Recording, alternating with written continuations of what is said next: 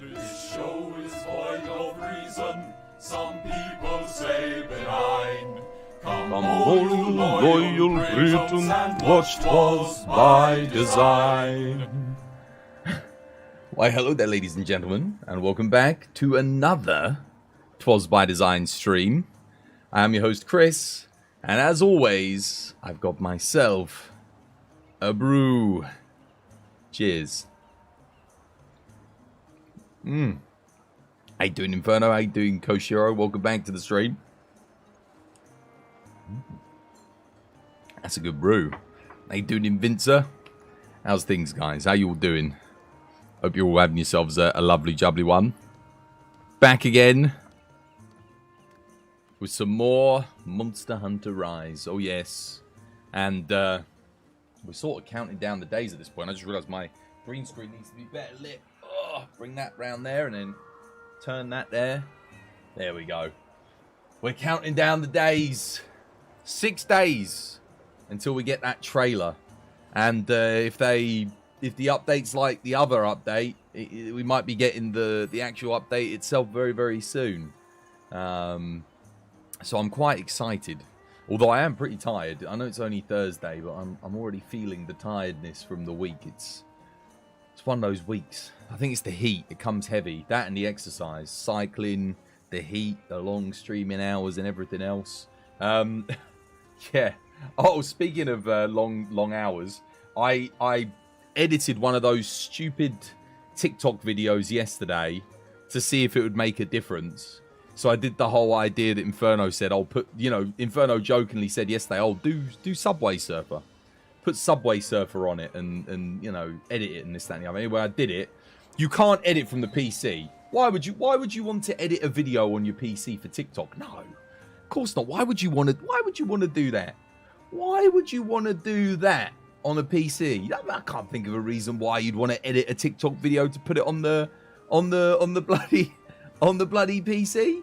Don't know. You have to, first of all, you have to upload it as a private video. Then you've got to access it from your phone. And then you've got to re-upload it from your phone with the duet thing enabled or the overlay thing enabled. You've got to get another video. So you've got to find another video that someone says you're free to use this video, which I did. Got that. Pop that in on the background. Then you got to do a bunch of other crap using their editor, which is terrible, by the way. Awful. It's like the most basic, I don't know, it's like it was designed for chimpanzees to use. It's got no functionality that you'd want, and all this functionality for doing effects and random crap and all this, that, and the other. Anyway, it takes forever. And then you've got menus within menus within menus. You don't have access to everything, so you've got to scroll through menus to try and find where the things that you want are. Just the basic functions. And finally, I've made this TikTok video. And it took me forever to do it. Just to do this, the most basic of stuff that would have taken me like 30 seconds to do on any other editor. If I was using, like Vegas or After Effects. Anyway. Uploaded it, put it up. It's like 180 views, 2 likes. 180 views, 2 likes. One of which is Inferno, who suggested I do it. But, god damn. Never again. It got worse views than the videos that this is what I said to someone the other day, because they were saying, oh, the reason you don't get any views on your TikToks is because you don't edit them. Yeah, but I do. Sometimes I do. Maybe once a month, a couple times a month, just to see what will happen. And they get less views than the ones that I don't edit. Which doesn't make, it makes sense to me because my demographic they're not interested. They don't care about the edits, all this flashy crap, and no one cares about that. They just want to see a good clip. That's what I'm like anyway. I don't care for edits. I don't like, I hate these TikTok, the COD montages, I know I've tried to emulate them sometimes in my video and do them, but that's more tongue-in-cheek just to see what would happen if I did do them. The only montages I like are like a fighter montage, he does on, for Dark Souls, stuff like that. I like those ones, because they're quite funny and they're well-structured. But like, the COD, a COD montage, you know what I'm talking about? Where it's like every couple of seconds, MLG. No, can't stand that shit. Apologies if that's the content you make. I just don't like it. It's not for me. By all means, if it gets you views and gets you ad revenue, do it. But I ain't gonna watch it. I ain't interested. The hell? Epson update. Oh man, there's an update for my printer. Oh, okay. Fair enough. Does Monster Hunter have a lot of views on TikTok? Nah, I've never gotten more than 200 really. Never gotten that more than like a couple hundred views on TikTok, sadly. It always gets to 250 views and then it stops. And I get a couple of likes from the same people usually. But I literally get like maybe 3 or 4 likes.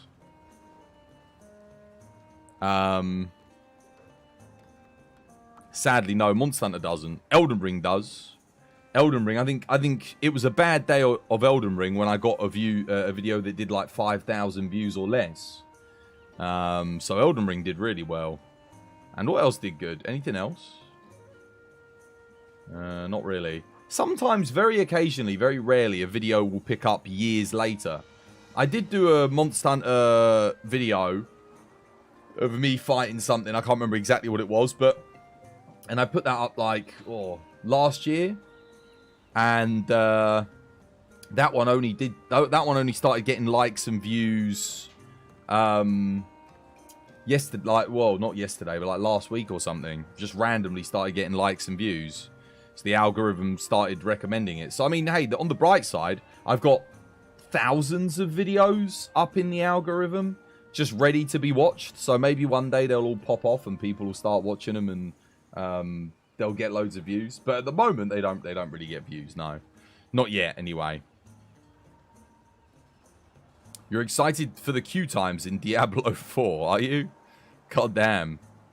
It's starting to get colder and colder every day. It's starting to get warmer and warmer every day here. Lovely jubbly. How many people today? Diablo 4 is out soon. Is it? Does it come out today?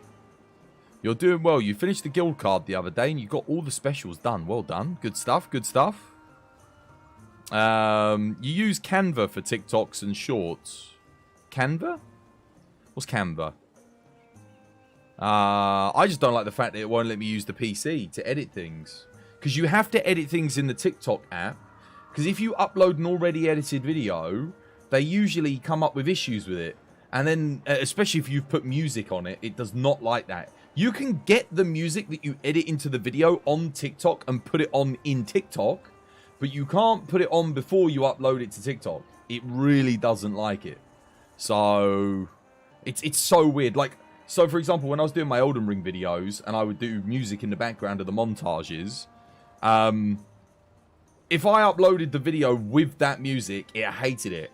But if I added the music, exactly the same track, if I added it in the TikTok editor and then did it, it was fine. It was alright. The big streamers have Diablo 4 already. Well, of course they do.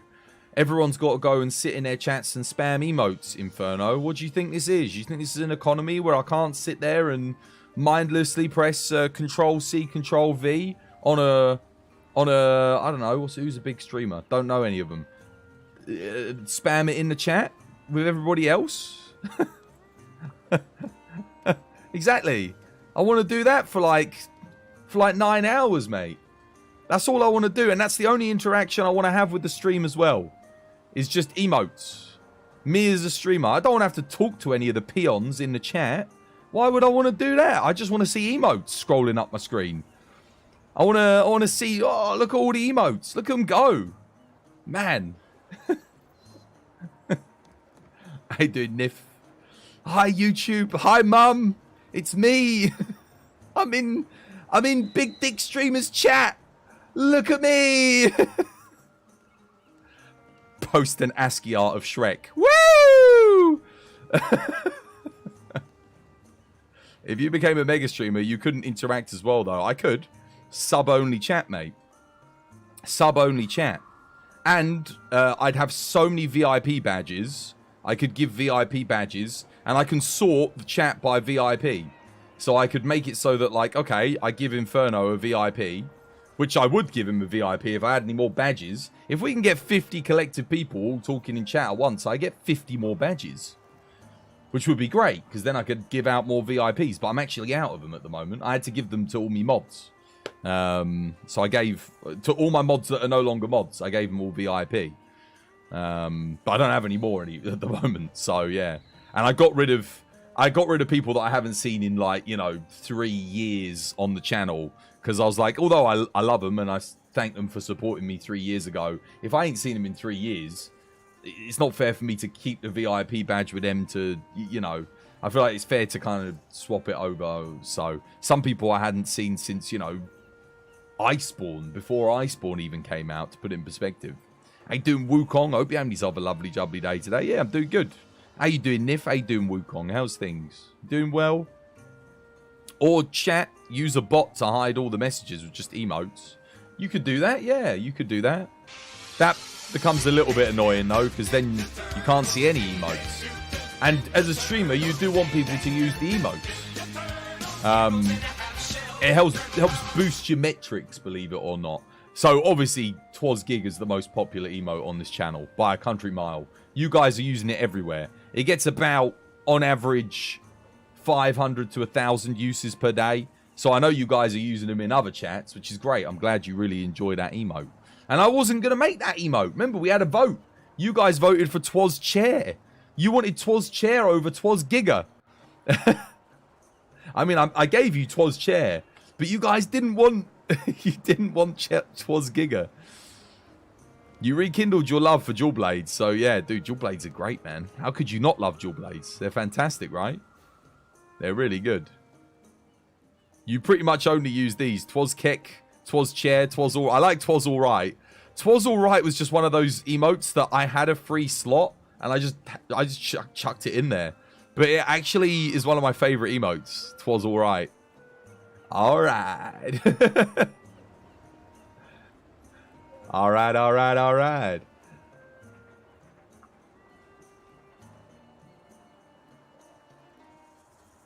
How you doing, Summers? Welcome back to the stream. Hope you're having yourself a lovely, jubbly day today.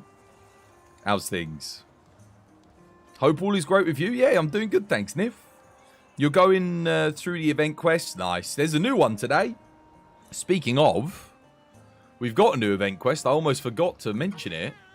It's not going to be of any benefit to me, but there it is.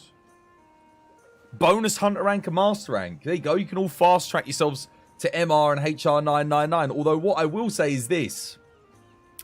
From what I've seen, it gives less XP than like a Risen 300 Chameleos. So once you hit 220, you're better off doing a Risen 300 Chameleos with light bow guns, heavy bow guns, and that.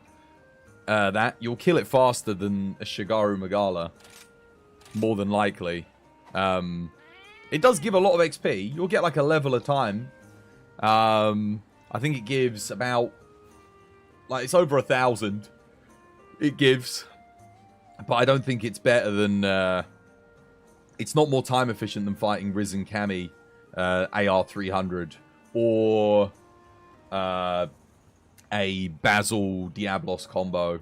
That's also still a little bit better, I think, in terms of time efficiency.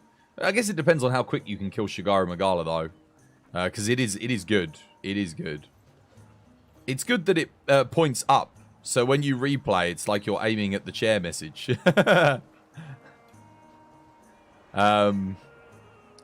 You're playing the Ice Monster Hunter World mod. Oh, are you? Legend. Legend. I never actually played that mod, but I always wanted to. Maybe we'll see if there's like a massive drought of Monster Hunter content after this next thing, because we don't have a date for the new launch. I'm gonna have to find something else to play. I was contemplating going back and playing Dragon's Dogma, but it doesn't have multiplayer, and I don't think there's a co-op mod. If there was a co-op mod for Dragon's Dogma, I would go and do that, because that would be fantastic to play through that with co-op. What is Ice Monster Hunter World mod? It's a mod that removes the need to make weak spots. So it just applies the hit zones to the monster's natural weak spots again. So you don't have to do the Clutch Claw. You still have the Clutch Claw and the Clutch Claw moves. You just don't have to use them. The game is balanced around that. It also nerfs the heavy bow gun. It buffs some of the weaker weapons. So on and so forth. Yeah. Canva is amazing. It's a free, no downloading, just edit the size you want, add text and more simple, all on the web. Okay. Interesting. Might have to give that a go, see if it's any good. I'll try it out. Cool, Inferno, you're up to date. See, look, I'm this old fella. You're bringing me all these tips and tricks. I'm looking forward to getting the new text thing in. When they fix that and make it so that it lets you remove certain people. Like, you know, like my Twazbot from the chat. Once I get that, I'll use the new chat thing as well, because that'll be quite good. Although I do like this chat. It's very clean. It's very clean, and I don't know, I find it easy to read as well. Maybe that's just me. It also makes a few more changes. Yeah, it does. It does. It's not just as simple as that. That's the big thing that it does, though. Everyone hates the clutch claw for the most part, and it kind of removes that, and that's the selling point. You wish you had that. You played all the way through Iceborne without learning CC. Wait, Chris, you didn't know about Canva? Never even heard of it, mate. Never even heard of it. Dude, unless you guys tell me about something, or if I hear about it from other streamer friend, I just don't know about it. I you know, these things never get recommended to me outside of you guys, so unless you tell me, I wouldn't know about it. Some monsters give special decos on the first hunt. Legiana gives you bow charge plus. That's useful. That's very good. People chop and change just like the Twitch guru. I see, I see. Yes. Oh, man. Good tea. Good tea indeed. Are you at 7 million renown, Amaral? Or you are at 7 million? Bloody hell. That's a lot of renown. Almost 8 million. Riddle?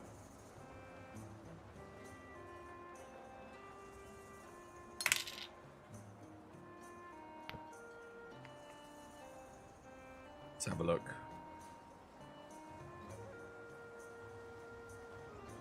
Begotten and born and dying with noise, the terror of women and pleasure of boys.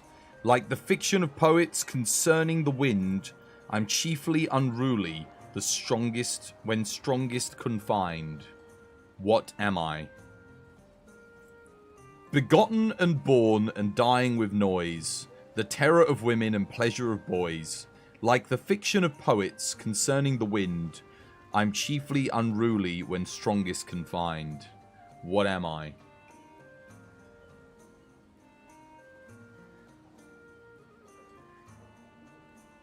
God, this is a good one. Begotten and born. Dies with noise. The terror of women, the pleasure of boys. Like the fiction of poets concerning the wind, I'm chiefly unruly when strongest confined. I think I know what this is. Imagination? That's a good guess. Let me check the answer. I've got a guess as well. I won't say what mine is, just in case. I was pretty close, actually. It's not imagination. I was pretty close. I was on the right track. I think my answer works, actually. I'll tell you guys my answer once one of you guesses it right.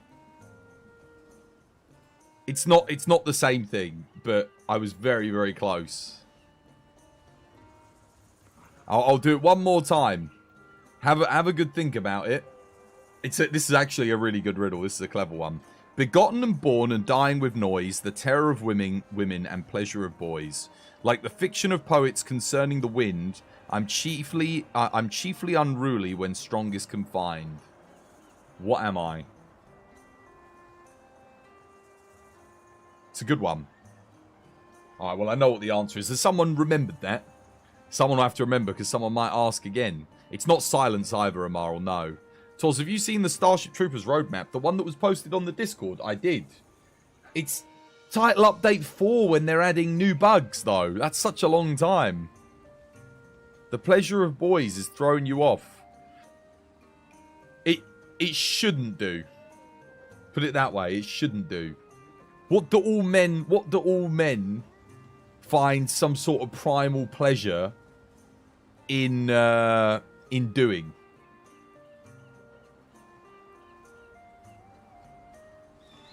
Wait, when you put it that way, it sounds a little bit it sounds a little bit wrong. Breaking things. You're kind of on the right lines with breaking things. Violence. You're on the right. Okay, you're heading in the right direction, chat. You're getting warmer. War again. You're getting associations. These are all associations. You're not thinking about. Think about the full thing. You're thinking about that just on the line about boys, but you're not thinking about the other lines in the riddle.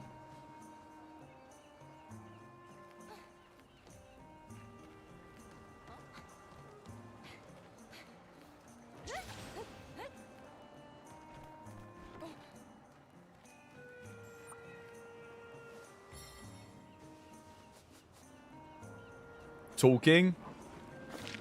Well, that wouldn't be the terror of women, would it?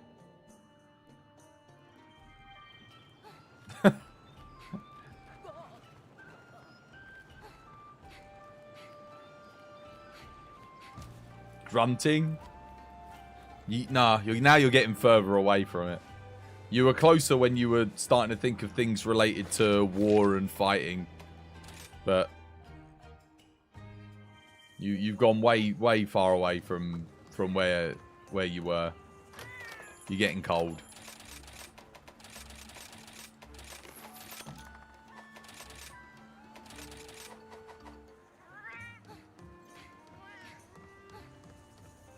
Strongly confined, maybe black powder. You're getting closer. You're getting closer. You're getting all the associations, but not the actual thing itself. Fireworks. See, now, my guess was rockets. But I was wrong. It's not fireworks. But it could absolutely be fireworks or rockets. That was my guess. It's not rockets and it's not fireworks. My guess was rockets. Because a rocket, it's the terror of women, the pleasure of boys. They're strongest. You have to confine them to launch them. Yeah. Men have pleasure launching rockets. Guns and shooting. You're getting closer.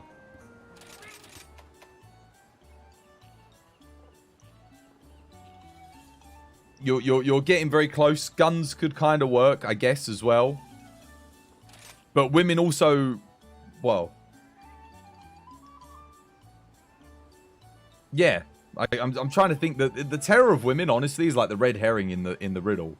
It does make sense when you get the answer, because you'll be like, okay, that kind of makes sense, because you'll associate the time period of this item with terrorizing people that did not go to war and didn't fight, if that makes sense.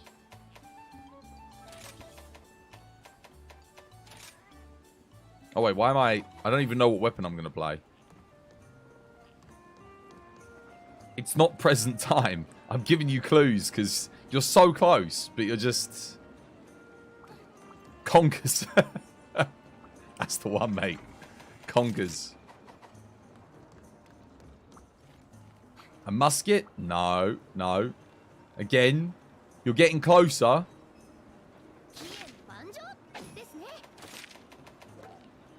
A bullet? No. No. Musket was closer than bullet.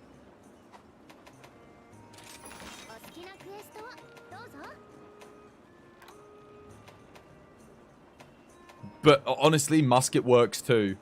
I think there's like for me, musket works, fireworks works, even gun works with this riddle to an extent.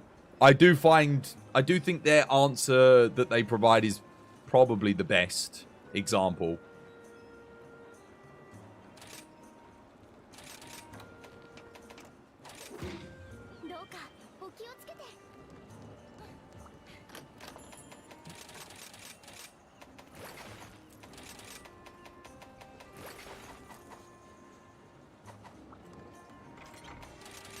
I'm surprised you guys haven't got it, actually.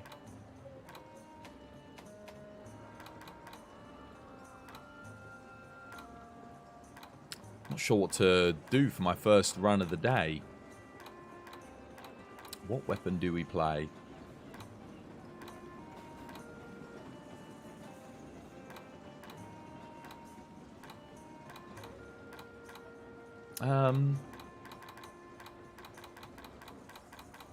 How about...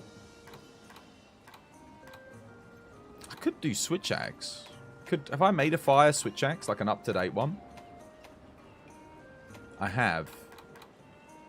But how up-to-date actually is this thing? I mean, it looks good.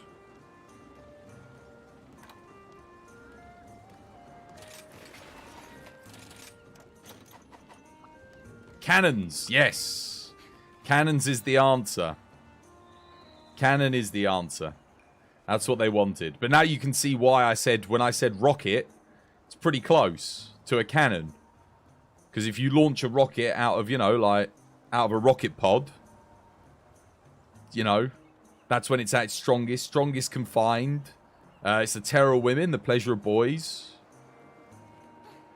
There you go.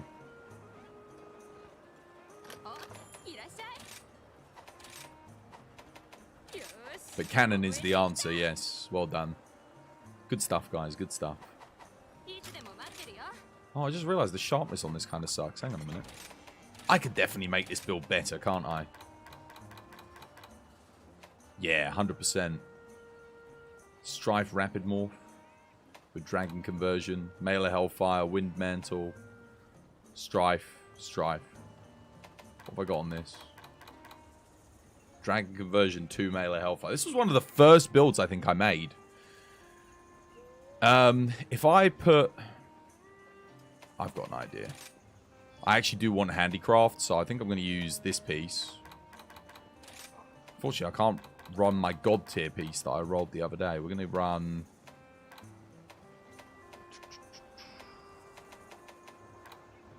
this... Strife Dragon Conversion. We're going to run...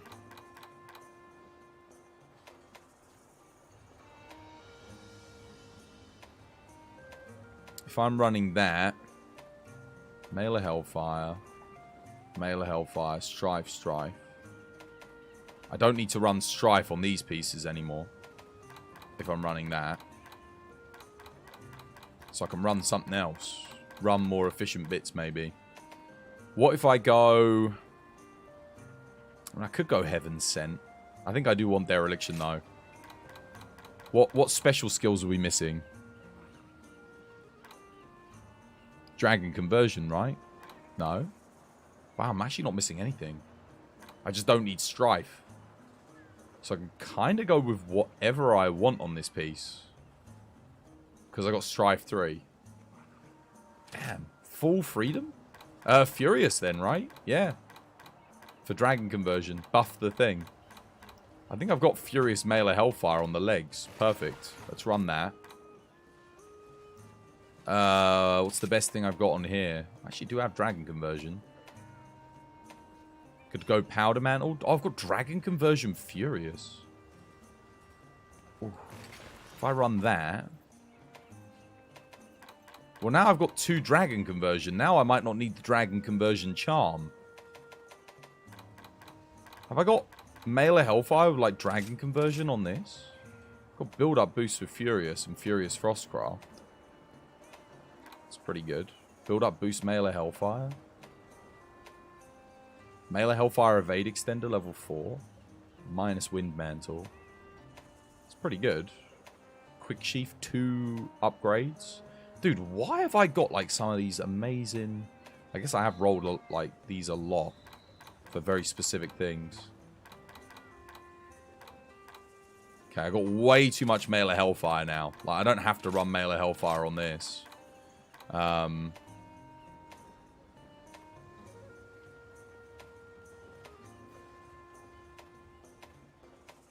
Honestly... Frostcraft Furious. Furious build-up boost. I'd probably just run that for the Furious. I could run Melee Hellfire Evade Extender, but...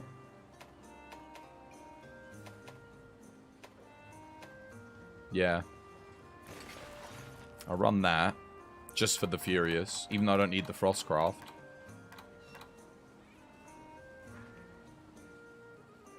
What, am I low on 1 level of Dragon Conversion or something? Or... how much Dragon Conversion do I have? 1 here. 1 there. That's 2. Okay, so I should probably get Dragon Conversion on the Gauntlets, maybe? Part of me wonders if it's even worth it, but... what's that? Dragon Conversion Powder Mantle? Dude, that'll do. That's pretty damn good. Now we've got Dragon Conversion 3, so I don't need to run this charm anymore. What's the best charm I could run? My Rapid Morph charm, I think. You think take off the charm and just pick a completely different one? That's what I'm going to do. I'm going to go my... I've got a really good Rapid Morph charm here somewhere. I think. Well, I say really good. I've got a couple of good ones. I was trying to get a Rapid Morph charm. I was farming for one and I got something good. Where the hell is my where the hell's Rapid Morph as a skill? I thought it was like page 4, but it's not. Because it's one of the newer skills, so... where's Wirebug Whisperer? Is it after? Oh, it is after. Oh, that's why it changed page when we got all the new skills added. Okay. Well, I got Rapid Morph 2, Attack 3. Attack 3, Rapid Morph. Rapid Morph... wait, what the hell? Oh, these aren't Curio. This... okay. Yeah, there we go. Got Rapid Morph 3, Stamina Thief 3, Medium, Medium, Medium. Agitator 3, Large, Large, Small, Rapid Morph 2. It's pretty good. That's probably better than that just because Stamina Thief's kind of dead. Rapid Morph 2, Bloodrite 2, Large, Medium, Small. Oh, man, if that was Fire Attack 2, I could take that one. That's good for Ice Switch Axe.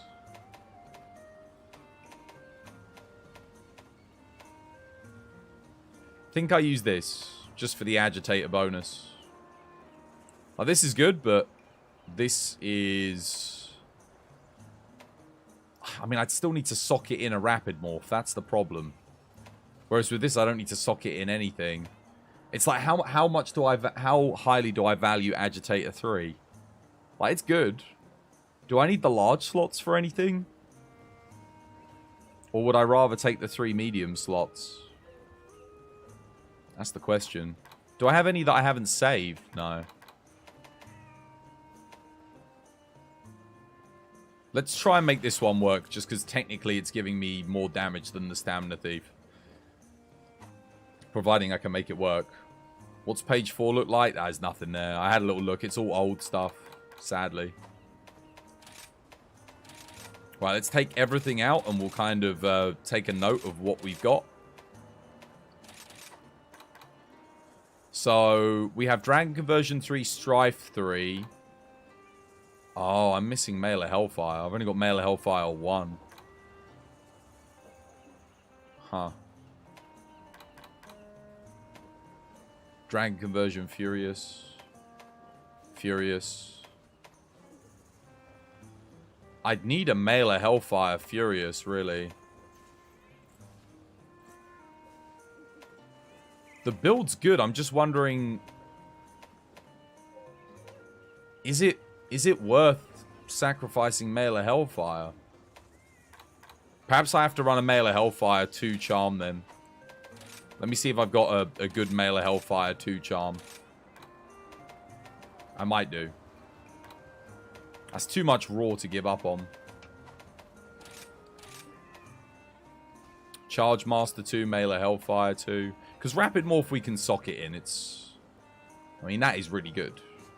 It's a good charm. Melee Hellfire 2, Recoil Down 3. Quick Sheath 3, Melee Hellfire 2. Wind Mantle 2, Melee Hellfire 1. That's probably my best one. Recovery Up 3, Melee Hellfire 2. I mean that's my best one. But we're not using that. Melee Hellfire 2 Bloodlust. Melee Hellfire 2 Crit Boost Large. Or Melee Hellfire 3 straight up. Level 4. It's pretty good. Then I wouldn't have to run Melee Hellfire on the legs. I don't know what I'd run instead though. I think I've got like a Crit Boost level 4 slot. I could do that. I think this is better though. Just because of the slots. And I've the legs that I've got are really efficient. They give me Furious. And I need Furious anyway. I think we run this. Yeah, until we get something better. Obviously, we're going to need Rapid Morph in the build. Let's start with that. I don't know if we're going to have enough slots to get everything in this, though. Build, like, but those are good, right? Dragon Conversion, Furious, Melee Hellfire, Strife. That looks good. Okay, Rapid Morph. In it goes. Where is it? Quick Switch. Rapid Morph in here. Quick Switch. We're going to need one more level of Wirebug Whisperer. Yep.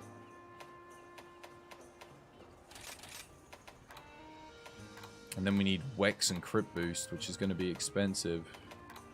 Oh, I don't know if I can make this work. I actually don't know, guys. Maybe I don't need the Frostcraft here, though. I could just roll for Furious. Let's see, though. Have I got any Wex or Crit Boost already? I have none. Ouch. Ooh, okay. I don't think I've got enough slots. Like, legit. Oh, that's Wex 3. Oh, wait, no. I did already have some Wex in, apparently. Oh, I already got Wex 2. Okay, so it's just the Crit Boost we need. Alright.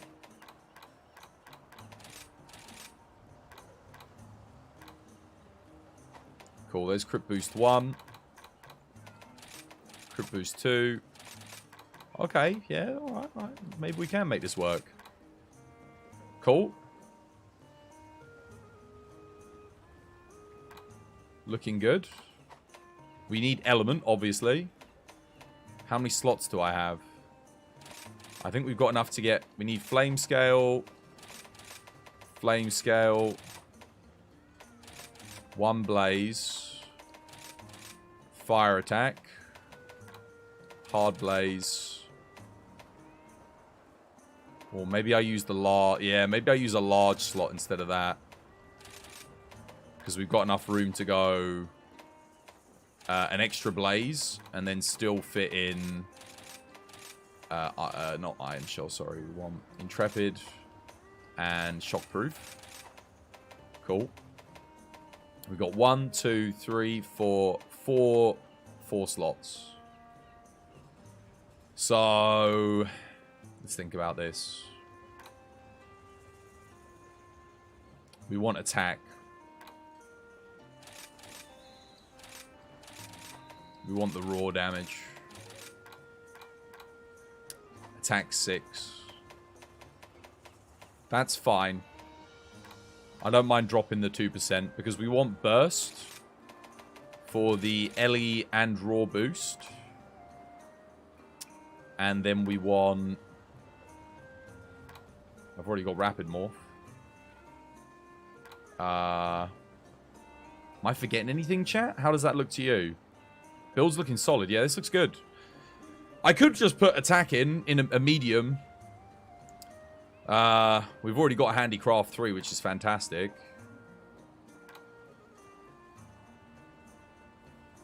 Got random level of Frostcraft. Dude, dude, that roll I got yesterday, I still can't get over that. Build up boost Frostcraft. I don't think you guys understand how good that... Well, some of you do.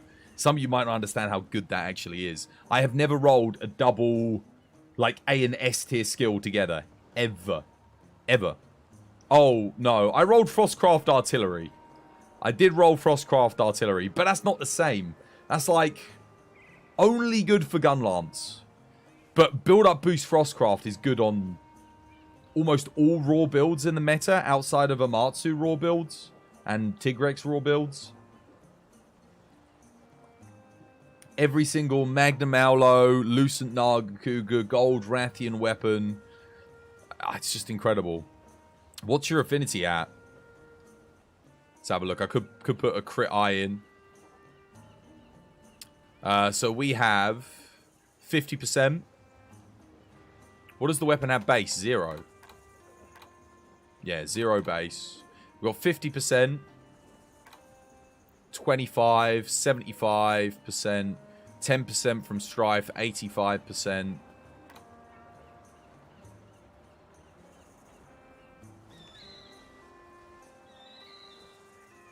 I'm at 85. Cool.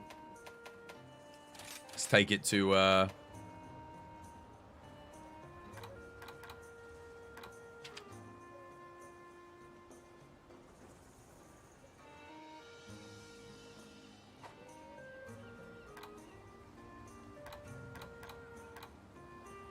Let's take it to 95. That's as high as we can get. It's either that or I go crit element. Crit element's pretty good here. For the Ellie files. Because they actually do get affected by it on the swags.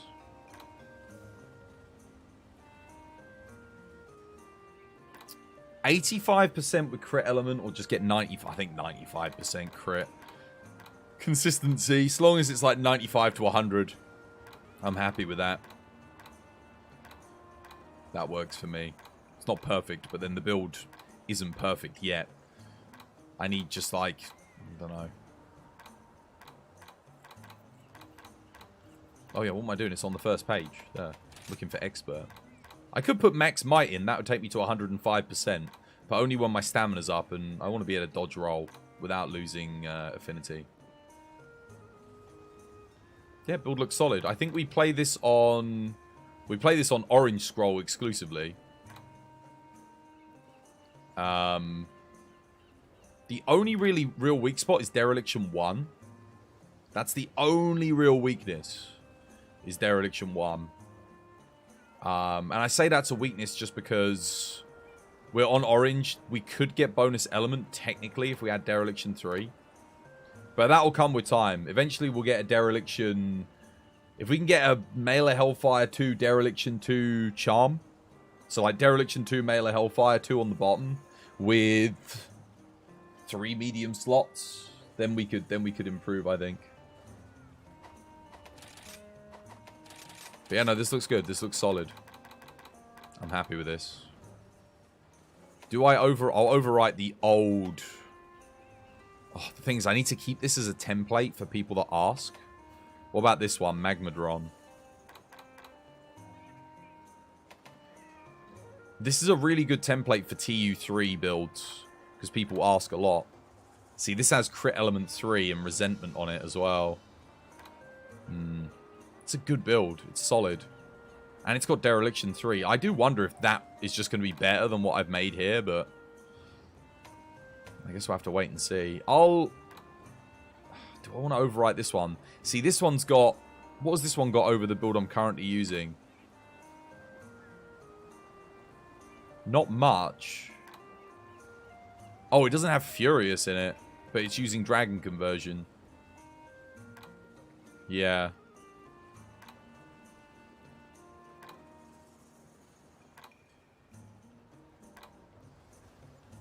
I don't know if I want to get rid of that just yet either.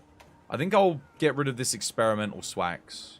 Because this one here is better than this.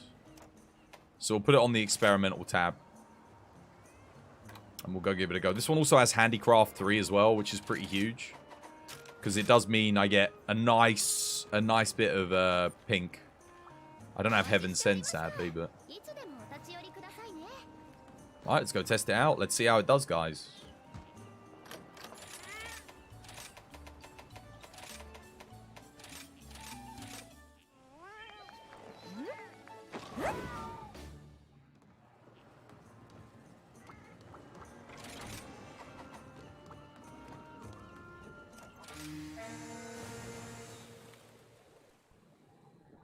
Try not to mess this up. I haven't played Swax on Volcana in a while.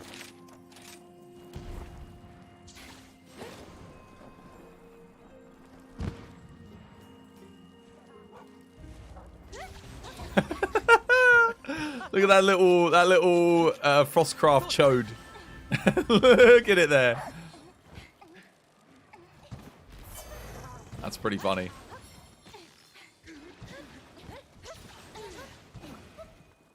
Dude, oh my god, I pressed circle like 5 times there. What the hell was that?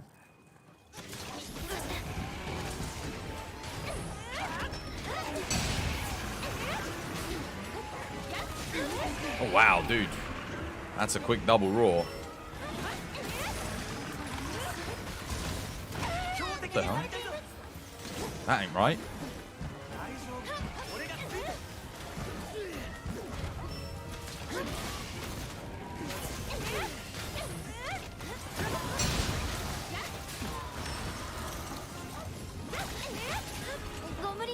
The ledge. Oh my god, dude. Ledge screwing me. The ledge is literally like, oh my god, massively screwing me. Holy moly.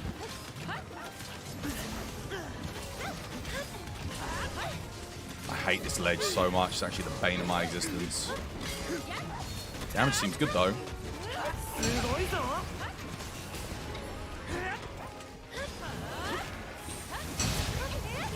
Oh, wow, that's a big hit. Why is the AI not healing?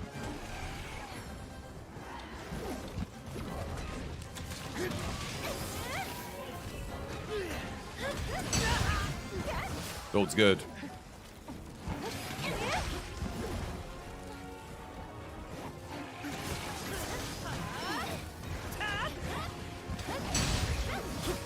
None of that hit, sadly.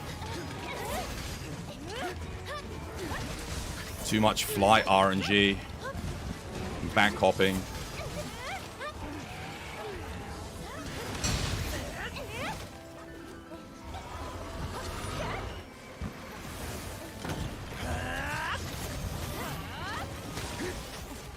Oh, monkey's here. Okay. Hopefully he gets a nice quick mount. Attack. No, turf war. Okay.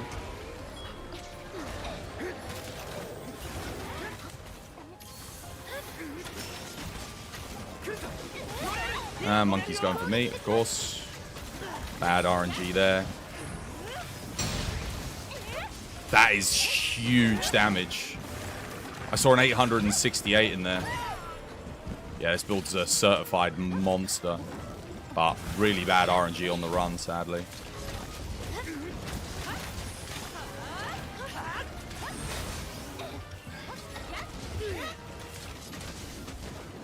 $200s on the files. $200s on the files.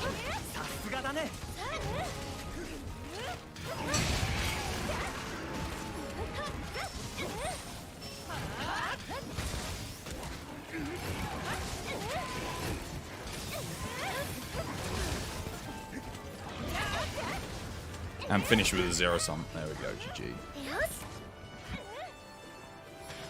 Damn, that was unlucky, man. That could have been sub... That would have been 2-minute bracket if it hadn't been for the ledge and the monkey. We needed the monkey to be mounted so I could just keep fighting Velkhana. But, goddamn, the damage. Holy moly. You wonder if DPS would be better if you went from attack 6 to attack 4. Put in element exploit level 2 instead of for the 12.5%. Nah, dude, I got element exploit level 1 on the build, haven't I? Oh, I don't have Ellie exploit. What the hell? Oh, man. Oh, damn. I actually thought I had it.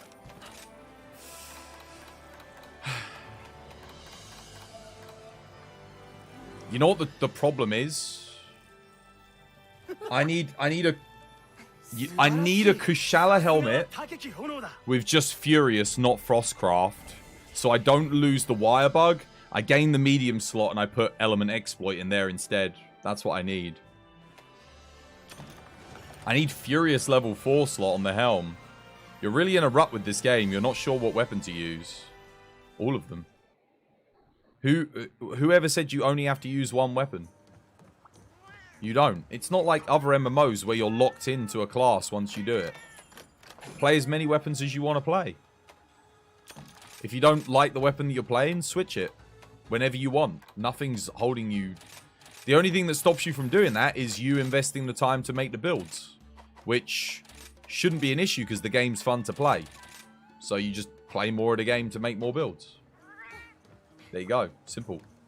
Sorted. You're welcome. Let me see if I've got a... Let me see if I've got a Risen Kush helmet with... I mean, obviously I need Furious, but...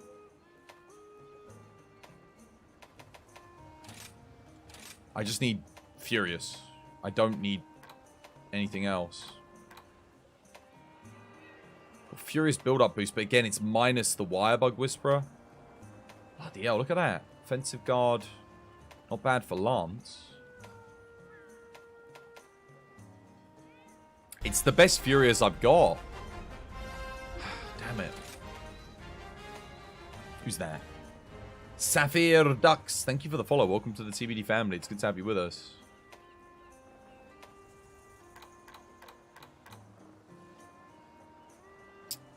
How the hell am I going to get it in?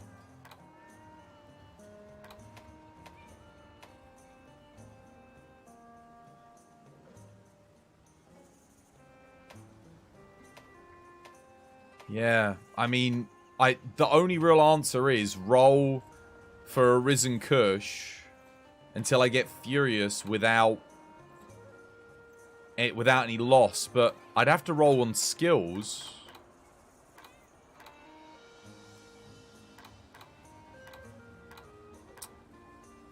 Yeah, that's about it, really.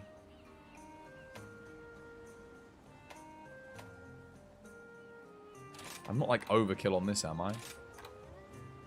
No, I need that.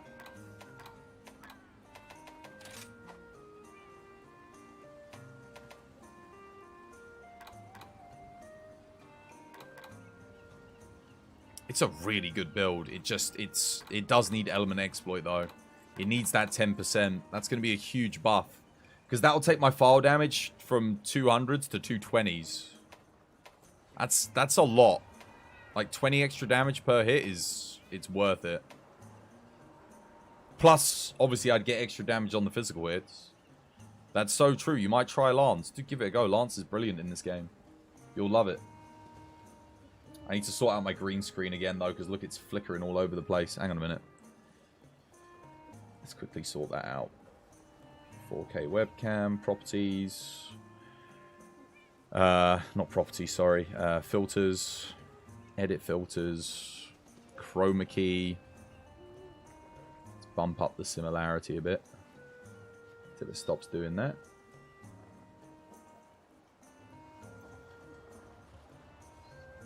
There we go. How does that look? That's better. Nice. You need a Furious plus the slot upgrade, which is hard to get. Yeah, no, tell me about it, dude. It took me forever to get this. That took me a very long time to get. And that's just... Well, I say just. That's a rare roll. So we've got, what, like an A tier roll? I don't know what Furious is. C? Furious is common, though. And a slot upgrade. But I just need... I need to roll it on skills, not skills plus. So, without the minus.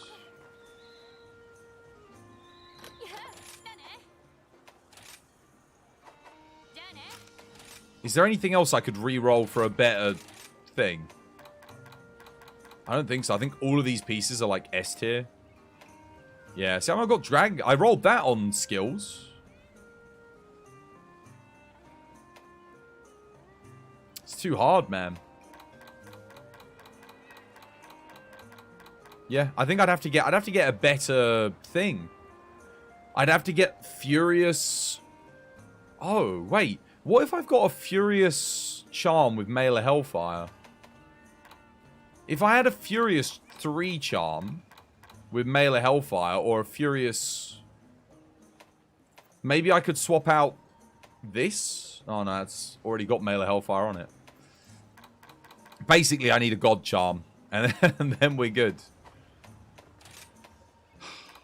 But no, I don't think it's worth sacrificing what is it? 3% on raw to get the element exploit, because the raw damage is still quite a big boost, and it applies to every physical hit.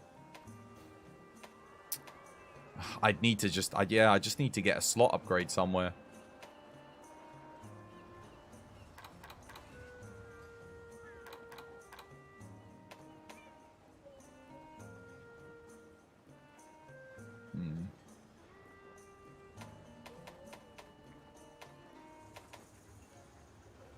The other option would be try Wirebug Whisperer too, but I'm not down for that.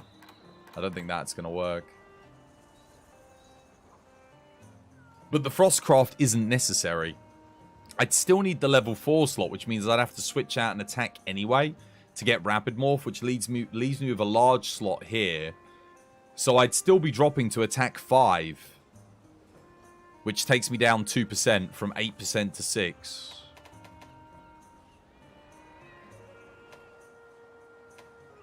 Nah, this build is at the point where it needs better rolls. 100%. Or if I had like a Male Hellfire Wirebug Whisperer, that would be perfect. Because then I could get rid of this, get rid of the Kush Helmet, and we go with the Nephilim Helm, which has Crit Eye, Element Exploit, and I'm sure I've got one with Furious on it. Let's have a look. But I could then... Wait, why didn't I do that anyway? And then just sock it in... Because that also gives me... Oh, I don't need the Strife, though, do I? Yeah, I don't need the Strife. Male Hellfire build-up boost. Very good. Male Hellfire Strife. Very good. Build-up boost. I don't have one with Furious anyway. Nope, can't do it. Because I don't have Furious. Hey, Dooney S99, welcome back. Hope you have yourself a lovely, jubbly day today. How's things?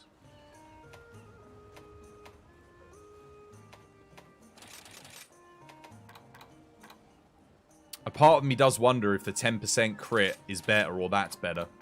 Because the files don't rely on the crit. So that's going to be just plus 20 damage to every single hit. Plus a little bit more than 20. If I'm fighting something that's got a good fire hit zone. And then... But we sacrifice 10% crit.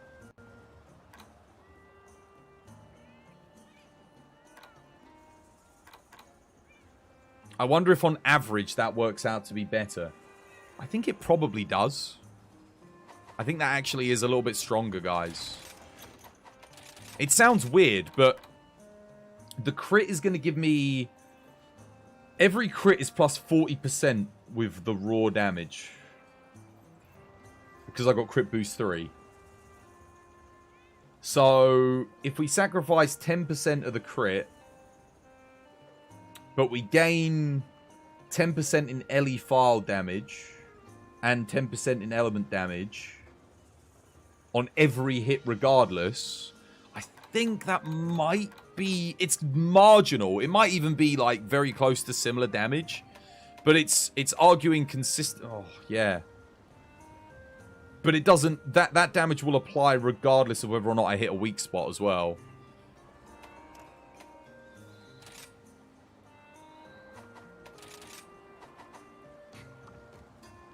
It's a Helm reroll to Furious +1 slot. Yeah, that's what I'd have to do. Which actually isn't too bad. I could definitely get that. But it's very specific. It's not like when I roll for other things where I can accept a whole plethora of different options. It would have to be Furious +1, which I don't have. Without the negative. Which means I've got to roll it on skills, which is rare. That's hard to roll on skills. That's going to cost me God knows how many tens of millions of Zenny sitting here rolling, right? Either way, let's test this build out. See how it does.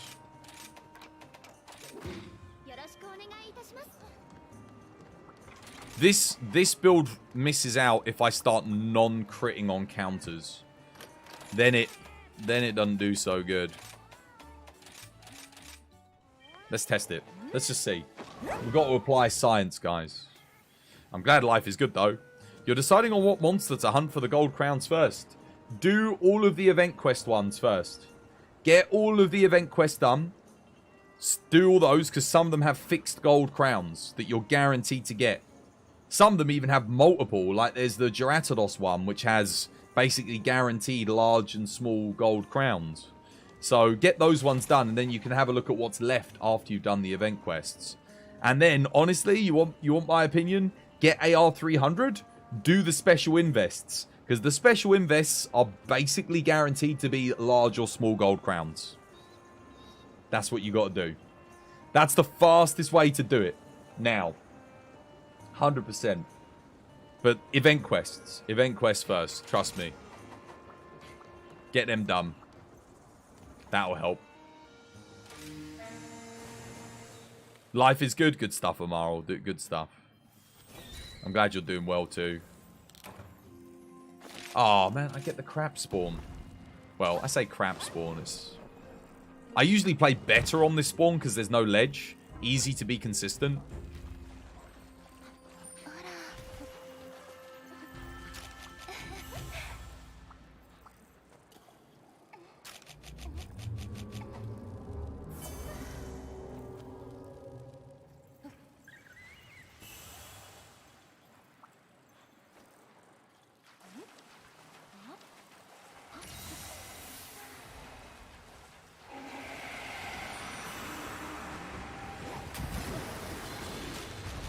I think I actually need to flash here. I thought I did, but...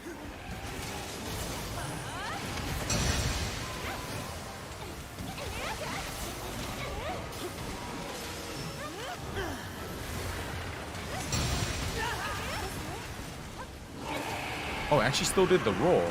Okay. That's huge damage.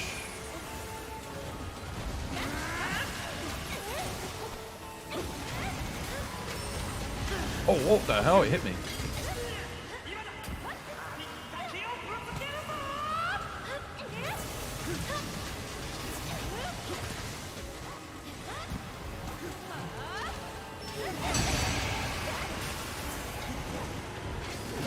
That's not good.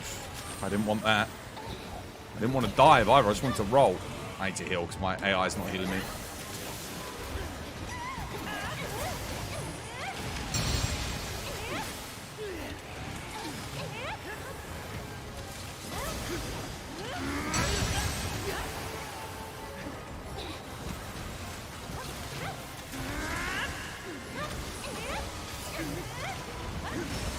Oh, it missed me. How did it miss me? Damn.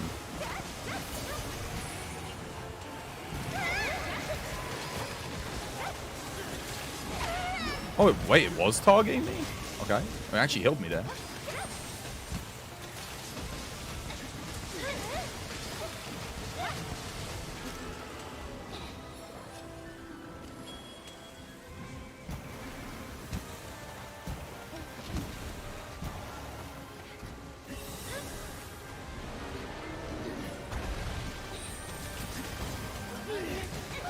Damn it.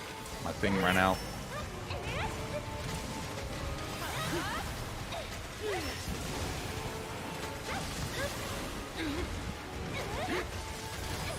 Ah, I went for it. I was just too slow. Hit me. No. Oh, come on. I even knew it was coming. And it... Okay, well, this run went worse than the last one. It started off pretty strong, though.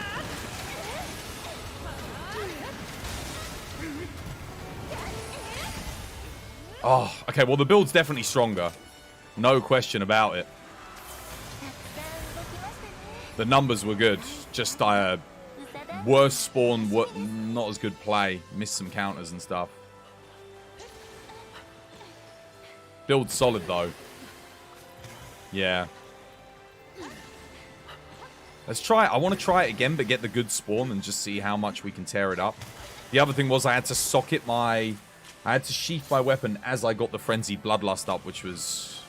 Yeah. The AI just refused to do a Dust of Life this quest. I probably should have just kept going and risked it for the biscuit.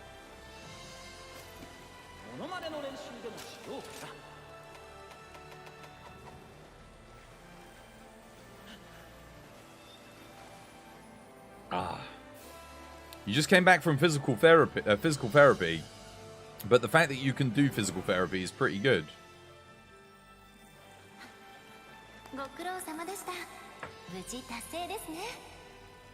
Wait, you went to physical therapy? Poor bugger. How are you feeling now? You got your elbow hurt? Oh, in a workout? Oh, you were talking about pulling... Did it get worse then? I remember you said... I didn't think anything of it when you said you threw your elbow out the other day. Or was it you... Or did someone else say they threw their shoulder out? Why did I have a feeling that someone said they hurt their shoulder? No, it was you who hurt your elbow, wouldn't it? It didn't get worse, but it didn't get any better. And it's been a couple of months. Oh, damn. Yeah, no, well... Definitely, yeah. Some physical therapy will be good.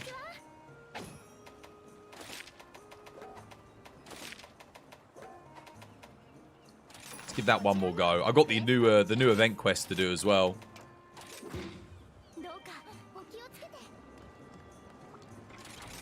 Oh, hopefully they'll sort you right out. Oh yeah, elbow injury would be a pain. It must be a real bugger, you know. Thing about it is you can't hit the heavy weights until it gets better. No, exactly. Yeah, well, and just doing normal things as well just ends up being annoying. Oh, you know what I should do to buff my damage a bit, guys? I should put ice resist on. There we go. Because I got dragon conversion. Ice resist will that'll buff my element by a bit. What's my true element now? 218. Nice.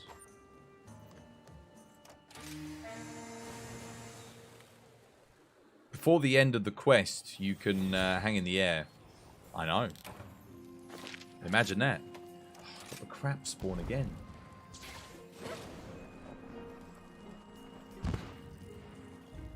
Welcome to the stream, Time Slayer. I hope you're having yourself a lovely, jubbly day today.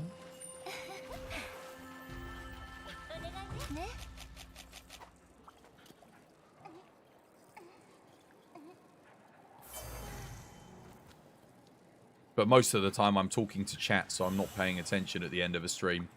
So it doesn't matter if the screen takes a little bit longer because I can have a little conversation. A little bit of socialisation, mate.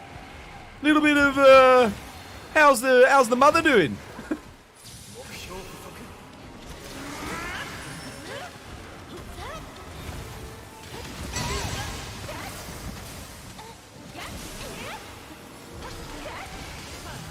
Oh, dude, that was too slow. Are you kidding me?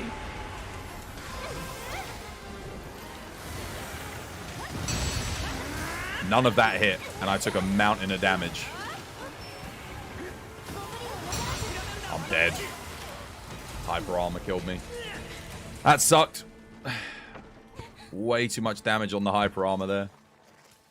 Oh, well, it's a shit spawn anyway.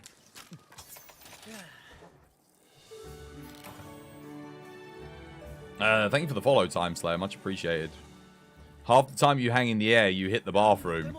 So it doesn't even matter. Half the time I hang in the air, the other people in the quest don't hang in the air. So it doesn't do anything. So I just don't bother. I gotta go through all this effort of counting down 10, 9, 8, 7, 6, just for some other numpty to not bother hanging. I'm just like, well, who cares? I might as well just sit here and chat and relax rather than doing that every single time. Sometimes I'll just do it. I'll just do it because I remember.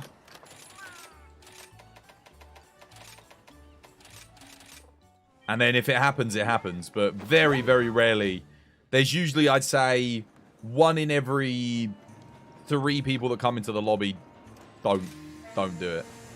So there's always going to be a chance that 1 or 2 people don't hang in every quest. Dude, why does he keep giving me this spawn, man? Oh, Yesterday it was the opposite. It kept giving me the good spawn. Today, keep getting this one.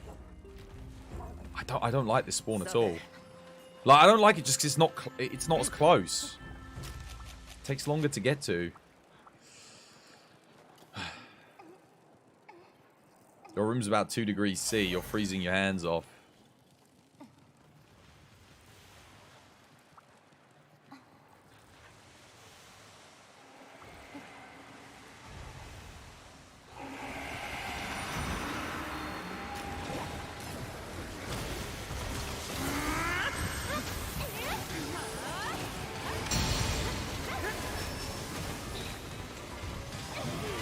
Go on, raw. Raw.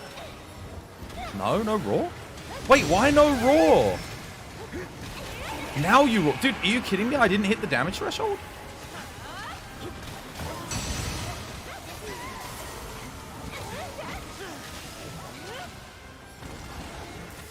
Oh, God, no.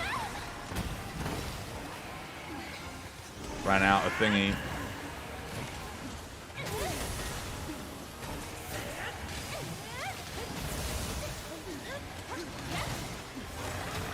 Can't do anything about that. It's bad move RNG here. That's good move RNG, though. That was good.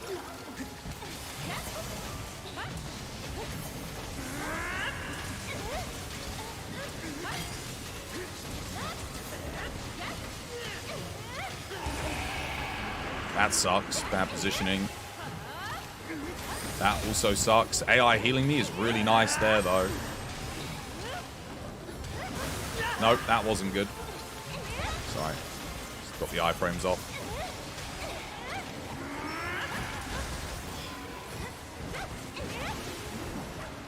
Iframe that. Too much aerial combat, man.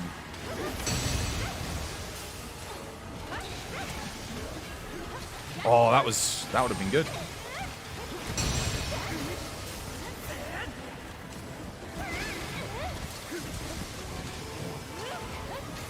Missed. It missed me. Really good RNG. Come on. Send it, Twas. Send it to the freaking Shadow Realm. It's not the best area, but I can work with this. Intrepid Heart. Oh, come on. How are you not dead yet?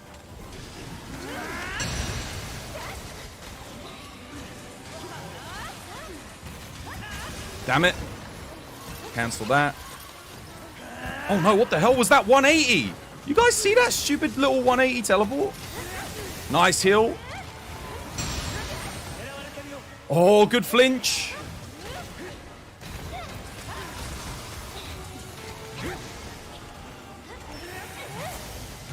Oh, that's the first missed counter. That's alright. We take those.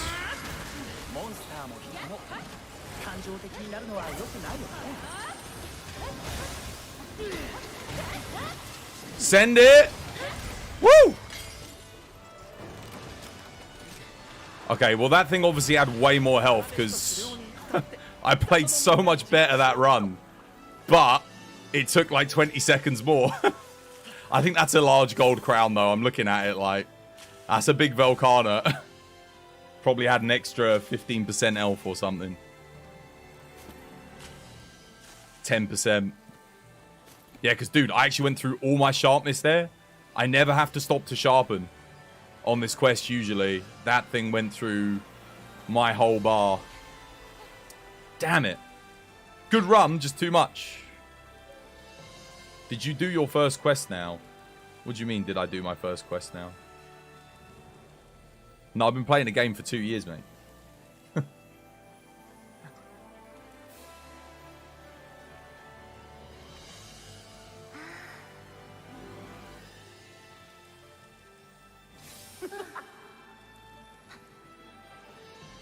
How you doing anyway, Divine? How's things, dude? Was this your first quest of the day? No? Divine, I swear you've been in chat for the past, like, hour. Have you not been watching me? Have you not been watching me? You've been here for a while, right? You must have seen me do other quests. You left for a second. Mate, you couldn't have left for a second. There's no way. Couldn't have been a second. I fought that thing like 4 times now. I've been trying to get... I've been redoing the build and everything.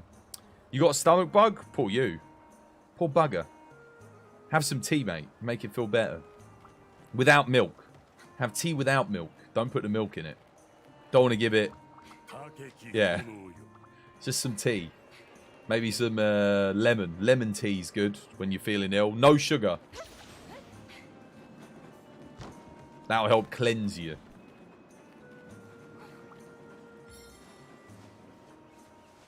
Dr. Twas says, get lemon tea. Honey? No, no sugar. No honey, no sugar. Unless you got a sore throat. But if you got an upset stomach, don't put sugar in your stomach. Upset stomach, no sugar. Sore throat, honey, yes. But even then, yeah, lemon and honey specifically.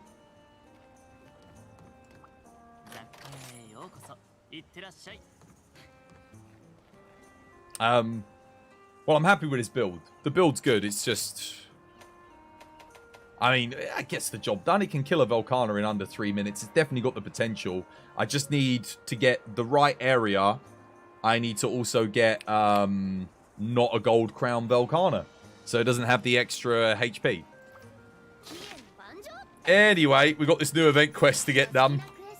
It doesn't give us anything. Oh, wait. It's not a Risen Shigaru Magala? It's just a regular Shigaru Magala. Oh, I thought it was Risen for some reason. When I looked at the image, I thought it looked like a Risen Shigaru. How you doing, Lily? How you doing? Hope you have yourself a lovely, jubbly day today. You see that build? You see my build? What, this one? Yeah, wait, someone needs to screenshot it. Here we go, there's page 1. We're going to put it on the Discord, so someone asks again. Amaral, you're in charge of screenshotting, mate. Discord. You're doing amazing. Good stuff. The only negative of this build is it's 85% crit, which I don't like. But sacrifices had to be made. Next page. Page 2. Let me know when you want page 3. Coca-Cola works on an upset stomach.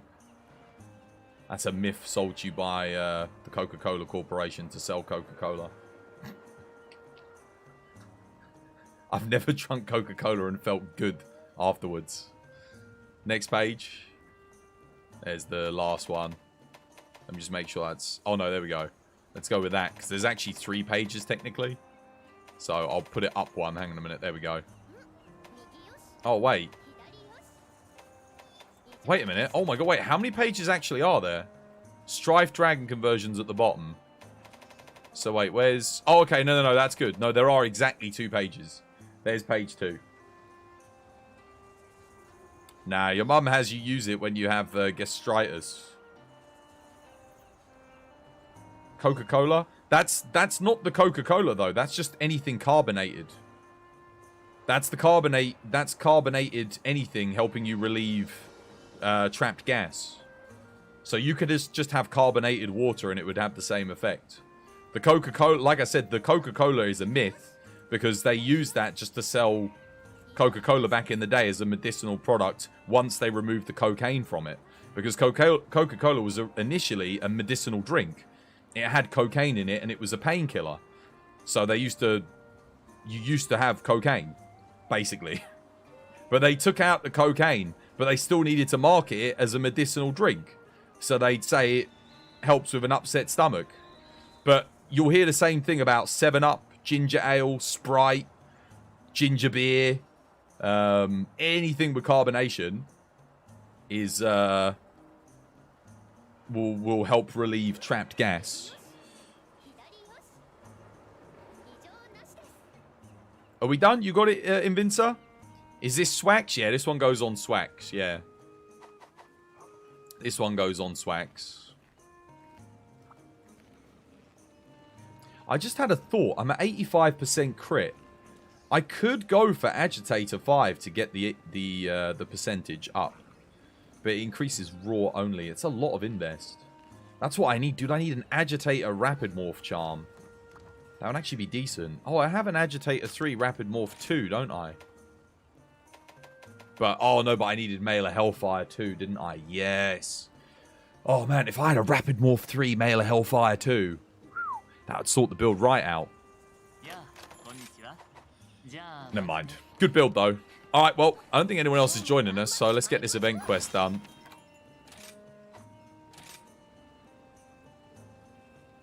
Oh, I can't do this solo. I'd have to leave the lobby to get both my dogs with me. Anyone want to come join me to do this event quest? What do you get? Bonus MHR. Supposedly quite a bit. I have saved this build, right? Yeah, I've got it saved on experimental. I think this is probably my new best fire swags. But I'm going to keep this one because this is TU3. I'm going to rename this one to like TU3. It's not even RAF anymore. It's just TU3 fire swags. Just so that if anyone asks, I've got a copy. But yeah, look at the difference. Watch the stats. I know it says 30% less affinity, but it's fine because we've got Bloodlust and Strife, so it's not that big of a deal. But look, check this, look. 385, 187, 422, 217. Oh, man. What an increase. Beast of a build. XP and satisfaction, that's it, yeah. I don't know what to play on it. Just play this, I guess.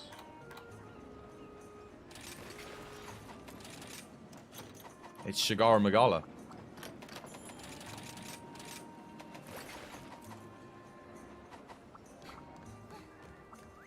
I'll just do it with one dog.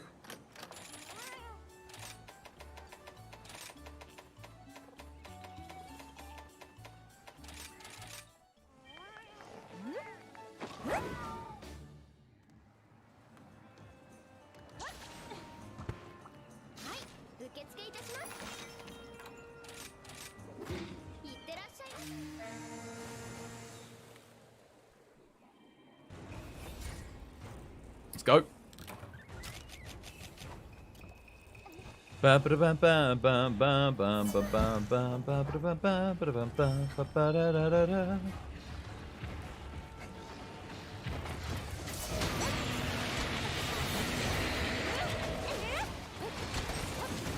he's quite slow.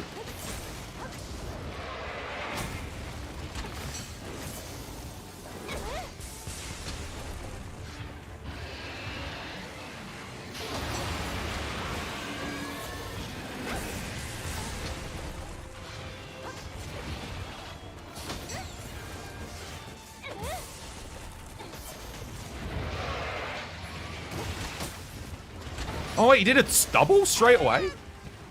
Since when? Crap. Oh well, okay.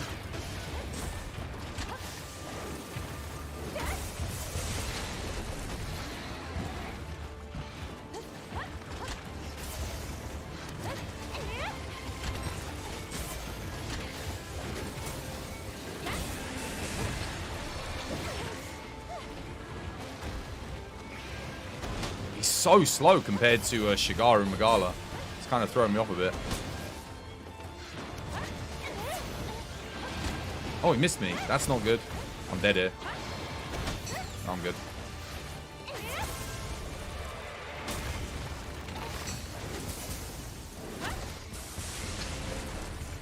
Alright.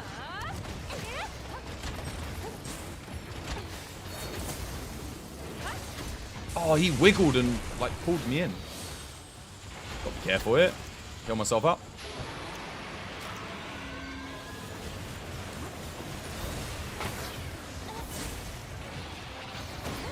What? He missed me. Damn it. Dude, he's so slow! Oh my god!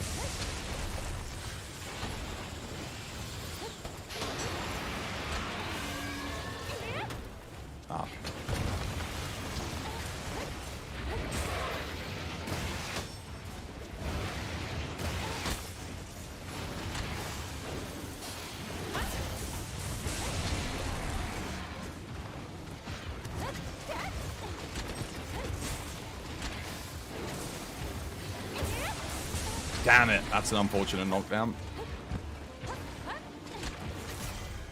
Yeah, he's dead.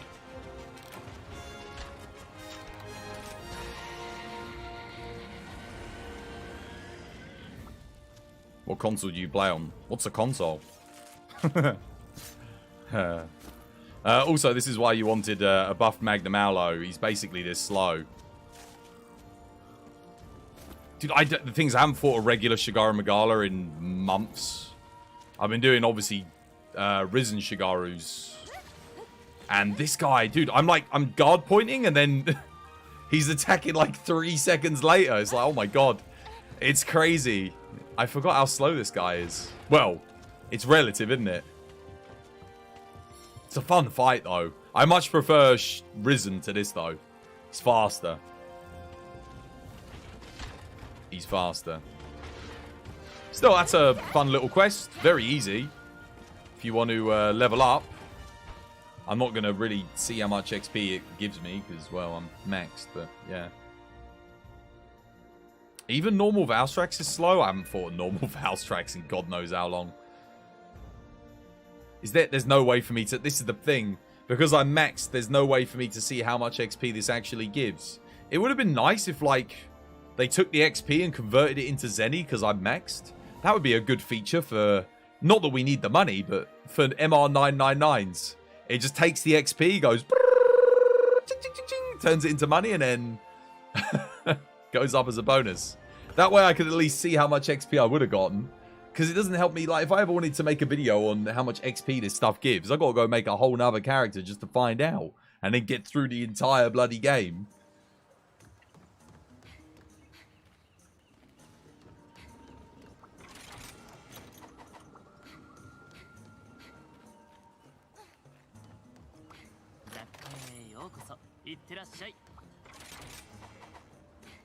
You find normal Crimson Glow Valstrax harder than Risen.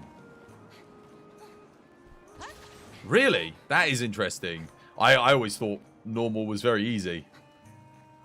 But I did fight a lot of Valstrax, so... I guess it makes sense. Risen for me is definitely harder. No doubt about it. Risen is either the hardest or the second hardest boss in the game, depending on what weapon you're using, I think. Yeah.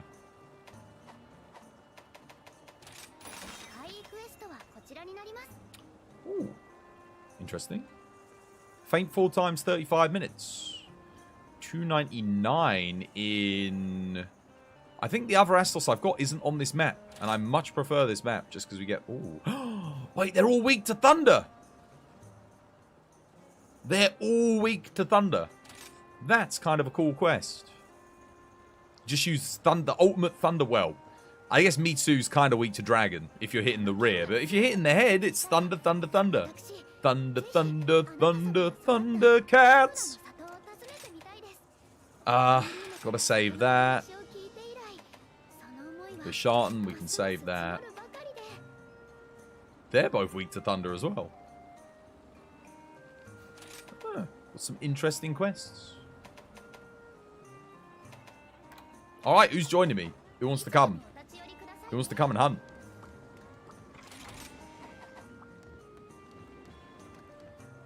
You just triple carted to a normal Valstrax after killing 3 Risen Vals in a row with 0 cards.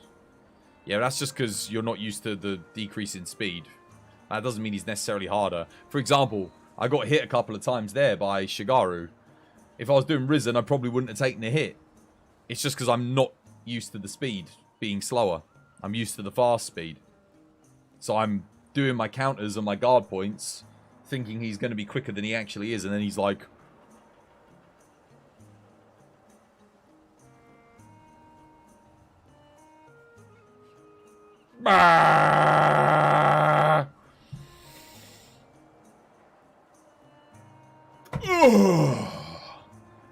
You know, he's like really slow. So, and there's me guarding like too fast. It's the problem. Sometimes normal versions mess you up because you expect it to use the Risen. It's just the speed. It's the speed. It's like 50% slower. So you're guarding 50% faster still because your mind's on the Risen version.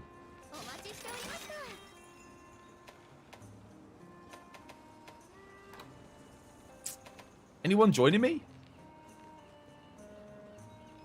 Is it normal to get 8 ads? Yes, absolutely. It's an ad break. Ad breaks come at every half an hour interval here on the channel.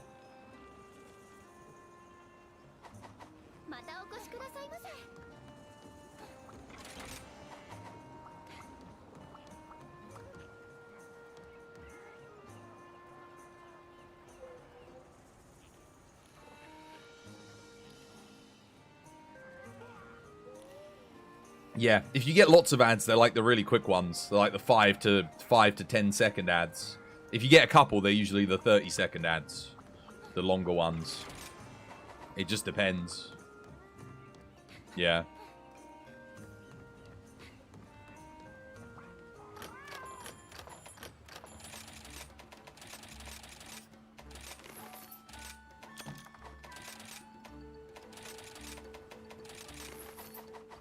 Pre-rolls are usually 1 to 3. Yeah, I got pre-rolls turned off, though. Twitch still runs them, but I do have them turned off. They're meant to be turned off anyway. It doesn't work. But I turn them off because I don't want people coming in and getting hit with ads. But sometimes they still do, because if you come in when there's an ad break, you might still get ads. I'm just going to move this over a little bit. There we go, that's better. Because I'm looking at the camera, I'm not very center. I'm like all the way over here, like shuffled in the corner. I'm sitting where I usually sit. I think the screen's just over a bit. Oh, man. Who's coming, chat? Exclamation mark ID. Who wants to come hunt? I think Vince is probably at work. Lily, you want to come hunt? I think Lily said they're not playing until the next update, though. You hope the new Malzeno is brutally difficult. I hope it's a challenge, yeah. I think it's good. It'll be good if it's a challenge, because it's nice to have things push you, you know.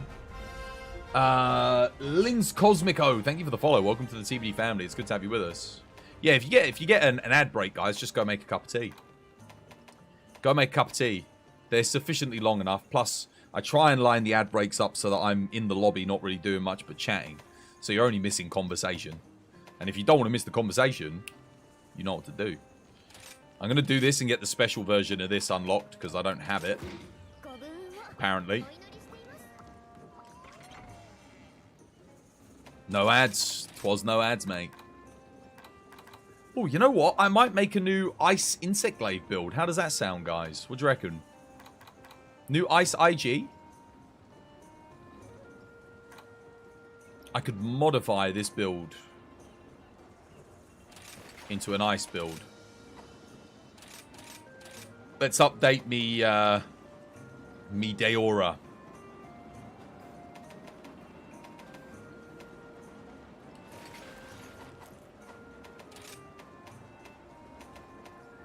Let's work this out. Flame Scale Blaze, don't need it. Flame Scale, don't need it.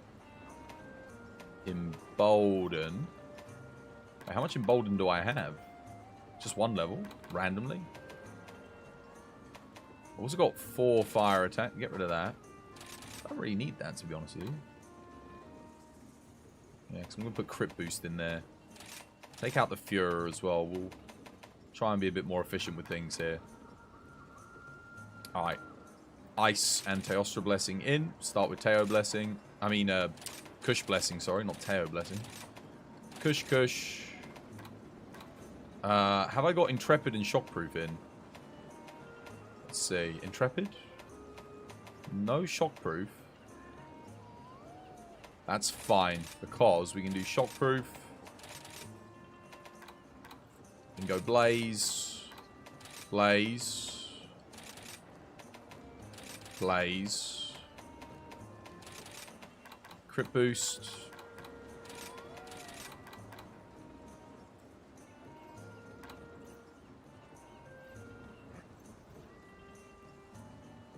I can go Agitator.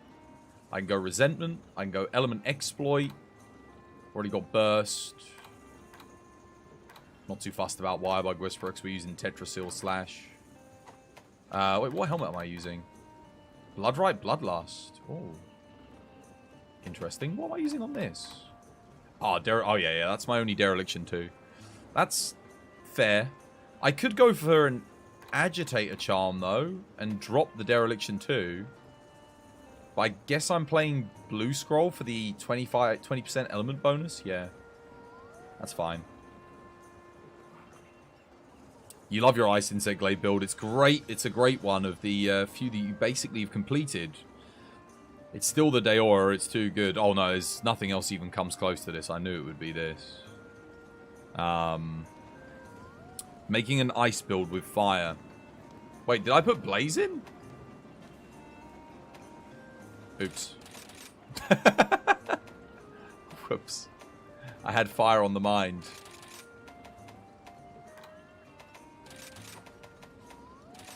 My bad.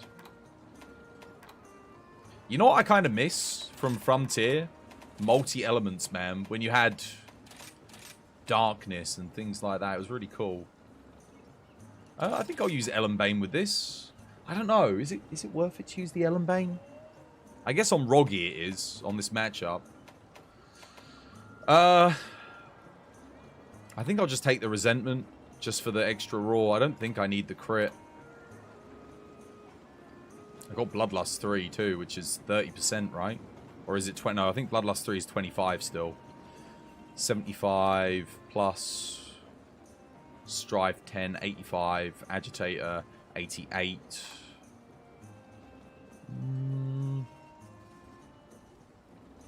Got Dragon Conversion, 1 level randomly in here too. Could go with the Agitator.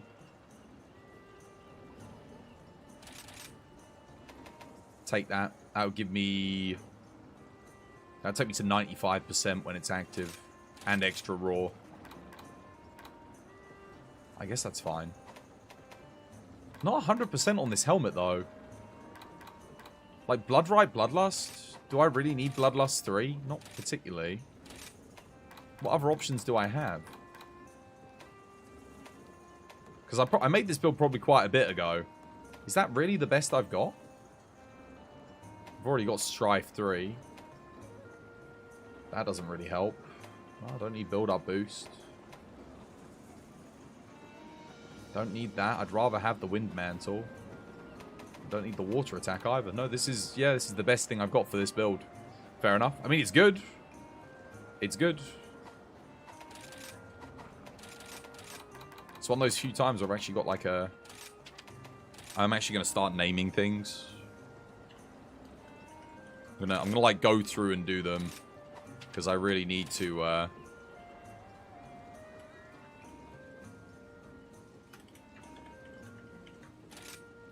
Actually, let's...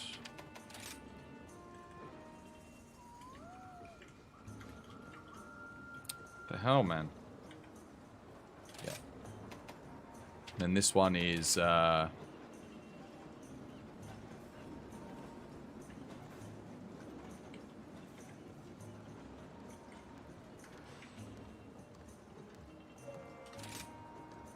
Cool. Let's get back in the habit of doing that. Alright. Dogs. Ice. I think I need to go augment this weapon as well. Did any of the other games ever have dual element weapons? Yes. Yeah, as early as 2nd gen we had dual element stuff. Well, status element weapons. We've got like 1 in this game. I think we got 2 on the dual blades. You got the Kezu and you've got the Kushala Teostra. But back in the day they were better because it actually applied both elements to both hit, like all the hits. So they were really, really good. But now they suck because one of them does one and one of them does the other. Yeah, Espinas has poison fire. But it doesn't tell you that it has poison on it, which is weird. It should just say. It should say that it's got poison. Because it doesn't even say in the description that it's got hidden poison on it, I don't think.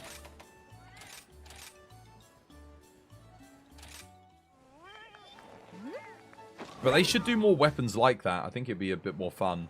Frontier had really good ones. Like, you had Darkness, which was... What was Darkness? Fire... Oh, no, sorry, Blaze.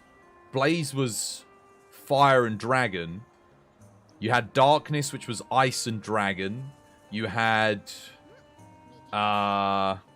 Light, which was Thunder and Fire. There was just some really cool element combos. So you could use it, like, if you used it and it said, like, it had 1,000 Light, if you fought something that was weak to Thunder, it would do, like, Thunder damage. And if you fought something that was weak to Fire, it would do Fire damage. And if you fought something that was weak to Thunder and Fire, it would do both. So it was like, it was so good. It was so cool. But they never brought that back. That was only in Frontier. How you doing, Sassalusa? Welcome to the stream. Hope you having yourself a lovely jubbly day today. It would be cool if they did that and had it aligned with your Switch scroll. So blue is ice and red is fire element, like Elatrion. That would be so good for an Elatrion weapon if that was like the flavor text for Alan. That would be kind of cool. So you got ice and fire on the Elatrion weapons. In the description of the weapon, page 2. Oh, does it actually say that in the description? I didn't even realize there was a page 2 on those things. Let's have a look.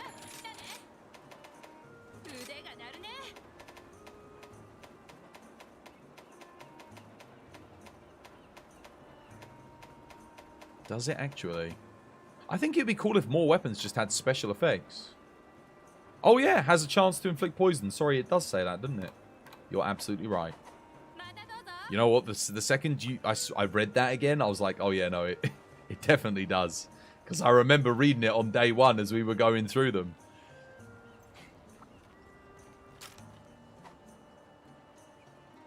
Because I was just sat there thinking to myself, how did we even work out that this had poison? Was it just trial and error? No, we worked it out because it bloody tells you it was.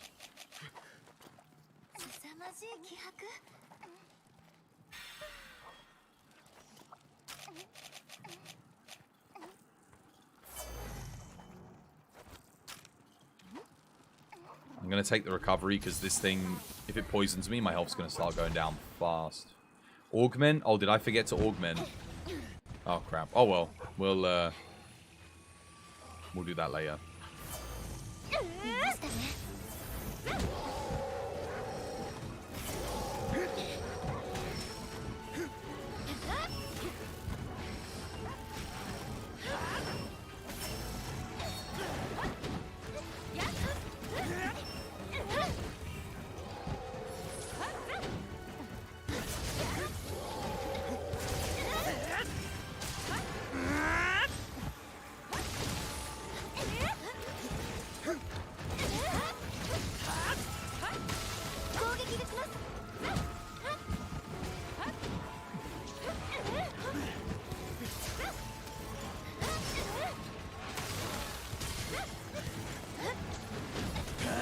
Naturally.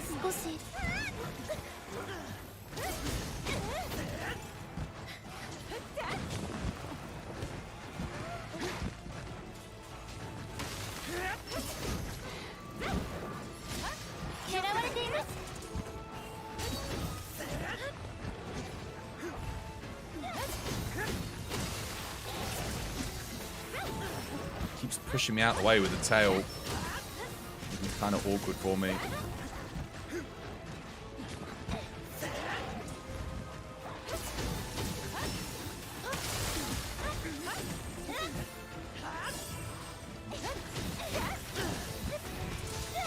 Not bad damage. This thing hits good.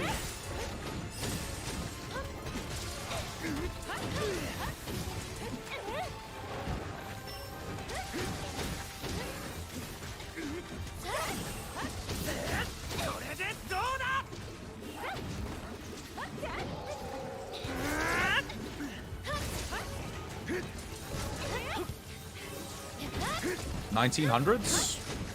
It's alright. Wow, we didn't even augment it yet.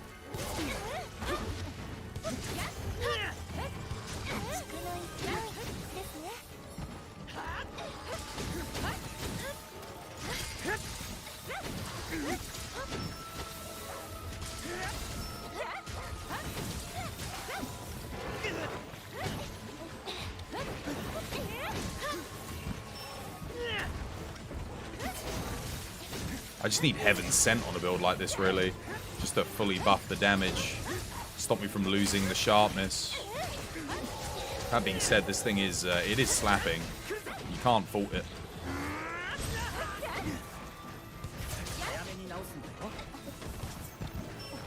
Not sure who he's trying to attack there, but...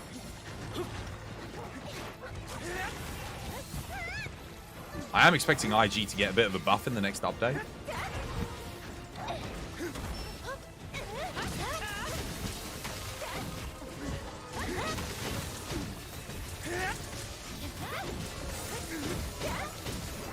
About to hit null on sharpness.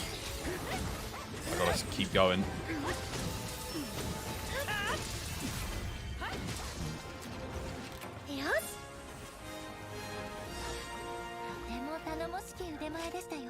It's good. Damage is good.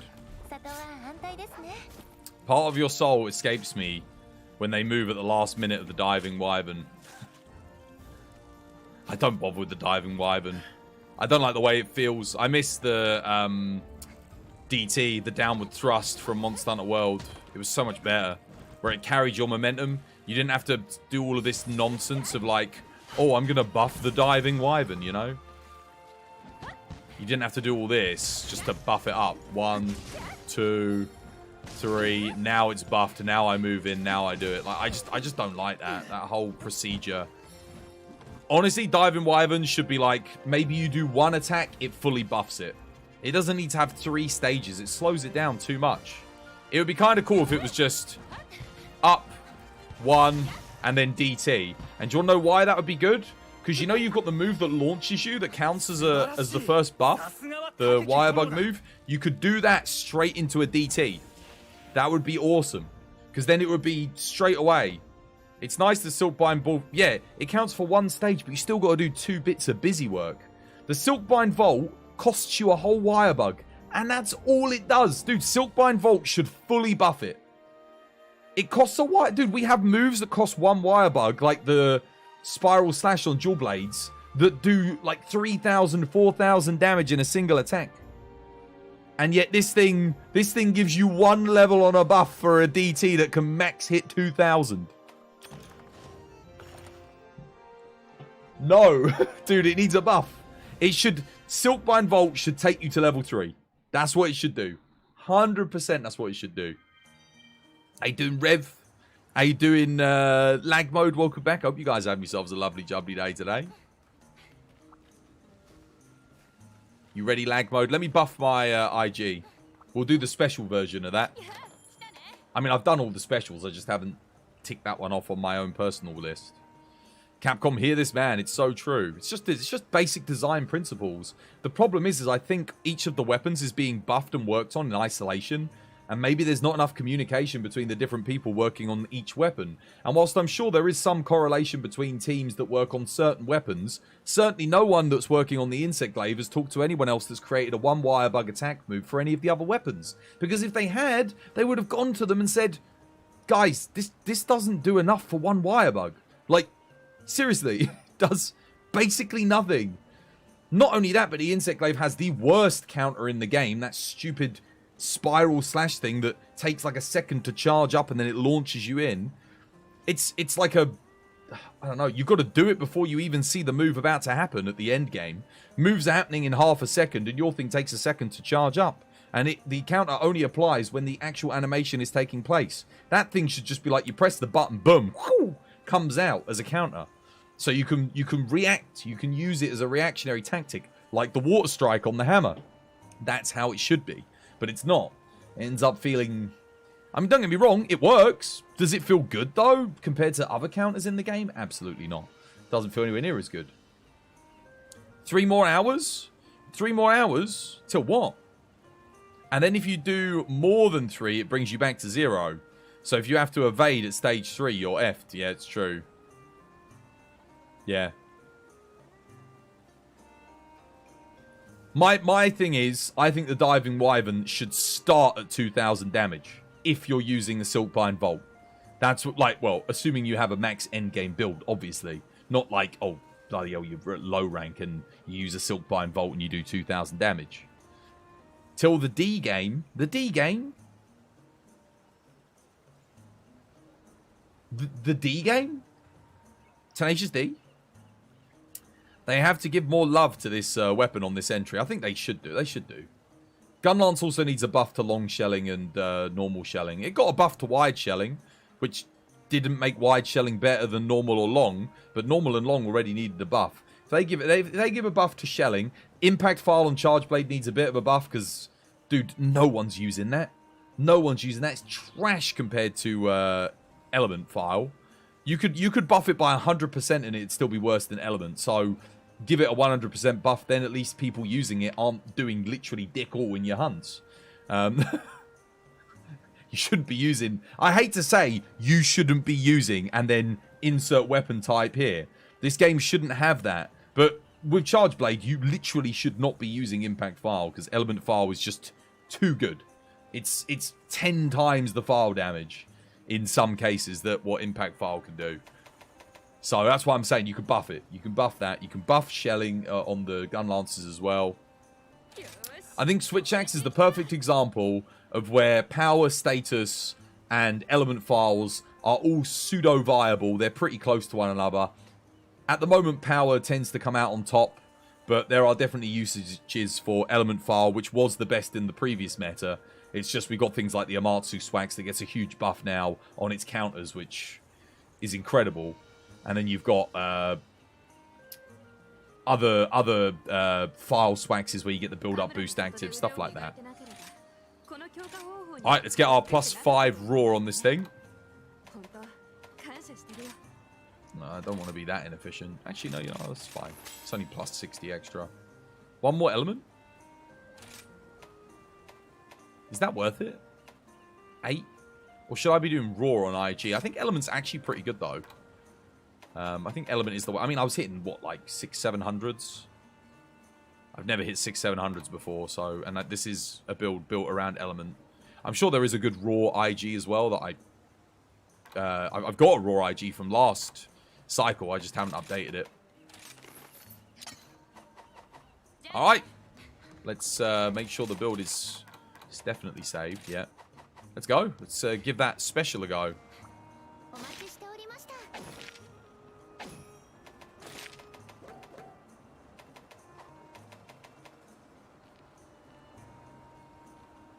D4.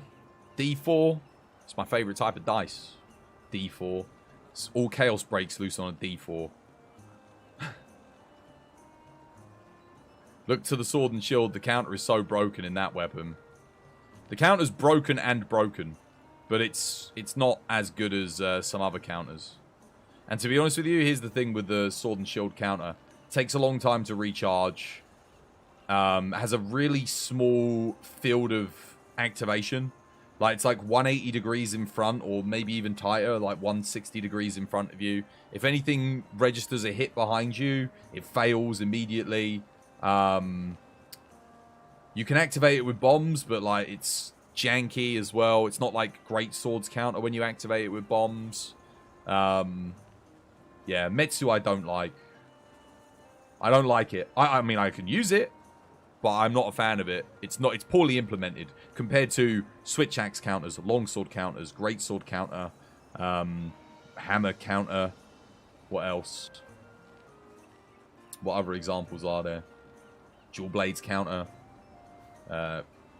Great heavy bowgun counter, light bowgun counter, bow dodge bolt counter. Yeah. If you're using the Tetrasil Slash on an Ellie weapon, the new Kinsec Rampage Deco is generally better. What, than Element Exploit? Really? I should use that over it?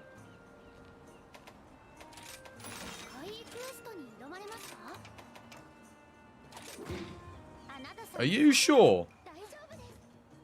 Ellie Exploit's pretty good on a good element hit zone.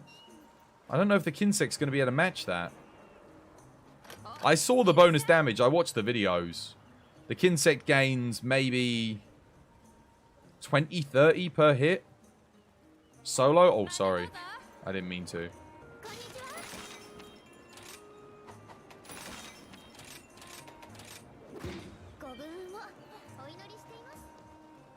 You can't get a clear activation on the skill. I'm not so sure, man. We could go have a look at the damage in the training area if you want. Let me craft the Rampage Deco first. Where is it?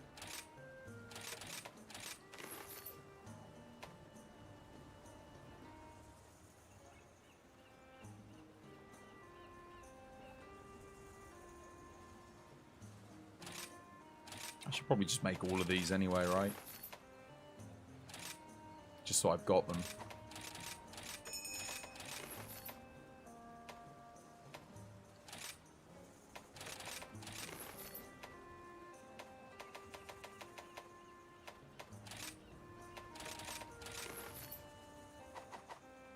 Let's check the damage difference specifically before we go. We'll check it in the training area, see what it does.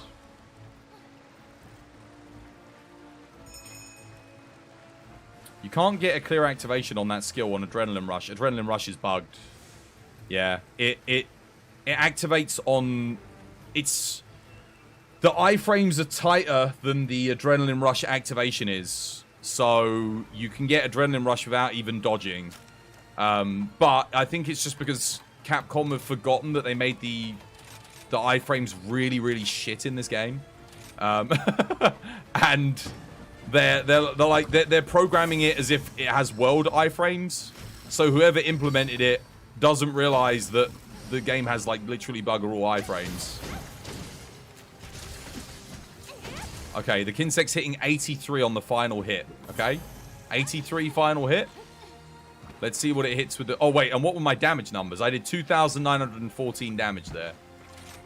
Okay, let's check. Get rid of that. Put the supercharge in. Now, my dereliction will have gone up a little bit, so I need to come back and test this again. Hang on a minute. Let me wait for the thing to finish up.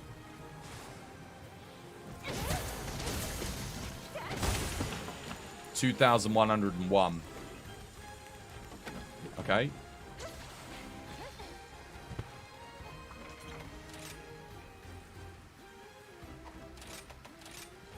So that was like 900 less. We're going to swap back and forth a few times just to give us a couple of different metrics.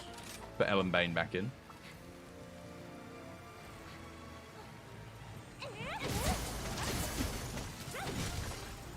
$900, 1985, okay. So 2,101, 1985. We'll swap back again. Oh, wait, I need to be playing on blue, don't I? Whoops. Yeah. Because blue gives me the raw element bonus. Oh, I missed a hit there, I think. Oops, yeah, I missed a hit.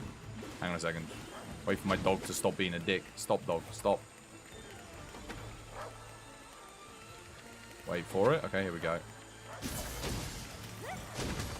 Oh, my buff ran out.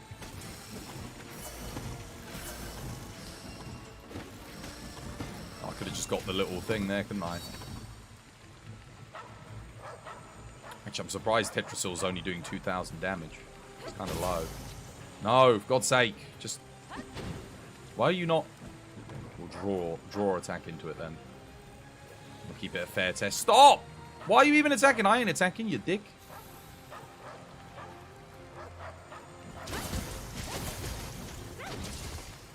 $1,761. 512. How much is the bug hitting? Screw it. I'm not going to wait to do the combos and things. 628.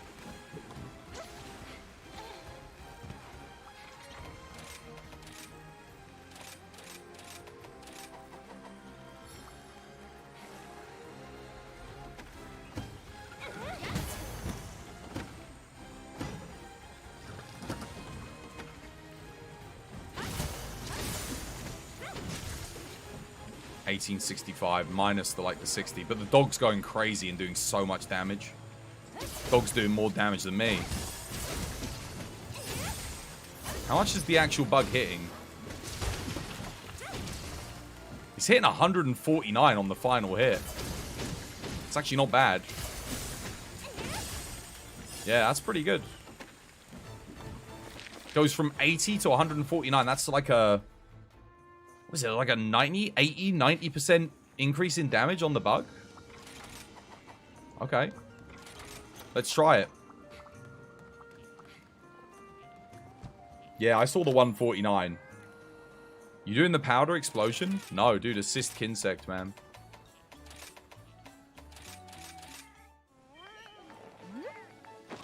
Assist Kinsect's too good. Because of Tetrasil and Diving Wyvern or whatever it's called. The just having a Kinsect that attacks with you all the time on your combos is just way too good.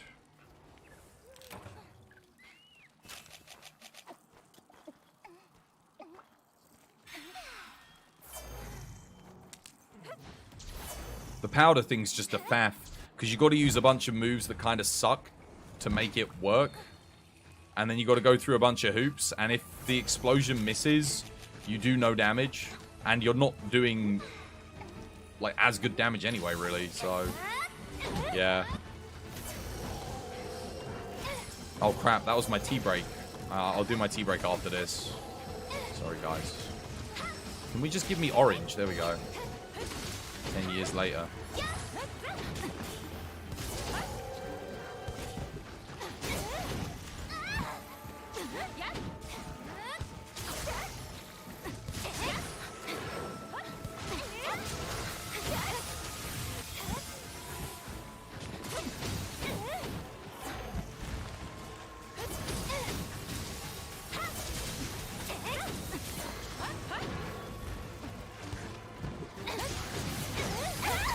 Really? You hit me there?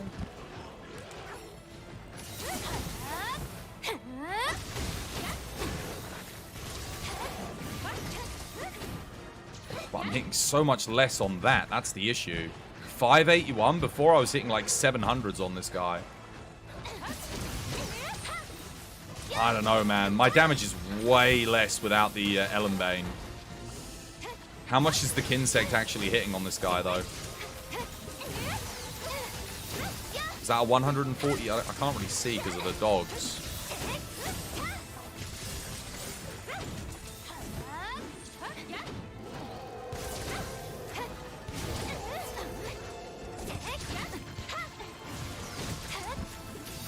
Yeah, and now the DT actually hits less as well. I don't know, man. I feel like Ellenbane's better because I'm losing upwards of 200 on some of these hits. Even if the Kinsect's doing a little bit more, I don't think Supercharge is worth it. It might have been good on the training dummy, but that doesn't mean it's good in the real world, in actual utilization.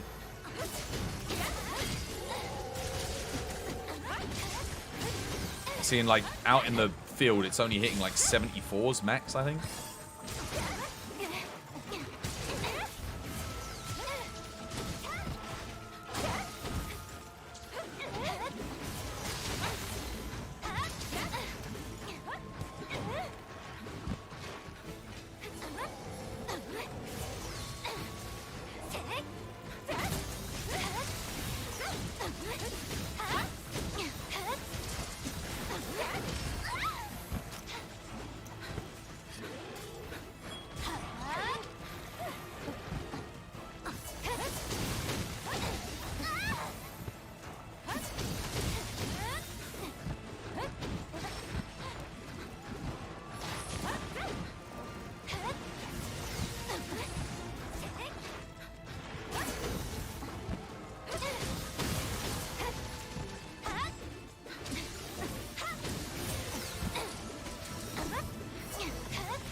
Wow, I actually didn't get a thing off.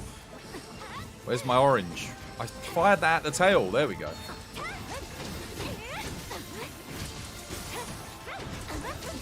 You know what I find funny? The dual blades are probably hitting more on every little regular hit than I'm hitting with my IG on that spiral slash. But they're hitting 4 times faster than I am. That's how much like Insect Glaive should be hitting to keep up with DBs. I think it'd have to be hitting like double what it's currently hitting. GG. Yeah, nah, Ellenbane's better here, 100%. 100% Ellenbane's better here. Blue scroll. It's okay. I got melee hellfire 3, so orange scroll's fine.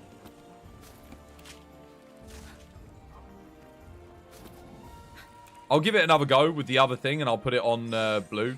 I actually want orange scroll if I'm not using the LM exploit, because I'm not gaining as much of a benefit. Like, if I put it on blue, I get the 20% from the melee hellfire, but I'm missing the 10% from the LM exploit.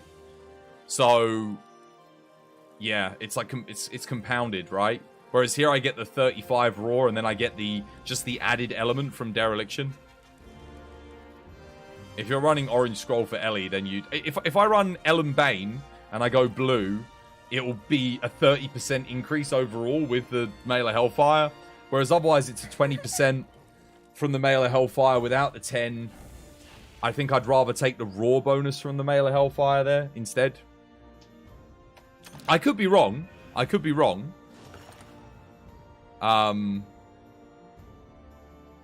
if I'm running Ellen Bane, I want to be on blue though. Just because you'll get a bigger percentage increase. Because it's additive, so you'll get a much bigger effect. And then you get the raw from dereliction. The raw's not as much though. The raw on dereliction's starting at 25, whereas melee hellfire is like flat 35 up, which is good. Yeah, I'm gonna say I think it depends. If you've got bad hit zones, maybe supercharger. But if your Ellie hit zones are good and you're running Ellie anyway, your Ellie matching, always Ellen Bane. And I'd be hard pressed to see, even with raw builds, like a solid, like let's say you use anti-wyvern, 5% extra. That's huge. That's like going from attack 3 to attack 7. No, sorry, attack 4 to attack 7. For the extra 5%. Tea break, you say? Yeah, I'll go get myself a cup of tea. I'll be back in a second. It'll only take me a minute. Let's go brew a cuppa. You were here! You were here for the level 13 hype train, guys! Oh my goodness, yeah, make sure you make a moment at the end of this little bit. Linux, thank you for the follow. Welcome to the TBD family. It's good to have you with us. And there it is. We're counting down. 8, 7, 6, 5, 4, 3, 2, 1. Thank you for the emotes, guys. I should probably kill these guys here quickly and grab their meat.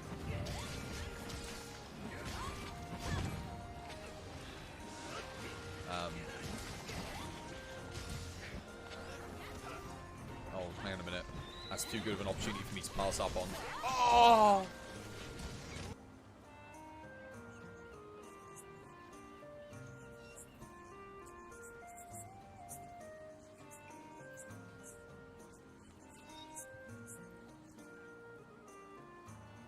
Skip!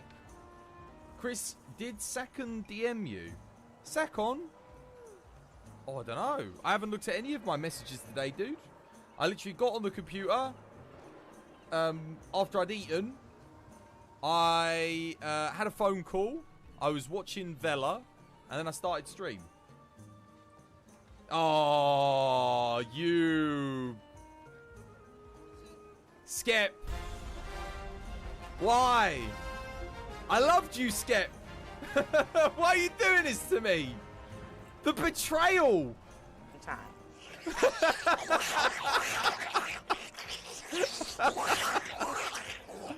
Oh, bloody. It's not the good old days anymore, twas. No, it looks really cool, just different.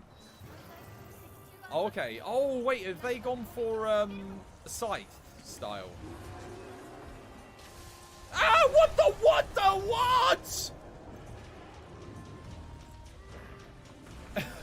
What was that?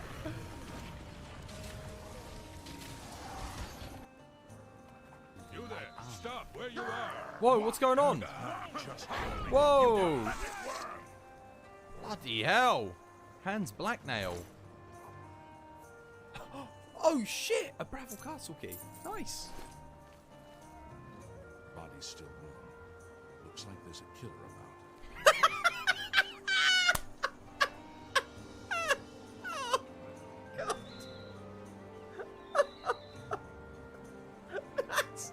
That's fucking perfect.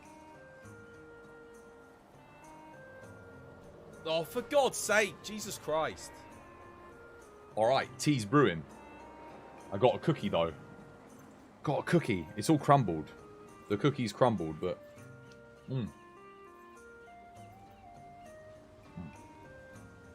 That's a nice cookie. How you doing, Lee? Welcome back. How you doing? How's your week been? Hope you're having yourself a lovely, jubbly one.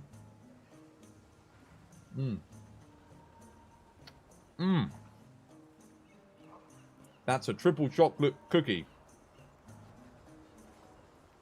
White chocolate, dark chocolate, milk chocolate. Damn, that's good. I think it's a Belgian chocolate cookie, as they call it. Oh, man.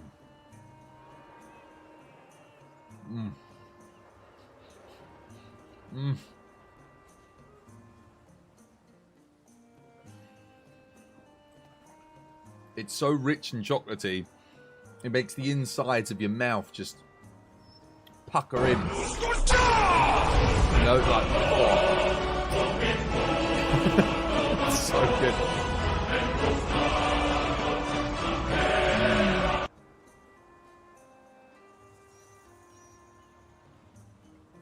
Why do they call them cookies if you bake them?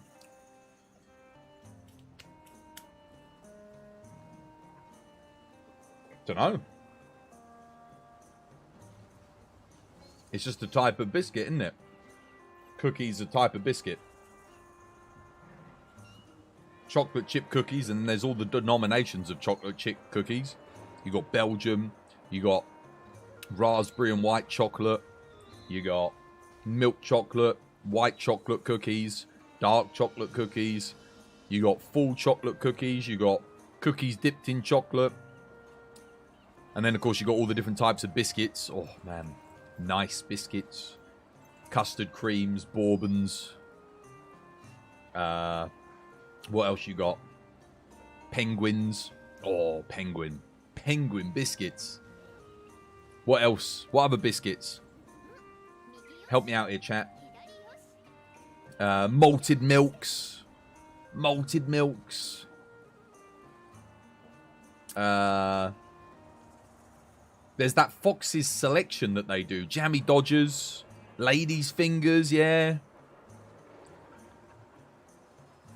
Do you have Eat Some Mores? Eat Some Mores. Do they have s'mores in them? I think we do. We call them Pink Panthers. Are they like wafers with a pink panther in the middle?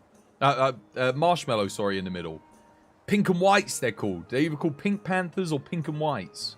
There are Pink Panther biscuits as well, yes. There's the Pink Panther biscuits. They're like pink biscuits. Macarons, yeah, macaroons, although they're less of a biscuit. I think they fall... I guess they can fall under biscuits. Why not? From the US, you're speaking a different language right now. Shortbread, yeah, shortbread. Lots of good shortbread biscuits. I like the little round ones. The sunflower ones. You know, sunflower shortbreads? Oh, mate. Well, the thing is, if I'm speaking a different language to the US, it's because we have tea and biscuits. Tea and biscuits here in the UK are... They're an institution. Biscuits are the best snack, hands down. Why? Because they go with tea. It's like bread and butter. Bread and butter, toast and butter. You've got to have biscuits and tea. Some people say tea and crumpets. No one actually... Like, you don't really eat... Unless you're having breakfast, you don't have tea with crumpets. You have tea and biscuits. Tea and biscuits should be the mainstay for British. Like, every Briton, proper Briton, if you're proper British, you had a grandma or a granddad... When they made you a cup of tea, out came the biscuit tin. Anyone who had an English nan or granddad, they know what I'm talking about right now. They're like, oh yeah, 'twas the biscuit tin. The biscuit tin. Out came the biscuit tin.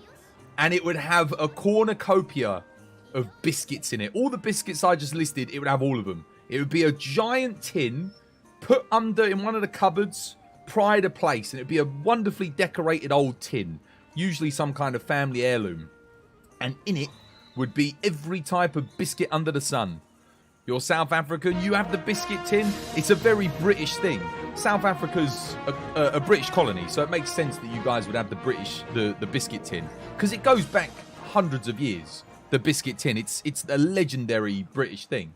Lily, thank you for the... Wait. Thank you for buying Street Fighter 6 from the TBD Nexus, you legend. Cheers, me dear. Oh yeah, I forgot you can buy Street Fighter 6 on my Nexus if you want to pick it up. Thank you for helping support the channel. Thank you for choosing to shop at Twasmart.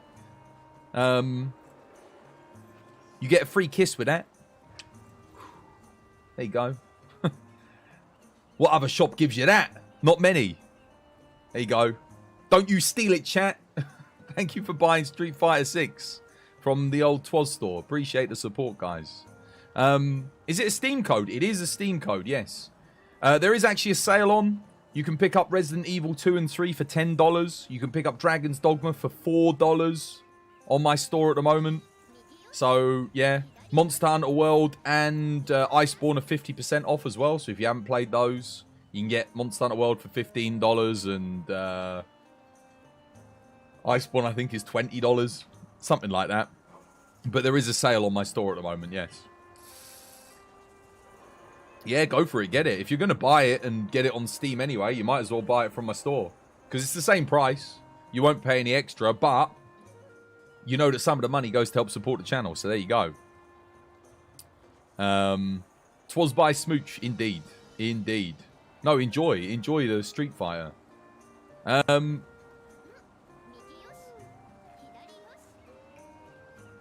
Purchases on the Nexus support the channel and charity. Yes.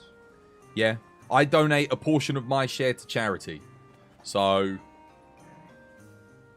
whenever you make a purchase, I'll donate in your name to charity as well. Are you doing Infamous? I hope you're having yourself a lovely, jubbly day today. You were going to buy it tonight anyway, so you're happy to support the content. Cheers, me dear. I think you're the first person... No, you're the second person to buy Street Fighter off there. Somebody else bought it as well, I think. Lily. Yeah, so ES, you'll be the third person to buy it from the store.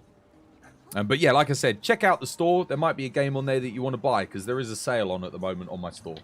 So you can pick up some cheap games. I think you can get Monster Hunter Stories 2 for like $20 at the moment. So if you were on the fence about that, you can pick that up as well. No, I appreciate the support. Very much so. Right, I'm going to go grab my tea and we'll hunt some more. Indeed.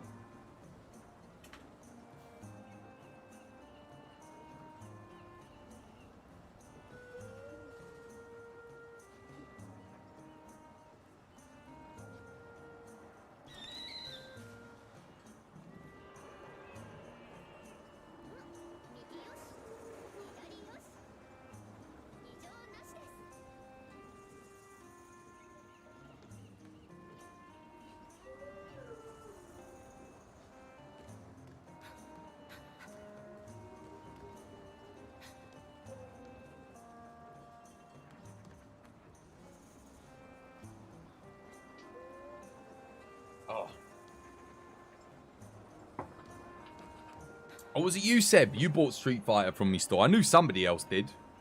I knew somebody else had bought it. Legend. Right. What should we fight next? Let's see. I've done so much Astalos recently. I kind of want to test out this IG on something.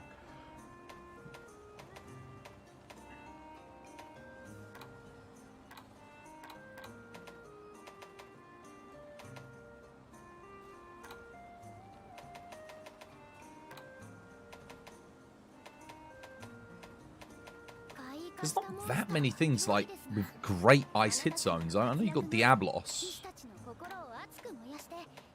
but like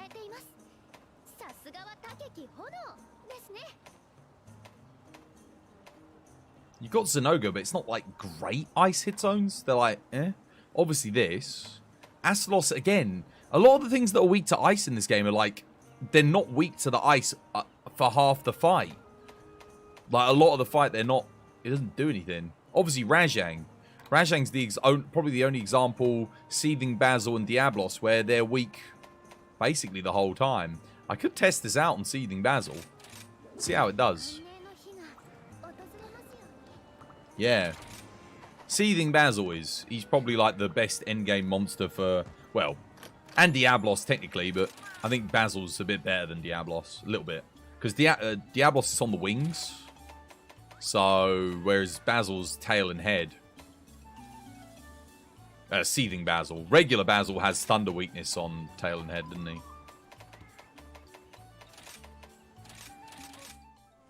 See how it does. Chair Gang, she's back. Monster Hunter Stories 2 rocks, by the way. You do recommend. I still haven't played it, Lee. It's one of those games where I do need to take a holiday at some point. Maybe after the final update of Monster Hunter. Yo, ES99. Dude, thank you for buying. Oh my god, wait, you must have bought a lot of stuff. Dude, thank you for the purchase on the TBD Nexus. Much appreciated, dude. Legend. Enjoy. Enjoy. Thank you for buying Street Fighter 6 and for the tip as well. Legend. You tipped a little as well. You're awesome. Cheers me, dude. Thank you. I appreciate the tip. Yeah, if you haven't played Dragon's Dogma, though, it is on sale on my store. You can get it for pennies at the moment. Definitely recommend. If you've got nothing else to play, or you're like me and you're not interested in supporting Blizzard with Diablo 4 this week, get Dragon's Dogma instead. Doesn't have co-op. That's the thing that annoys me about it. It wasn't made by Blizzard. Oh, oops. Nice. Oh, you went through that. That was unlucky. Unfortunate there.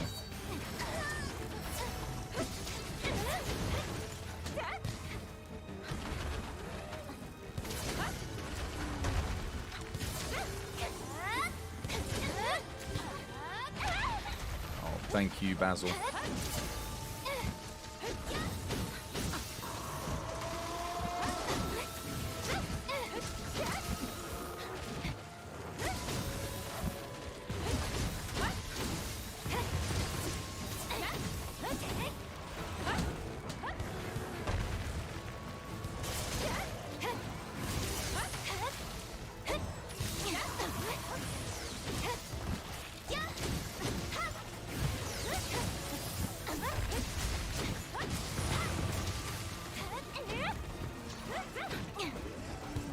Ah, crap. Oof. Intrepid, thank you. Oh no! I'm dead. Ouch. I'm alive. Ooh, almost died.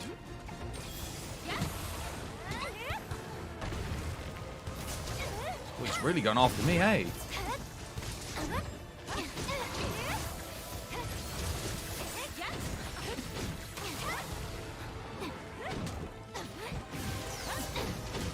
Oh no! We probably should have taken the mount, shouldn't we? It was probably worth taking. Oh well. Oh, I didn't get it. I bet you I was like one hit away probably. Oh wait, no, I did get it. Nice. Excellent. And again. Nice.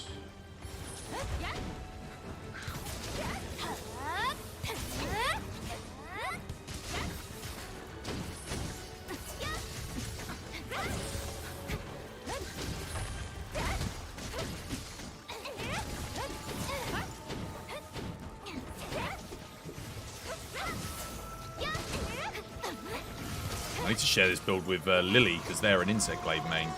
They'd appreciate this one. Oh, here we go. Big boy Basil. Splody boy Basil.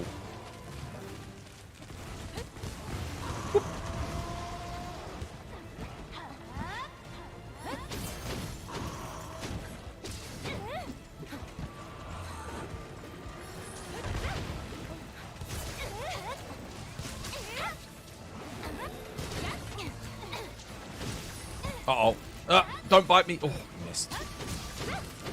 Ah! Whew. Oh, God, no. I was going to sharpen, but...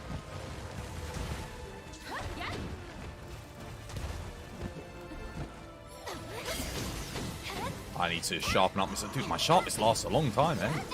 Not bad.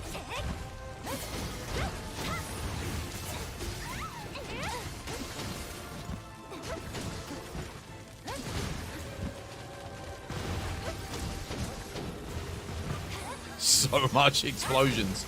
Oh my god.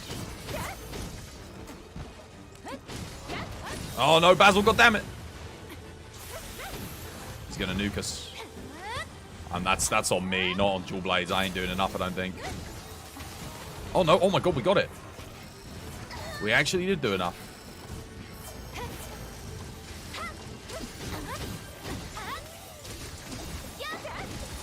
You love the maneuverability of IG and Rise, but you're enjoying Iceborne IG very much at the moment again.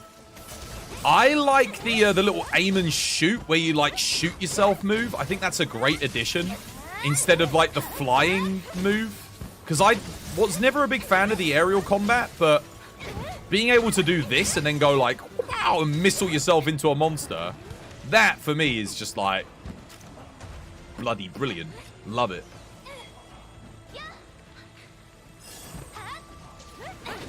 Like, the actual regular move, I don't like that much. But this is way more up my alley. Look at that. Whoa.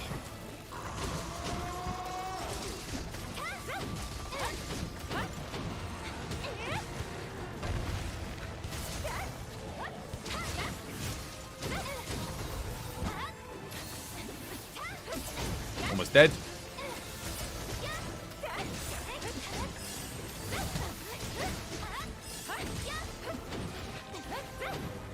Uh-oh, that's not good. Oh, what a finish!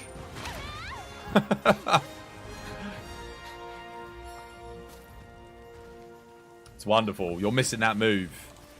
For me, it's the best thing. That and the Tetrasil Slash. Tetrasil Slash and that make Insect Glaive in this game for me. But are they more satisfying than the Diving Wyvern in Iceborne? Nah, I would trade both of these just to get Diving Wyvern back to where it was. Or at the very least, make it so that I could do this. And that would be a fully buffed DT. If I could do that, I'd be happy. Like, if that move buffed DT to mechs, I would prefer Insect Glaive in this game. That's all it would take. This, doing this, boom, full buff into DT. That's what it should be. You really wish they keep the Surge Slash for Monster Hunter 6 on Greatsword. I just hope... Here's what I hope. I hope they just keep customizable movesets. Because if we've learned one thing from Frontier, Generations Ultimate, and Rise, it's that customizable movesets are the best thing. Like, having it so that you can play weapons in a different way depending on your own tastes it works. You didn't have that in Iceborne, and if you didn't like a weapon's moveset, too bad. You don't like that weapon then. Whereas in this game, you don't like a weapon's moveset, that's fine. You might like another moveset of it, and then you might end up liking the weapon. You agree, you never liked it being a separate attack. Yeah. Yo, Fluff. Thank you for the raid, Fluff. How you doing? Hope you have yourself a lovely, jubbly day today. How's things? How you doing, guys? How's your Thursdays treating you all? Hope you're all having yourselves a lovely, jubbly one. Welcome in. If you're new here, Raiders, my name's Chris. I play Monster Hunter. Can we get a shout out for Fluff? Oh wait, it actually did an auto shout out. How'd you do the other shout outs? Yeah, I made the mod thing. The reason why it wasn't working properly was because I had an outdated version of Twitch Guru. So now the mods don't have to do the shout outs get done for them. There we go. Shout outs to you. Playing Valorant. Interesting. Did you have a good one? Good stream? Doing alright, Raiders?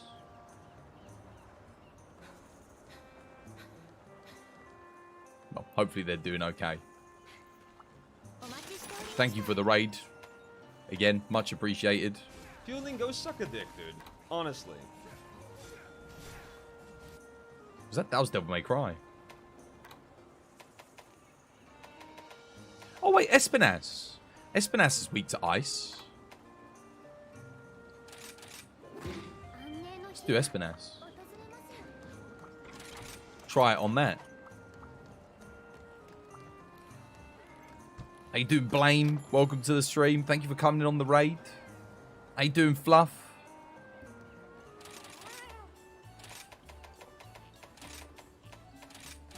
How's things, guys? How you doing? Fluff told you to be ninja quiet when you raided. Dude. Oh, you were actually being quiet? Welcome, Puling. I was going to say, I hope you're all doing good. I was going to say, there's so many raids come in and no one says anything. That's just the norm around here. People come in and nothing gets said. And I'm just like, oh, maybe no one came in.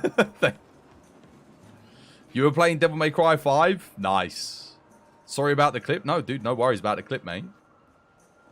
You're going to try a Heaven Sent zero-sum discharge. You might die a lot. On this hunt? Are you mad? Dude, if it charges, you're dead. Bro, that clip had you wheezing. It's a good clip. You're in that clip, and not in a good way. Were you the one doing the sucking? Caught you off guard.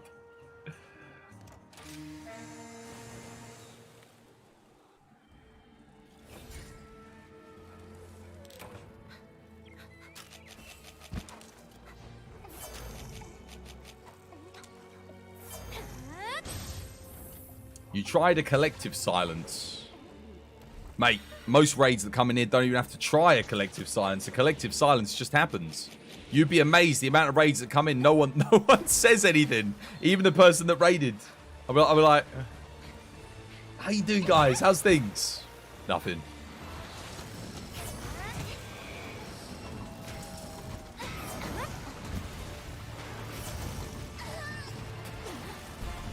Who's that? Fueling, thank you for the follow. Welcome to the TVD family. It's good to have you with us.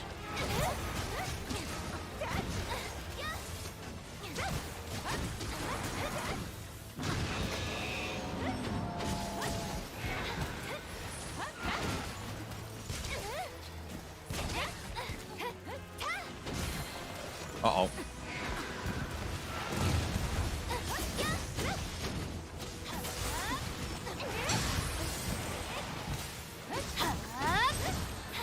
Again? Okay, alright.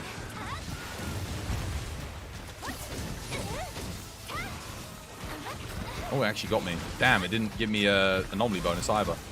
Means I can't play aggressive there.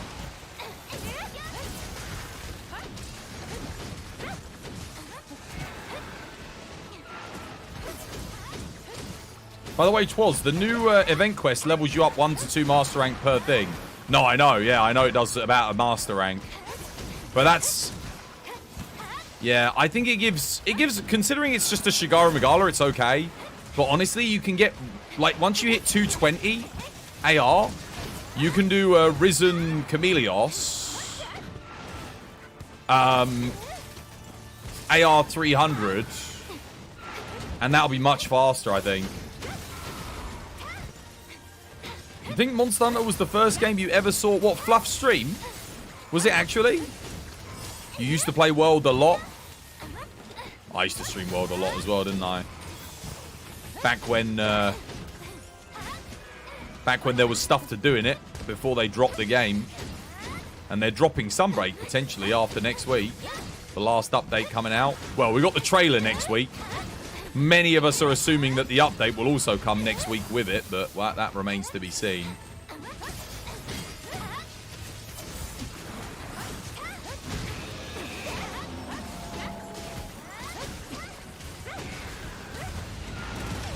Wait!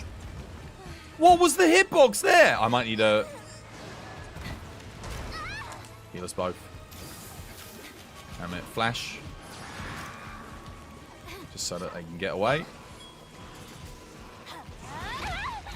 Wow. Cool. You don't care for flashes much, do you, Espinas? Wait, where did my health just go? Apparently it hit me with that. And did almost my entire health bar. Wonderful.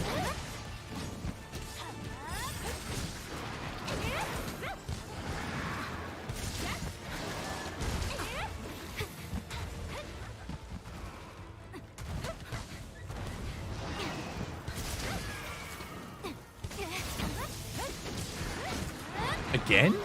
The thing with that move is it does... Look how much damage it does. Holy moly. Really does knock you for 6. Or blade.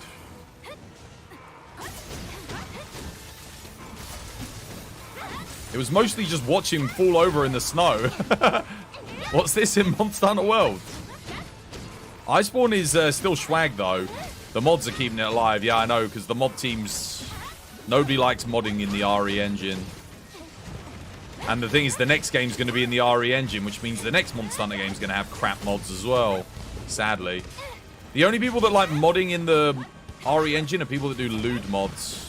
Because texture swaps and model swaps are easy. Actually, modding to do statistical changes and, you know, new moves and adding new animations, etc., that's all kind of hard.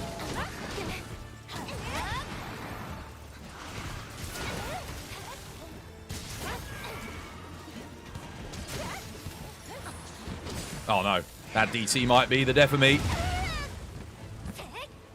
I might need to flash it. Oh no, we're good. He's not targeting me. We're fine. Heal us both.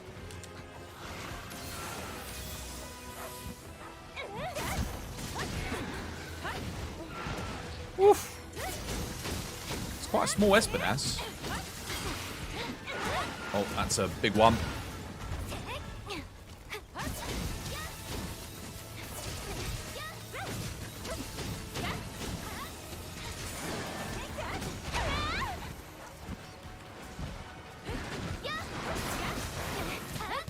Bloody hell, dude, that does so much damage. I've never seen him use that move so much in all my life. Oh god.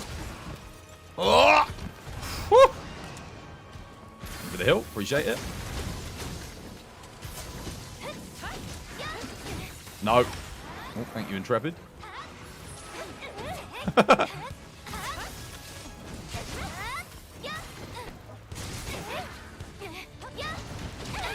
Oh god, it hit me.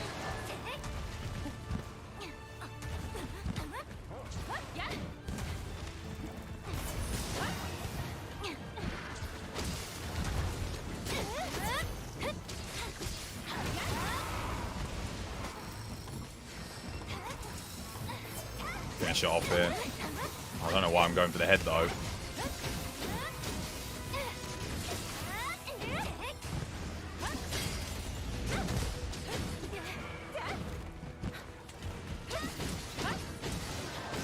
I'm getting hit there. Don't have Intrepid either. I do no damage when this thing's not enraged. Like, I do like low rank damage, man. My god.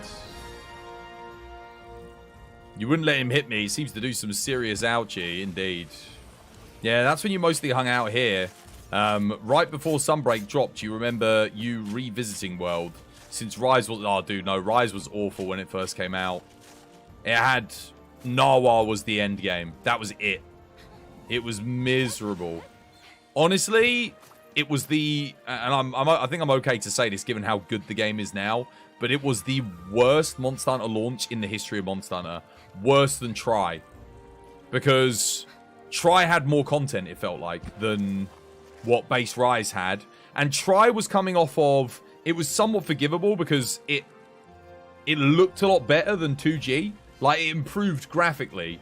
And World, again, it had less content than 4U, but it improved substantially, technically and graphically. So, it was somewhat forgivable. Rise did not improve technically and graphically. And it had less content than what, in my opinion, was, at the time, the best Monster Hunter we'd ever had. Outside of maybe Monster Hunter Frontier, which we didn't get in the West. And arguable with Generations Ultimate as well. But I would still say Iceborne was, for me, was just almost, outside of the clutch claw, a couple other design decisions, was almost perfect. As close to perfect as you're ever going to get, right? Without... Capcom always want to add new things in, right? And sometimes those new things don't work. Switch skills, great. What forced wyvern riding sucks ass. Anyway, we fixed the game up with mods eventually. It became good. But Rise at launch, yeah, was so bad, I had to go back to Iceborne. It was just... People didn't want to watch it. People didn't want to play it. Even I didn't really want to play it. Rampage, god damn. Yeah, don't even get me started with Rampage. You played Rampage and people that were watching you treated the stream like you had leprosy or something. They disappeared faster than you can click your fingers. Terrible. Wow. That is a medium slot away from being perfect. But to be honest with you, like, you need small slots. So, as far as I'm concerned, that's basically perfect. If I don't want to use the top. The Shigaru Magala top. Risen Shigaru Magala top. That's pretty damn good. That's my best Berserk charm as well. It would have been nice if it was Berserk too, but that's actually my best one. Not bad. Wow, two good charms in one opening. Like, really good charms. I'm pretty happy with that. Alright, I'll do some remelding now just because I need to get rid of a bunch of stuff. We'll keep pushing for the... like an updated Agitator charm, I suppose. I'm looking for Rapid Morph 3 Agitator charm. Like Agitator 4. Just for general purpose use, I feel like that'd be quite good.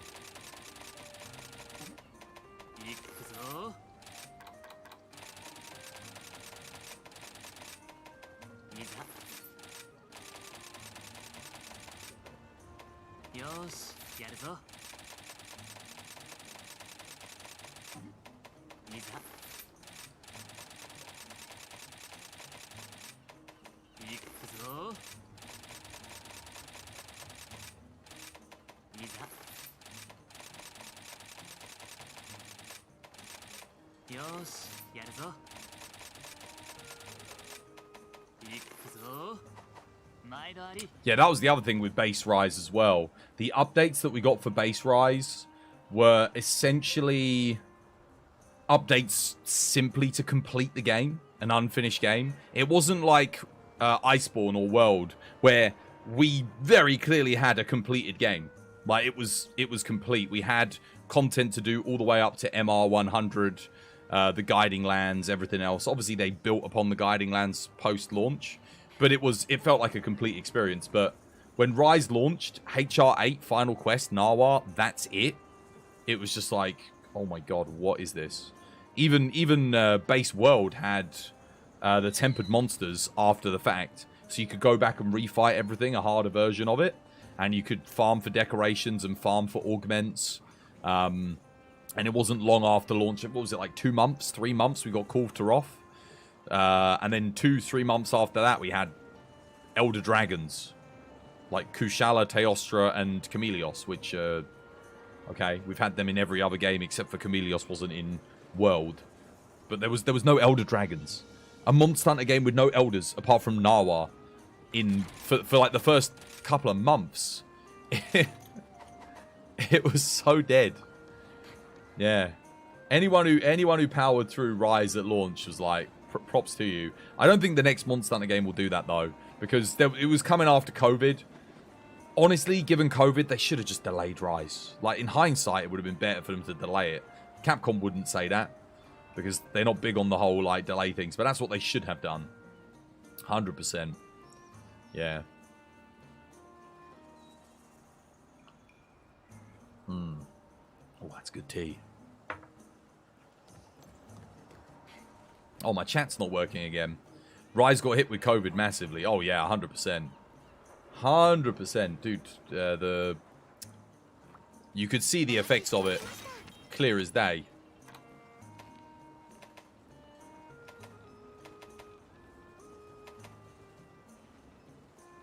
Capcom has a really good reputation for releasing finished games and quality games.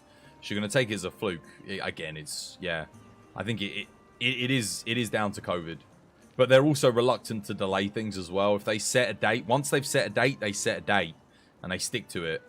For better or worse, which is evidenced in Rise. I think that would have been the one time in Capcom history where giving it like 4 extra months, whilst it would have sucked for us as content creators, but maybe it was just too late. Maybe they'd already given the go-ahead. They already had the manufacturers produce the product. Who knows? And they were working in-house on updates for post-launch.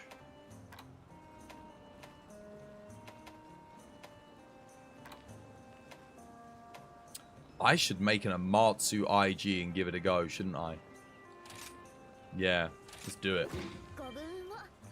Honestly, Sunbreak is freaking awesome.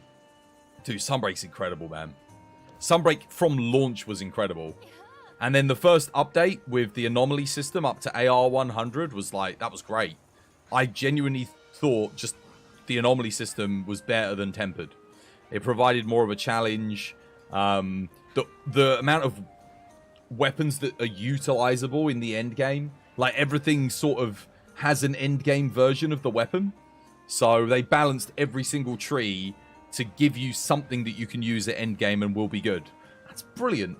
Sure, not all of them are going to be meta, but you can kind of pick whatever you like and you're going to do good with it if you make a good build, which I think is brilliant. They just did a really good job. Build making, variety, different ways of playing because of the different move sets. All the game needed, really, was just a few more. I think it could still do with a slightly bigger roster because there are aspects that are missing out. Like Gosarag not having a variant, no Brute Wyverns at endgame, no Crabs at endgame. Like they could have put Tychon in, could have had remasters of Akantor, Yukanlos, stuff like that. I think, but hey, just gives us more stuff to look forward to in the next game, I guess. You got to look at the bright side. So I'm sure we'll get things like that next title, 100%. Right, Amatsu IG, we've got to give this thing a go. And this is going to be all raw, I think. We need a lot of crit, too. I might actually want to run Heaven Sent with this. Yeah.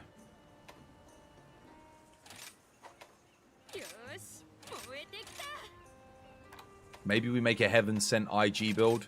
Heaven Sent's going to be good because it's going to give me infinite stamina at level 3. And yeah, then I can... What can I do?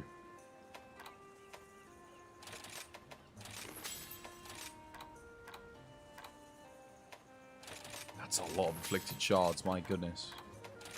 What have I been fighting so many of those that I can get that? What have I been fighting to get that many of those?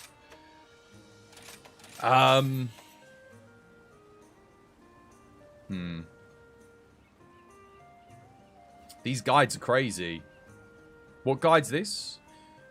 Hello guys, how you doing? Ronnie, welcome back to the stream. Hope you're having yourself a lovely jubbly day today. The release of Sunbreak really convinced you to switch from World to Iceborne. You speed ran base, right? Yeah, 100%. I agree. That was kind of when I knew, with how much fun the combat is in this game.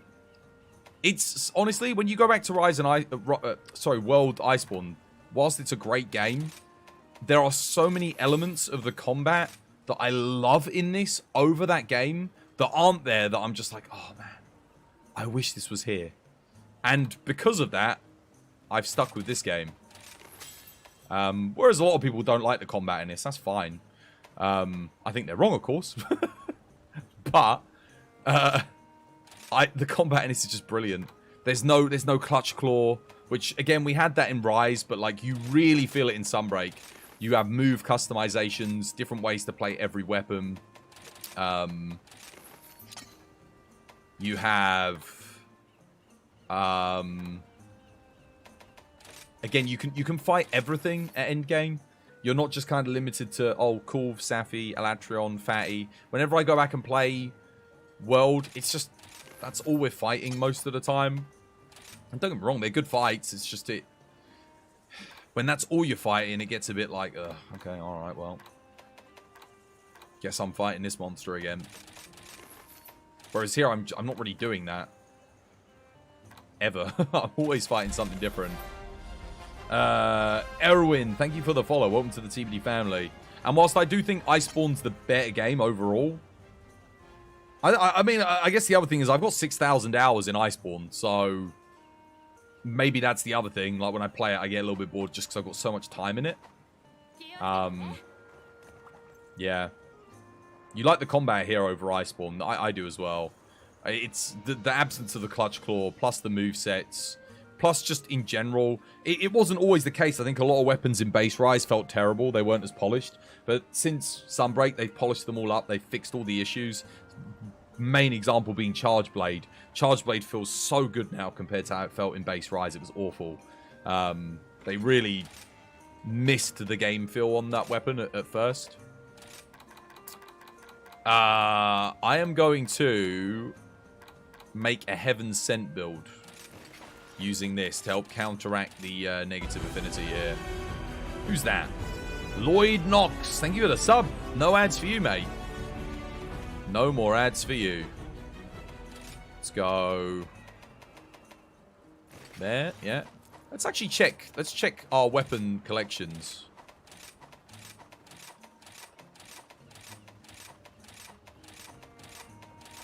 Pretty good. Pretty healthy looking. Right, we do not need sneak attack. We do not need rapid morph. But all the other skills we want. Yeah. And we're just going to stick on orange scroll for raw. Excellent. So that means I don't need this. What's the best thing I can get? What is the best charm I can put on this? Wait, do I have Strife on the build?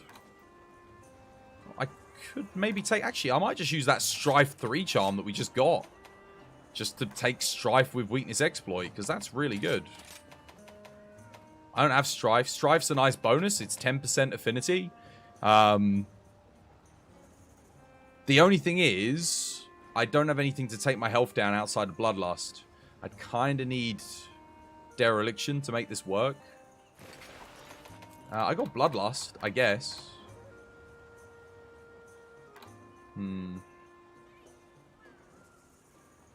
Bit of an issue. I could do Berserk. Finally, no ads. Dude, no ads for you, mate. Got a one faint 25-minute Chameleos. You need to run dual blades. You can't manage with Charge Blade. Really? Charge Blade's the strongest matchup on that fight. I'll have to do some cami. You'll see how to do it. Anyone have a good gun lance build around MR 20 to 40? Amatsu. Get the Amatsu gun lance. Run the Amatsu armor. So top gauntlets. No, you just need top and legs. And then waist.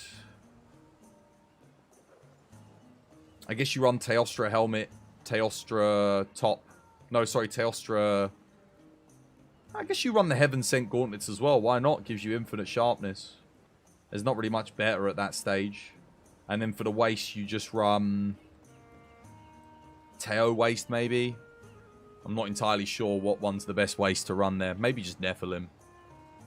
Dude, I need Dereliction. But I also need Heaven Sent. Crap. I need the Dereliction to activate my Strife. That's the problem.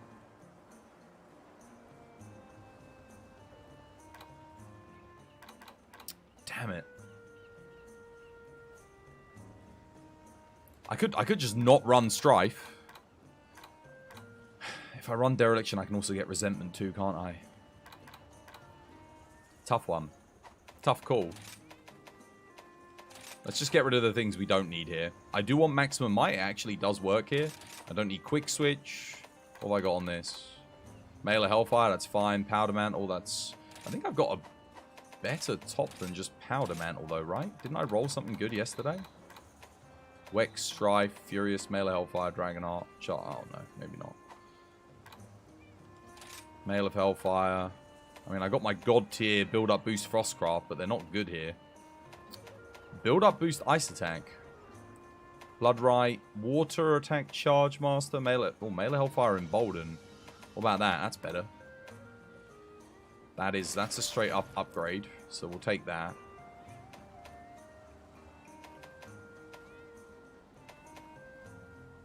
Cool. Legs? I ain't got better than that. That's really good.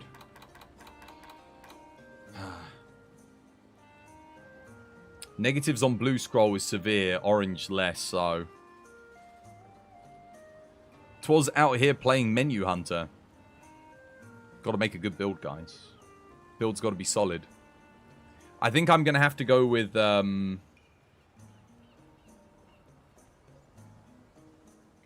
What's this giving me? Emboldened Mail of Hellfire. Good slots.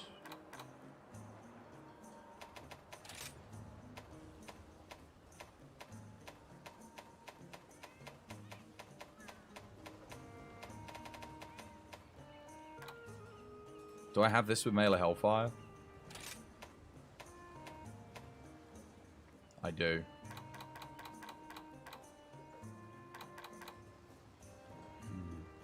Is that the most efficient way to do it? No, it isn't. Because I only need Dereliction 1. So we're gonna keep this. We're gonna have to go Heaven Sent 2. So I am gonna have to switch skill swap to get my sharpness back. You know, the main issue is I don't have infinite stamina. You only get the infinite stamina at level 3, don't you? I think. Crap. But I need Dereliction to activate the Strife. Maybe I just don't take Strife, but then I can get Resentment, I can get more Raw. Oh. I could just run the Strife anyway. If I had Berserk...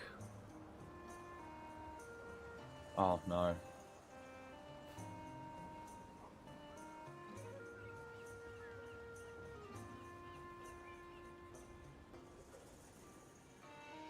I'm just going to try this. I'm going to try this and see what happens. Yeah, we're just going to... I know Strife won't be active for a lot of the fight, but... It's fine. Yeah, because the build looks good. Let's just get rid of... Wait, where's all the Wex coming from? I got too much Wex. Is it on the... Oh, it's on the waist. Right? Yes.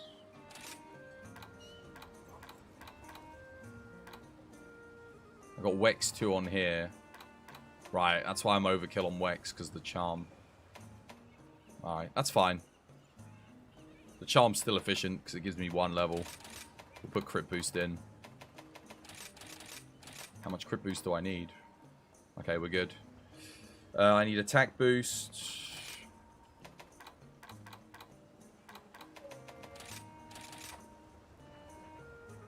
I guess I could drop maximum might and we could go full agitator resentment. If I go... What do I need on this? What have I got on this? Mail of Hellfire Powder Mantle. I'm going to try it. I'm going to try it anyway. I need something to activate. Yeah, forget it. We'll just... Mail of Hellfire Furious. Perfect. That'll do. Slots are still solid. I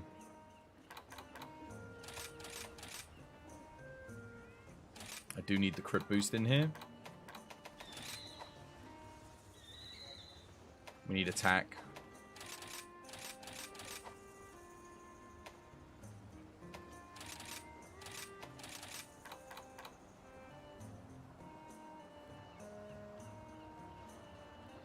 Nice. We're going to go Agitator Max for crit. I can't use Max Might anymore, sadly. That's fine. The infinite stamina would have been nice, but we'll try and make this work instead. What have I got on the helmet? I need a Mail of Hellfire level 4 slot upgrade on that. This is attack. Obviously, we need a lot of crit.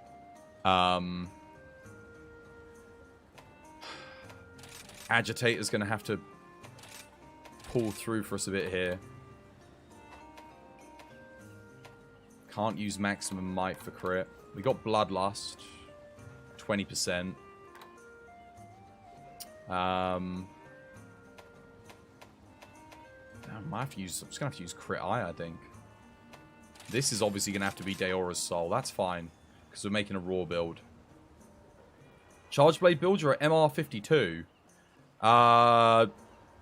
Nephilim Helmet. So that's Chaotic Gore Helmet. Chaotic Gore Top. Chaotic Gore Waist. This is at 52, yeah? Geismar Gorm Gauntlets, Geismar Gorm Legs. And you want to augment for...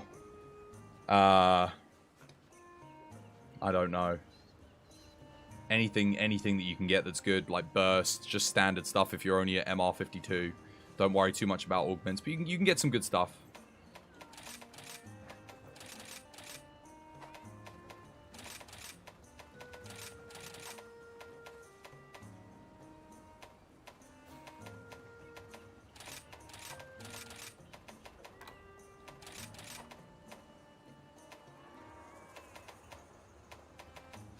Damn, I can't get Intrepid on this build either.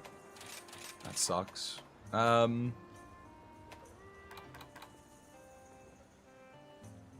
Strife's 10%, Wex 50, 60%. Agitator's going to give me, what's that, 12 at level 3? So we're at 72, plus 20 from Bloodlust, and then minus 25. That is not enough crit.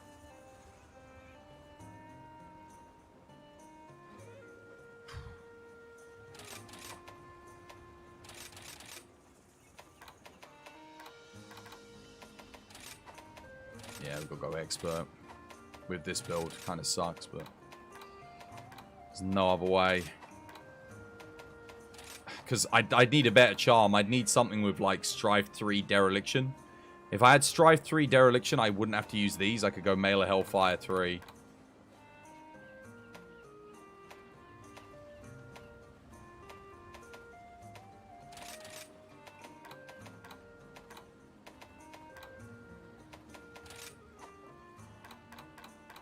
That works. It's like 30% extra. I hate using expert, but it's the only way I can really make it work without the thing. I don't get infinite stamina, do I? Like, no. Has to be level 3. Also nullifies stamina. Yeah. It's so good. Nullifying stamina. Too good, man. Do you want Dereliction to be on the augment table? No. Because it would be too overpowered. You would always go for that. They probably will add it, but do I want it at this point? Nah. I think it's kind of cool having it on the armor pieces still. I think if you're going to do it, give us a Geismar Gorm, like a new Geismar Gorm, like a risen Geismar Gorm, I don't know what you'd call it. And then give us a new version of his armor instead. And have Dereliction on it. Don't make it part of the pool. That'd be more interesting. I'll test this out. Let's rename it.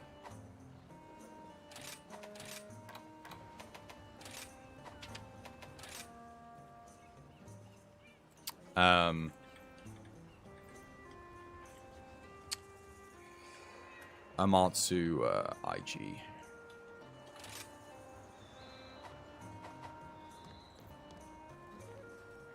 Alright, well, let's give it a go. Let's see how it does.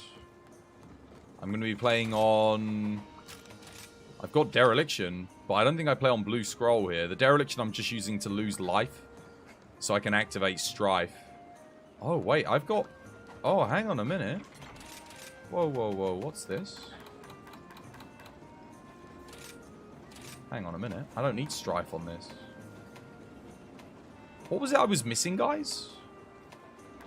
What skill didn't I have? Do I have Crit Eye on here? I could take Bloodlust. Oh. I do. That give me plus 10% extra thingy. Of course, I take Powder Mantle. I don't need the Wex. Bloodlust also gives me 5%, but... It does keep Bloodlust up for longer, though, if I get the extra level. What's my crit at without the crit eye? Let's just do a quick math. Let's do a quick maths. Let's see. We need to be at 125% chat. 50%. Plus 30. 80%. Plus... That's... No, that's nothing, sorry. Plus 20%. We're at 100%. Plus strife, that's 10. We're at 110. We're at 110%.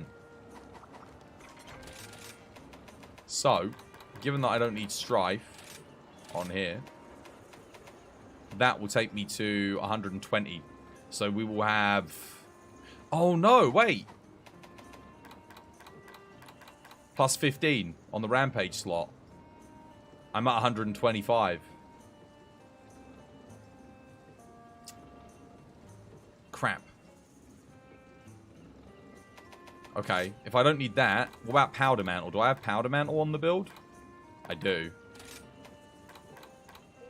Level 2 Powder Mantle instead? Could do. Or I could do Crit Boost, save a slot.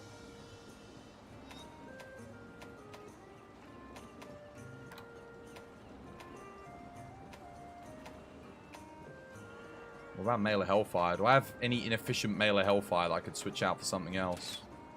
Have I got better stuff on here? Bloodlust, Bloodright. Minus Wirebug though, that's kind of rough. It's always going to be minus that, isn't it?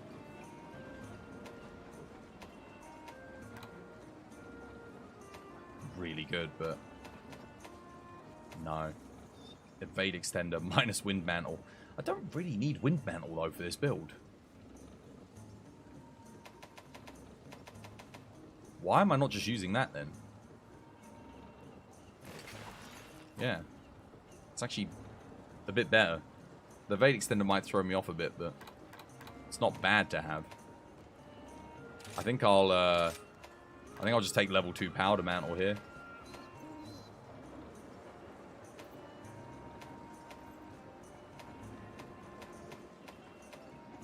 Pretty good.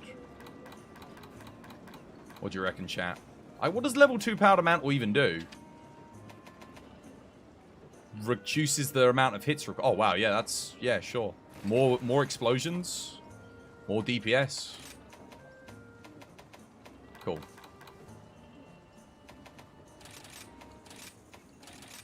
I just gained a level 4 slot too, which is pretty huge.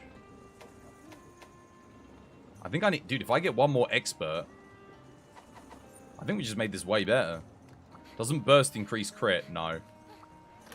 You're getting confused because they used to call it, crit something else. What was it called? Chain crit. It used to be called chain crit. So that threw off a lot of people. But it should never have been called that because it had nothing to do with crit. You only got a level 1 Powder Mantle spam Wirebug attacks with the Matsu Longsword. So do you up the level? You honestly, burst past level 1 of burst, it's huge diminishing returns. If you've got a level 4 slot and you want to chuck it in, then by all means put it in, because it will give you extra raw and extra element. It works best with things like dual blades, light bowgun, heavy bowgun, anything where you've got a lot of hits in quick succession, so it maintains the buff. Okay, so I think we go burst 1.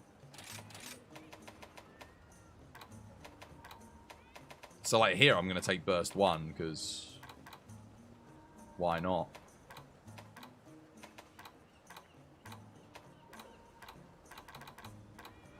Let's see, where is it? Or am I? I could just get more raw. Maybe I just go pure raw and forget the burst. Things I was going to put the element in as well.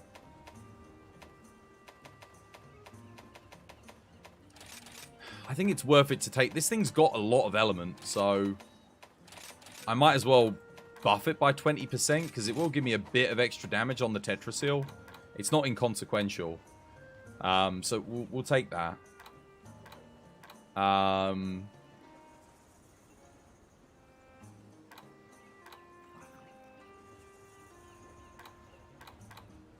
I'll put LE Exploit in. Again, might as well buff it, seeing as I've got a medium slot. I got one more medium slot. I think I'll just put Burst in, because again, it's extra raw and extra element. Because I would use this thing on anything that's water weak, I think. Just because it's got such good stats anyway, you might as well. I'd be kind of stupid not to use it. Nice. Yeah, looks good. Let's go test it. What should you augment for on the Risen Teo head for raw longsword?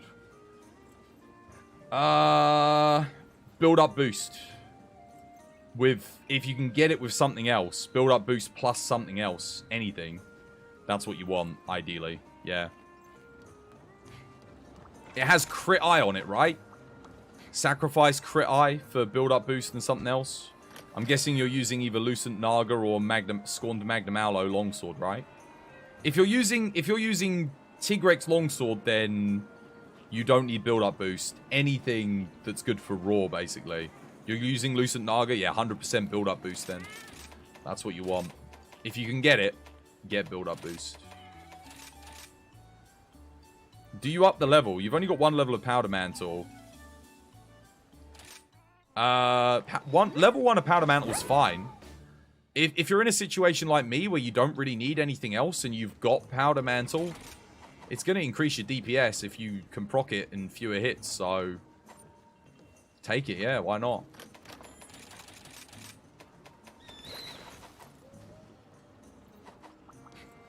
Alright, let's go.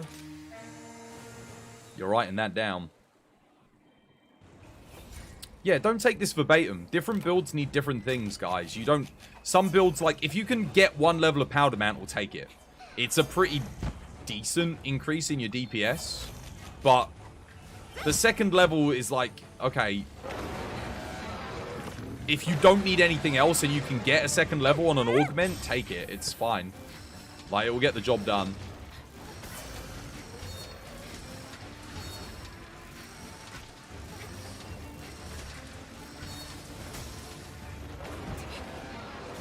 A really hard time getting his head to keep fucking turning around. Finally.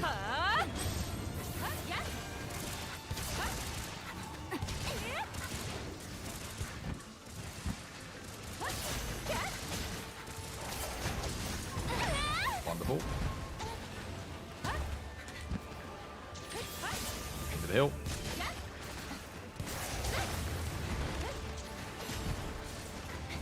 Okay, cool. 2 charges already.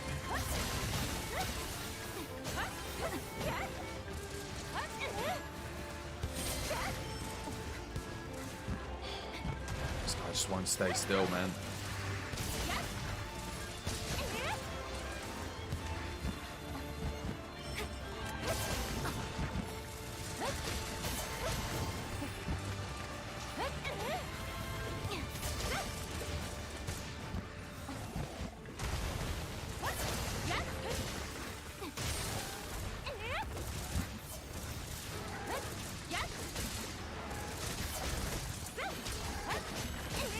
Not a lot of damage.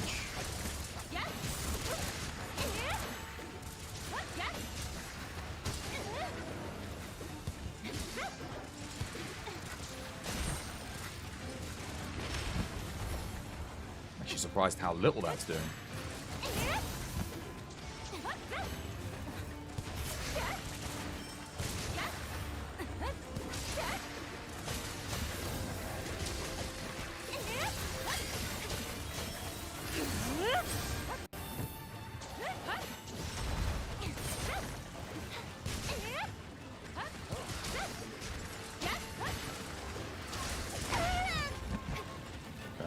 I didn't even realize I had my Intrepid proc the first time.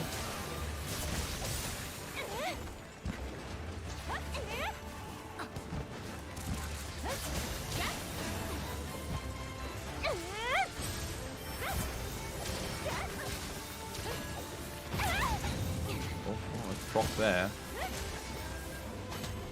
And I'm out.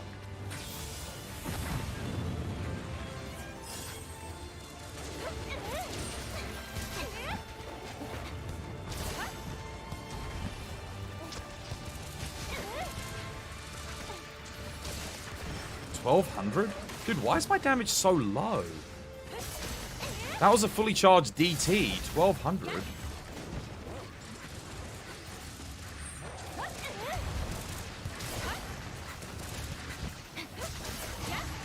It's not hitting as much as I thought it would. I've got 100% crit too, which I don't understand.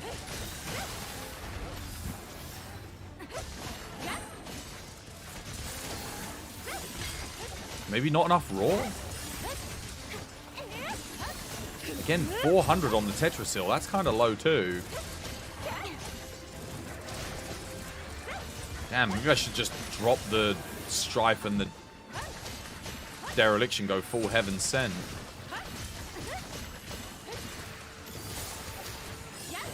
No, I get.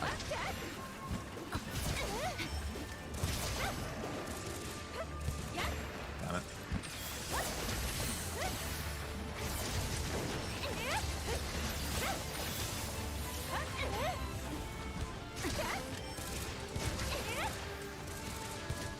Oh, I missed.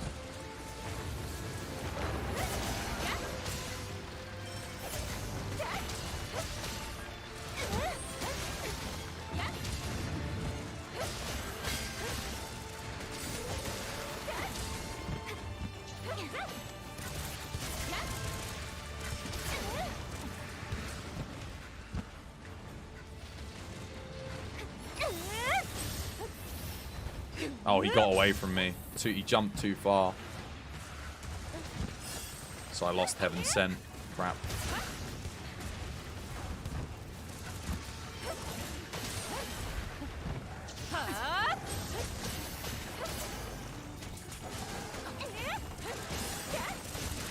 The way his head wiggles makes it really hard to hit with bloody Tetrasil Slash.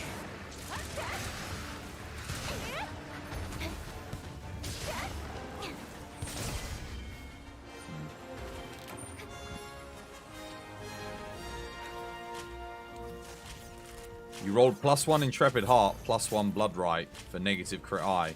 Keep it, make another helmet. Anything with Blood Right on, you should keep, because we don't know what the next meta is going to bring with this new Malzeno. I'm expecting some kind of skill that gets more damage based on heals. So, self-healing. So, I think keeping something that has Blood Right on it makes sense. If you get something Intrepid and Blood Right for crit eye, if we get a skill that gets more damage with Blood Right, you'd be kicking yourself if you didn't keep that roll. What does Heaven Sent give again? When you switch skills, providing you're in close range to the monster and you remain in close range, 30 seconds level 1, 15 seconds level 2. When you switch skills, you gain sharpness. It will resharpen your weapon just by switch skill swapping. If you hit level 3, it gives you, providing you're close for 15 seconds, you gain infinite sharpness and infinite stamina. So, it's really good. But, I need Dereliction here to activate Strife. Maybe I just don't bother with the Strife. That's okay, we can experiment. I'm going to try Heaven Sent 3 and go all raw. And I think it will be better. We're going to drop the Strife charm. Here's what we're going to do. We're going to drop Strife. We're going to find, like, my best other charm. I mean, that would be pretty good here. Be decent. Attack 3. Not bad. Dereliction crit draw.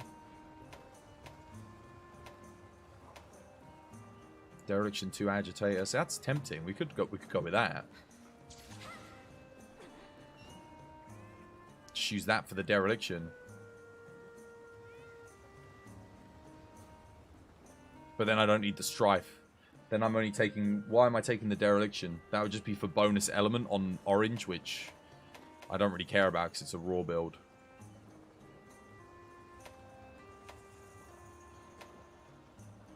Charge Master. Charge Master doesn't do anything with IG, sadly. Otherwise, that would be perfect. Got some really good stuff, though. I'm on water. Wex 2, 3 medium stamina thief. Not bad, but I don't need the Wex 2 because I've got Wex 2 on the waist.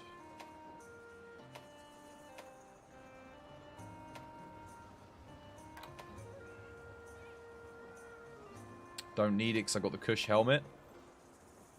Ah. That would be beautiful. Except we're getting rid of Dereliction. Imagine if that had Dereliction on the bottom row. That would be perfect. See, that's the one thing about a raw build why you'd kind of want Dereliction. Is for resentment activation. Which is why I'm still considering it. Windproof Mail of Hellfire.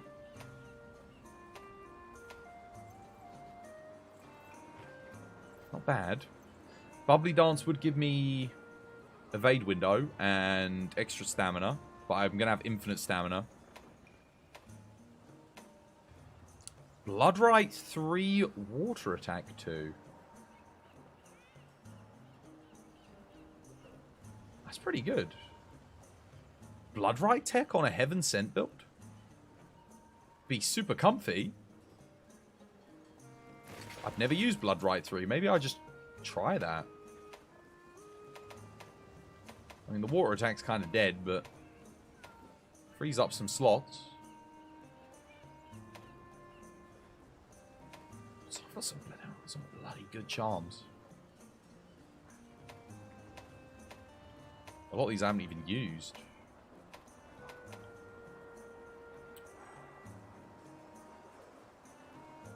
Yeah, but that's a bit too good, isn't it? Don't need the handicraft, though, because I'm going to have infinite sharpness. But that is really good. It's better than that.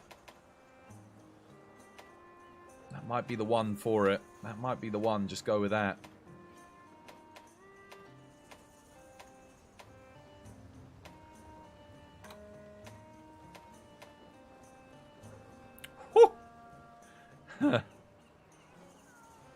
Do I need Bloodlust? Wait, what's my Bloodlust at? I could take Bloodlust. Oh, wow.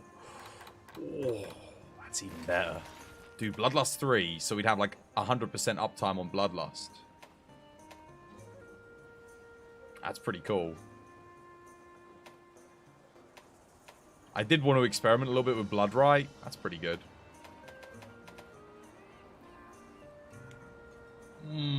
That's really good.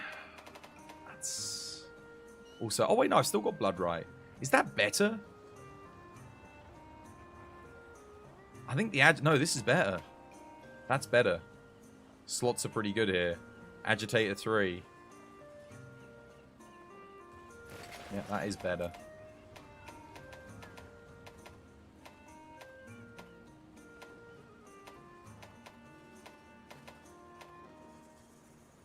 You just bought the base Monster Hunter World for PS4 to play solo.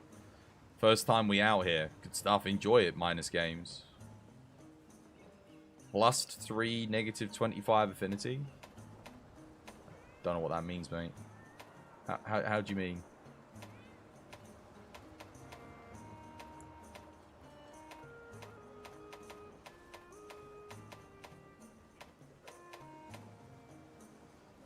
Got another Bloodright 3, Bloodlust 2. Damn.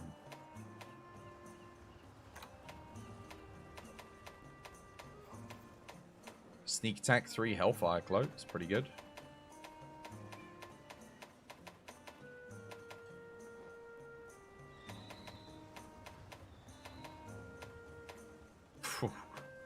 Dude, bow.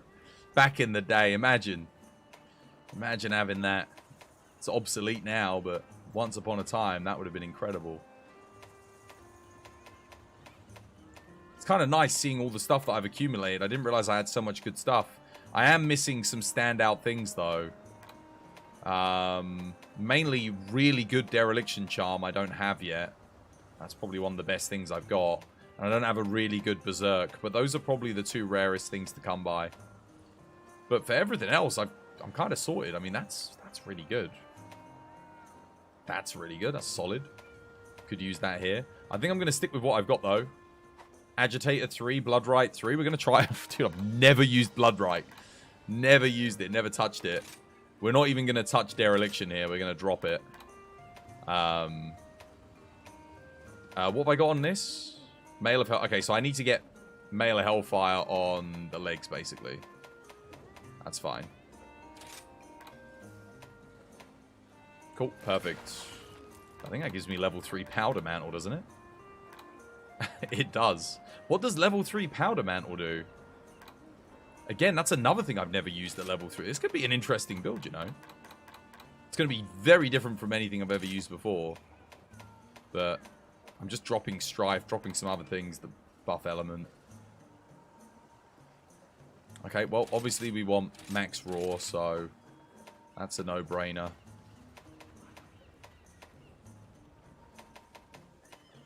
Forget that. Attack can go in here. The only thing we can't get is Resentment, which is... It's a bit of a shame, but whatever. Hard Stream. I've got all these small slots, though. But I can't... Could get rid of Iron Shell. Oh, no, no. I can put Iron Shell back in. And I can put... Oh, perfect. I can put Shockproof in here. And then Iron Shell in that. Nice. That's good. Seems I'm missing one level of Critical Eye. From somewhere.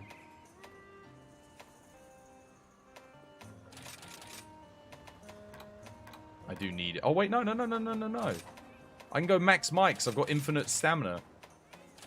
Yes, of course. That was the whole point, wasn't it? To free up all the slots. Yeah, that's 30% right there, just from that. Because I'm going to have infinite stamina now with Heaven Sent. And now I've got all of these 4 slots to put whatever I want in. See, now, I would love to go Resentment from having Dereliction, but obviously we can't do that.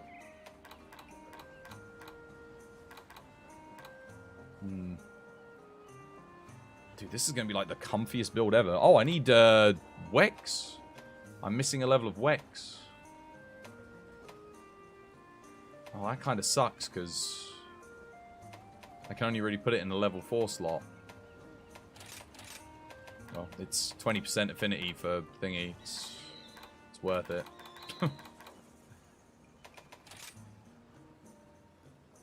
Bloodlust, sorry. Oh, Bloodlust. Right, I get you. Yes, Bloodlust 3 gives 25%, yeah. So it goes 20, 25%, and then extended duration. I think the second one has extended duration as well. Okay, well, I'll put Burst back in, because it is extra raw and element. And then do I just put element exploit in anyway? Just because I can't really use resentment. There's no other skill. Yeah, okay, let's just go expert. 10%. Could also go bloodlust. 5%. Increased duration. That is probably better.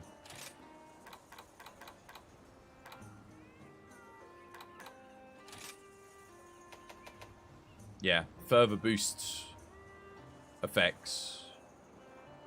Further increase to affinity. Yeah, that's fine. Or do I just take expert to get the 10% all times? I think, yeah, we'll do that. Because Agitator's not going to be up 100% of the time. Daora's Soul's not going to be up 100% of the time. Cool, let's test it. I'll just save it as a new thing.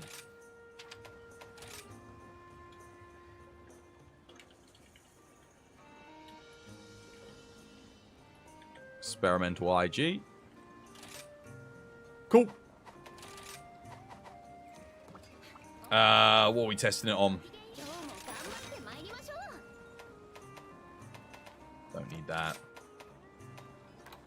What else is really weak to water? Water Raw. Other than Scorned Magnum Aulo. Because I know I could do it on that. Silver Rathalos. Only its wings, though. I guess we could try it on Silverlos. Just see how it does. That'd be a good good test for it. Oh, oops. Let's see. I should have one here. What? I don't have a Silver Rathalos in the arena. Oh, no. Oh, I do. Where is he? Not next to Gold Rathian.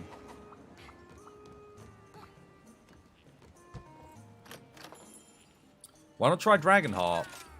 I've got a Dragonheart Insect Glaive build. I'd have to use, what? Tigrex? I don't know what the highest raw IG... Oh no, maybe Diablos IG actually.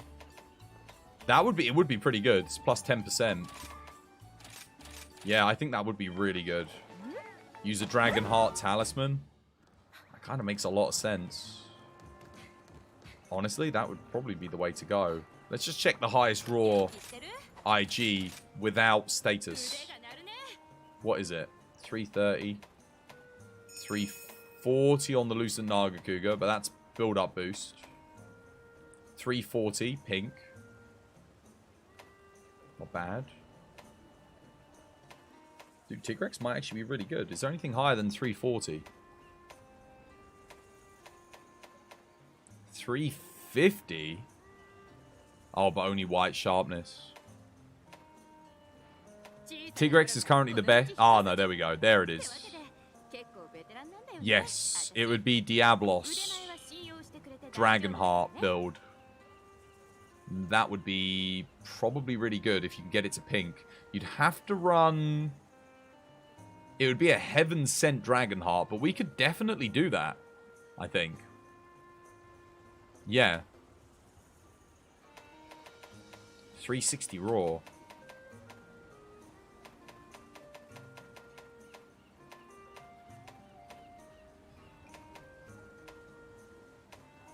Yeah, I think that'd be quite good. I think that would be quite good. Potentially. Amatsu's also at 360, but it wouldn't gain as much raw.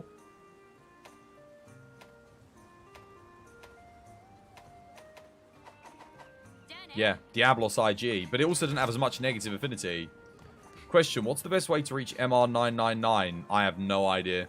I got MR999 about a year ago. It used to be Seething Basil Diablos combo at Anomaly rank. So you do Anomaly Seething Basil, Anomaly Diablos, combination of the two. But now you've got Apex Diablos as well. With Anomaly Seething Basil, you've got Anomaly Risen Chameleos, which is really good. And you've also got this new Shigaru Magala quest. So take your pick out of one of those. So AR as high as you can do. So once you hit 220, AR 300... Seething Basil with Apex Diablos or Seething Basil with Diablos. Risen Chameleos AR 300 or the Shigaru Magala in the arena. Whichever one you can do fastest.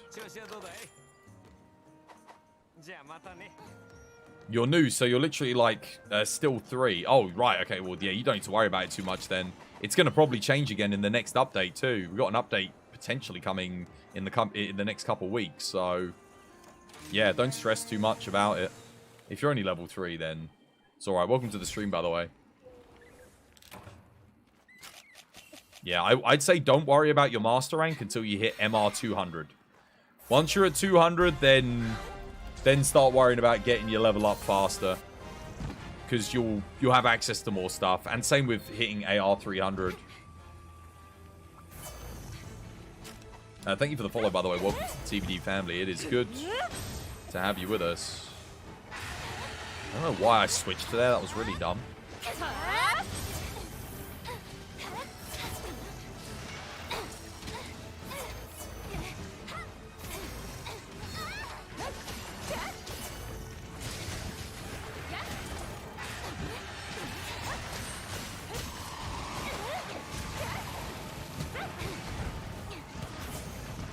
Missed completely again.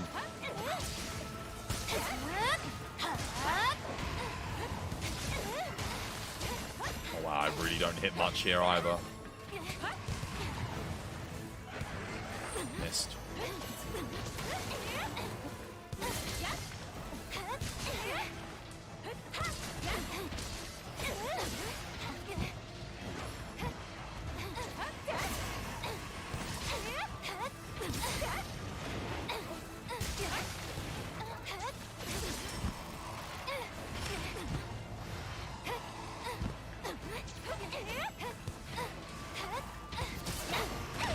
Wow, what a snipe. Oh my god. Dude. Talk about lock on.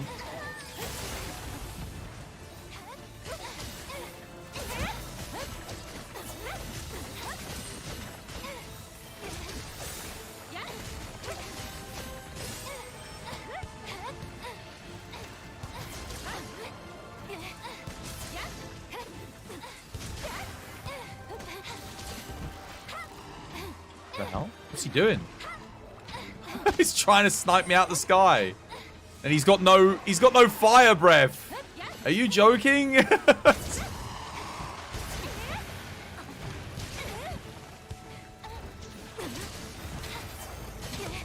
Only hit, dude. I didn't realize how good IG scaled with element until just now. Like, it's a lot better than I thought because this non-elemental raw build is kind of sucking. Like, really sucking too. Like, it ain't good.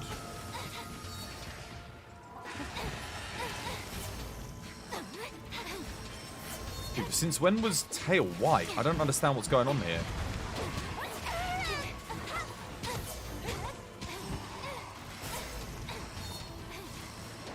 I'm desperately just trying to get...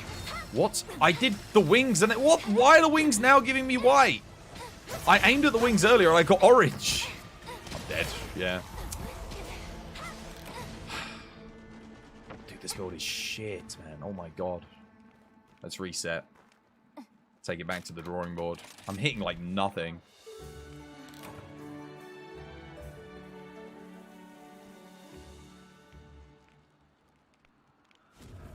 Damn, yeah, I'm genuinely surprised how crap this is. Maybe I'll give Dragonheart IG a go then, instead.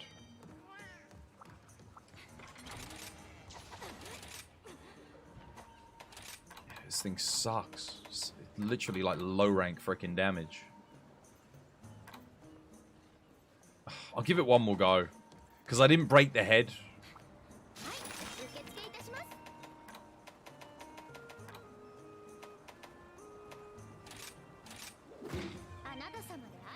What a crock of shit, though. I think that's just insect glaive, isn't it? The thing is... Element, man. The element glaives were hitting way more. My element builds. If I get dereliction, I could get resentment 5, but I need a charm. I think the blood blight is kind of arse here as well. I didn't really... I've only got it just because I've got an Agitator 3 build with it on. I really don't like the blood blight skill. I'm not a fan of it. Alright, well, it's one more go.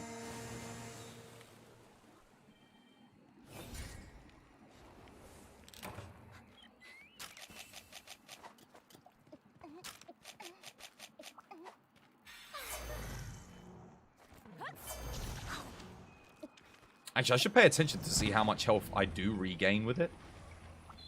Because it is, dude, it's level 3. So I'd expect a lot of health regen for level 3. Okay,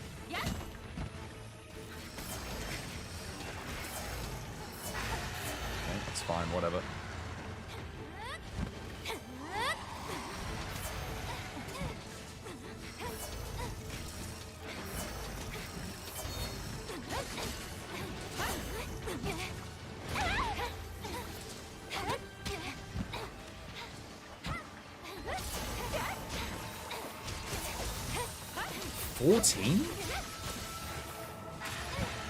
Did I just hit a 14 damage?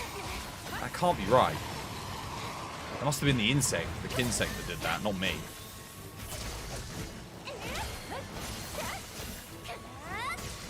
Bloody like 100s with this thing. God Damn. There's the Powder Mantle proc, but I mean, Powder Mantle's good on any weapon, not just...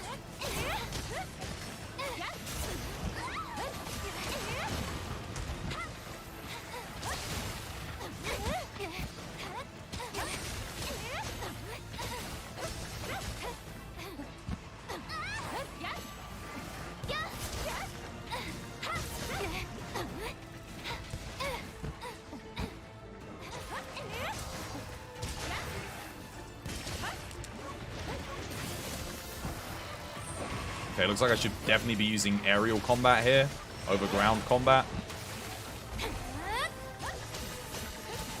I guess that makes sense. Technically, Tetrastill's like, it is an LE scaling thing. Maybe I should be using the other moveset for raw IG and not Tetrastill. And maybe I don't use a support Kinsect. Oh, I could use the KO Kinsect. It wouldn't be good on this fight, but... yeah, maybe it'd be better than running the LE.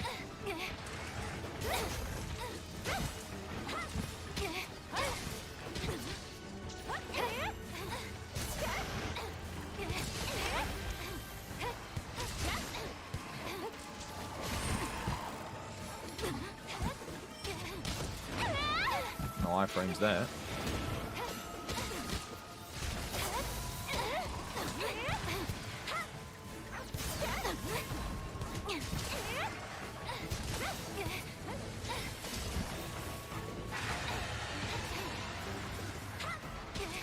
The issue is like, yeah, the support Kinsect doesn't work if I'm doing aerial combos as well, does it? Because I'm constantly I'm needing to get the rebuff from support. Oh, there we go. Well, there it is, but I should literally just rebuff myself manually.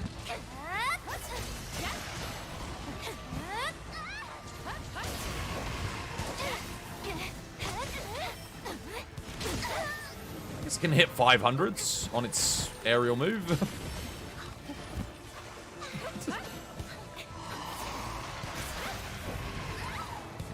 If you hit like the right part of the wing.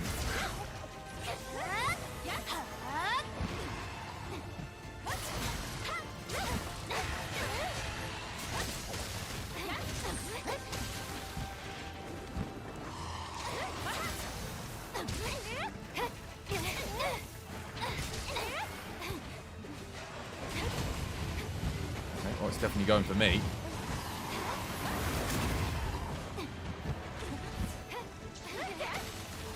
Trap down.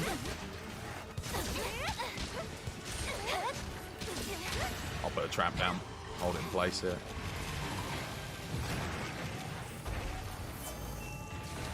Let's see how much the Tetrasil hits on the head. Oh wow, 390. Yeah, that is very low. For considering how good that hit zone is. But yeah, it is. Maybe we don't want to be using Tetrasil with support Kinsect on this build. What would be the other option for a raw IG build though? What other Kinsect would we bloody use? I don't know. If we're not using Tetrasil, what am I using?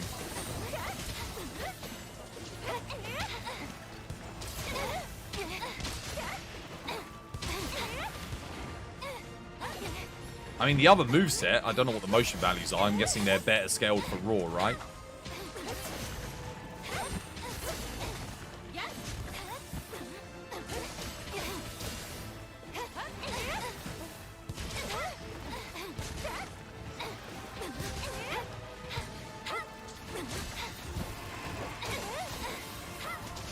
But that's the thing that confuses me. Like, why am I only hitting 1200s on the DT? I've got the DT boost. I've got 100% crit. 1400 is my max hit.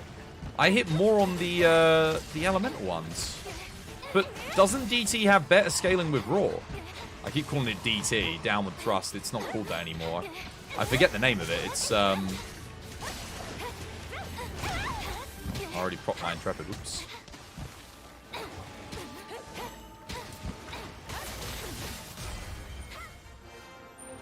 Oh, damn, wow.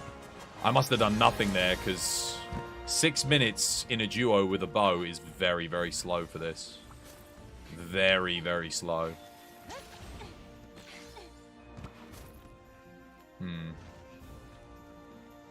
Diving Wyvern, thank you, that's the one. Damn. I need to work something out. Maybe we change the moveset. But the Tetrasil's hitting quite low. It was hitting low on the Anjanath as well. That's the thing. That's why I think it's not so good. Because Anjanath's head hit zone and tail fins are really good hit zones. I could take the Mitsu and do an Ellie build just for point of comparison. But I'm pretty sure Mitsu used to hit more than that. 1400 on the DT is okay. But it's nothing special considering this has the Wirebug boost. So I was expecting to hit like, you know, 2000 plus easy. He ended the Enrage after one trap, yeah. Oh yeah, I know, but you're doing all the damage there, make no mistake. Bo's doing the work.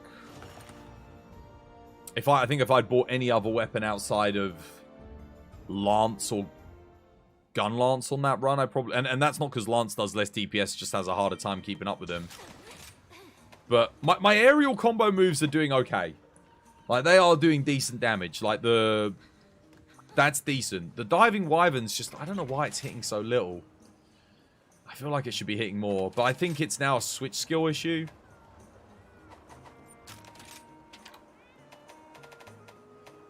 This, honestly, I don't even know what... It feels pointless. I could try a Dragonheart IG build, maybe. Similar concept, but we add Dragonheart into the mix. See how that does instead.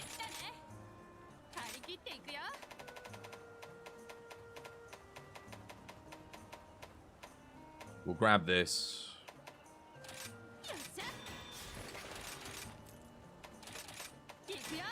We got to test it, haven't we? It's got the same roar as the Amatsu, but when we upgrade it, it should gain a lot more roar. And then I'll go grab myself a cup of tea. I've got a good Dragonheart charm, so should be easy enough to make this build. I've got some decent Dragonheart augments too. Oh, wait. Oh, no, we don't need Dragon Conversion. No, we just want Dragonheart for the pure roar, the 10% bonus.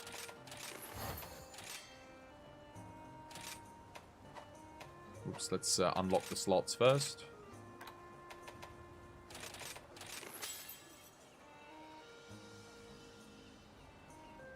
Bring back the 4U motion values. I feel like ever since 4U, they over-nerfed it. And then they kind of nerfed it again because... Not directly, but compared to Iceborne from this, it's nerfed because you can't just DT whenever you want. And given that DT was its highest DPS combo... Whenever you could DT, you DT in the last game. That was it. That was the rule, right? Once you get into position, you do your ground combos. That's fine. But if the monster moves, you DT into the ground combo. That was your highest DPS. But now that that's nerfed, it's you notice it. You're like, oh my god, okay. You really feel that nerf. Because you have to buff it. Yeah, I don't know, man.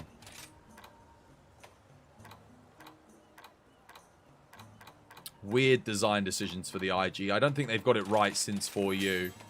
But, like, it's fun to play. Just, they haven't found the balance. It's kind of like the hammer nerfs to stun values ever since 2nd gen. They keep making it worse and worse at stunning monsters. But why? It's hammer. No one complains if hammer knocks things out. That's what hammer's supposed to do. Like, no one cares. Stop nerfing the stun values. People were, it's OP. It's like, I remember back in the day in 2nd gen, hammer's OP. Well, yeah, it was strong. But longsword and other weapons could still out DPS it. It's just, it had its utility. And then, bloody hell, look at light bowguns and heavy bowguns. And how much they could knock things out in World. It's nuts, right? It's going good, Gennaro. How you doing? Hope you have yourself a lovely, jubbly day today. Yeah, aerial first to buff the DTs taking too long. I think that'd be a really good improvement. Very easy to implement. They could do that in the next patch, no problem. I'm a Capcom creator. Capcom might listen to me. They might hear me out. But that would be what I would do. If I was working on the team, being someone that plays every weapon and is aware of what the current meta is for basically every weapon, that would be how I would buff it. I would obviously increase the motion values a little bit. Probably buff its raw motion values, given the experience I just had there. I can't fit anything else in, can I? No. That's fine. 420 raw, man. That's a lot of raw. Let's test it on... I don't know what to test it on. I'll put anti-wyvern in, just... Okay, we need Dragonheart in here. We don't have as much negative affinity as well. Let's look for my best Dragonheart charm. Whatever's best for this.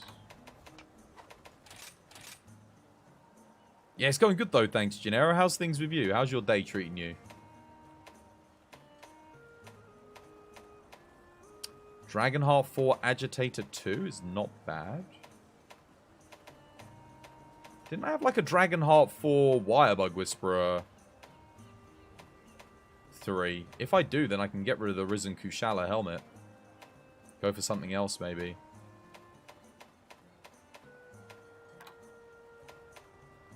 There it is.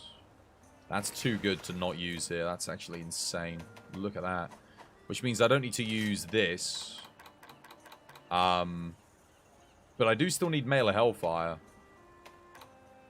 Powder Mantle. Powder Mantle, Powder Mantle.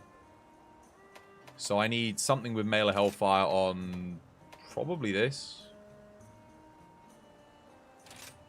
Do I have this with Mail of Hellfire? I do. But minus Wex. Yeah, perhaps not like that. Wow, Dragonheart Powder Mantle. Holy crap, that's good. But no Mail of Hellfire. I could use this, but Element Exploit's dead. I don't need Strife either. Oh, God. I've got to get...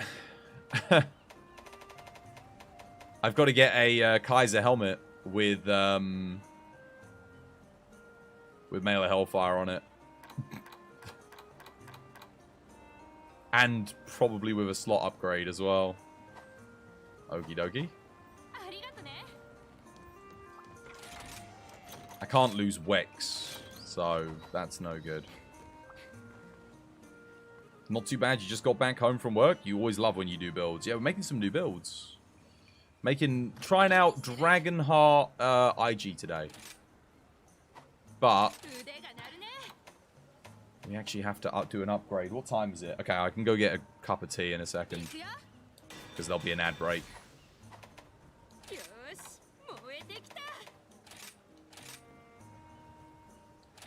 I could do Skills Plus to trade the... Let's not use that. Yeah, I could do Skills Plus. Get rid of a Crit Eye for something. I'm not going to need that much Crit Eye anymore because the weapon only has negative 10%. After a few hours of coding, the new code for the chat box is no longer has Twozbot. Wait, how do you mean, Inferno? You've made it... It works now? So it'll actually get rid of it? Bloody hell, okay.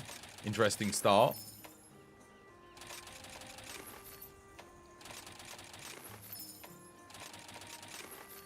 Twozbot no longer shows up. Oh, legend. Oh, nice. I might be able to use it then. Top lad. I'll give it a go. I won't do it now, but I'll definitely check it out.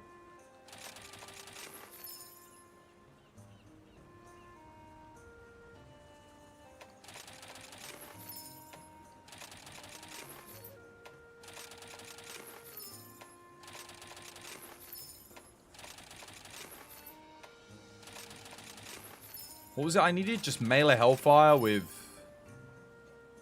Damn. Melee Hellfire minus Crit Eye, right? That's pretty good. Handicraft with a small slot. It's not a bad general purpose thing. 作っちゃう？鍛えちゃう？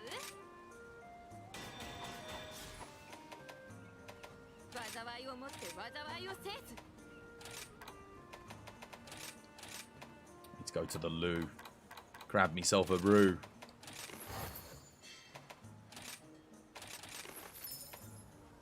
Whew. If that was minus crit eye, I'd be tempted to take that. Well, I would take that. You were testing it with the dev. We've been watching both chats to make sure it works. Dude, legend. But is it only chatbot?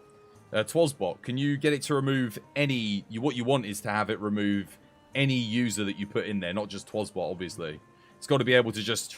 Let's say I typed in Inferno Rift. You've got yourself a brew as well? Dude. Top lad. That's what you need, mate. That's all you need. A good brew. Yeah, any chatter, that's really good. That's the functionality it's got to have. I think now, honestly, if it's got that, you just need the option to be able to pick the font size completely. So have just standard font rather than just small, medium, large. Just have a drop-down box with font options. Just to make it easier to customize. And then if you have that, at that point you've kind of got the best chat bot around, I'd say. Yeah.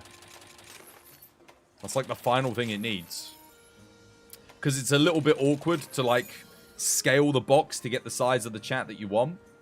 Font is the next working on the size numbers thing. Like, yeah, that's it. Dude, once you've got that, any other features you add beyond that are just bonuses. But if you do that, you've straight up got a better chatbot than what OBS has standard. I think already it's heavily competing just because... Wow, I've already got build-up boost on this helmet, so I don't need to worry about that. Gamba. I need Mail of Hellfire with something else, with a slot upgrade.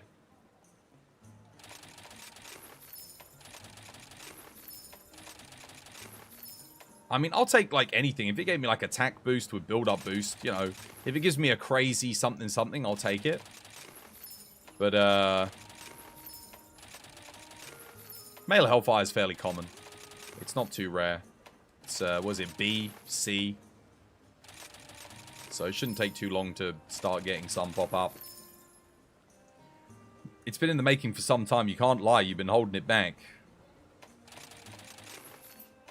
I think it's sort of, dude, it's almost there. It's a good job you launched it to the community, though, because this is the kind of feedback you need to improve it, right?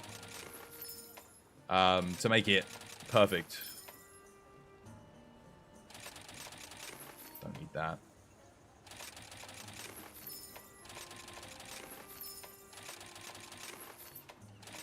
I'll try and think if there's any other features I can think of that would make it good for integrate, like, you know, good integration options. Man, if that was minus crit eye, that'd be pretty decent. But, well, maybe not Dragonheart Foray, but Dragonheart with something else would have been good.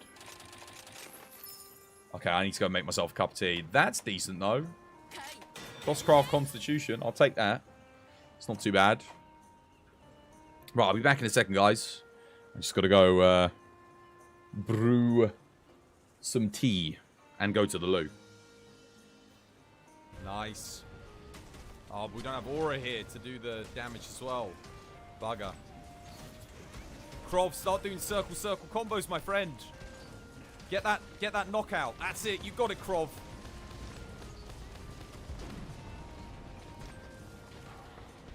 Oh, there's a knockout. Oh, Krov, you legend. But no aura. Come on, aura, quick.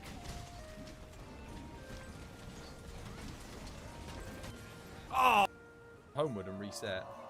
Oh my, whoa, what the? Nani? What? Alright, game.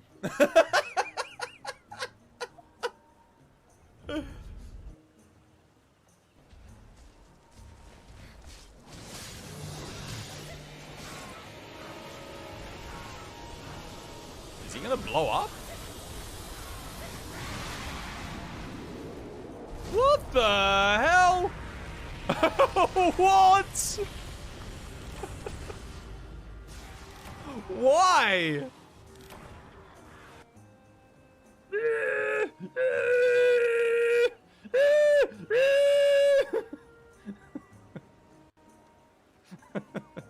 They're good with tea.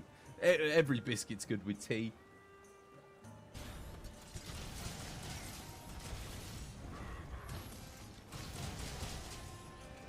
Jarhead's come to help as well. Good stuff, man.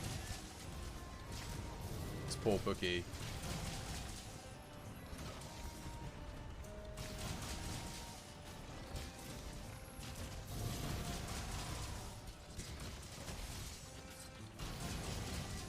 I don't think I've moved. I haven't moved in like a minute. I've just been...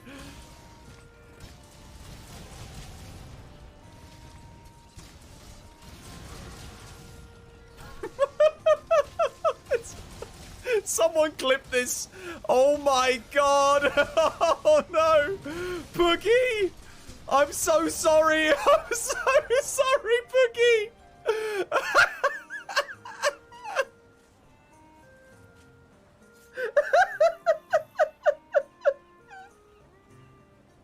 Literally write like big ass posts and stuff. But I know a lot of people just want that.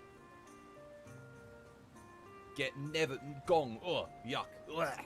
Blech. No! Finally decides to try and put it in. And she jumps out of the way. Don't be like that. Happening. It's all happening. Yes! I did it! CD Projekt did it! Oh, wow. Oh, wow.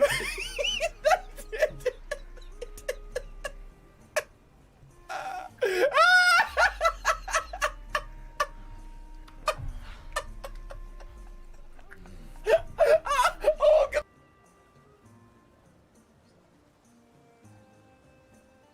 It's bad. Go. Fixed. Kind of.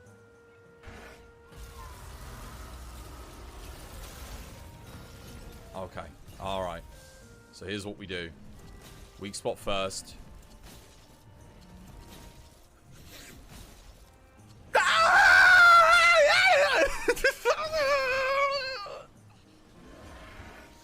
Done. I'm done.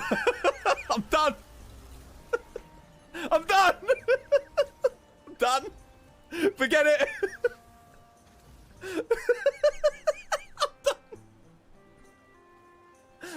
Oh my god.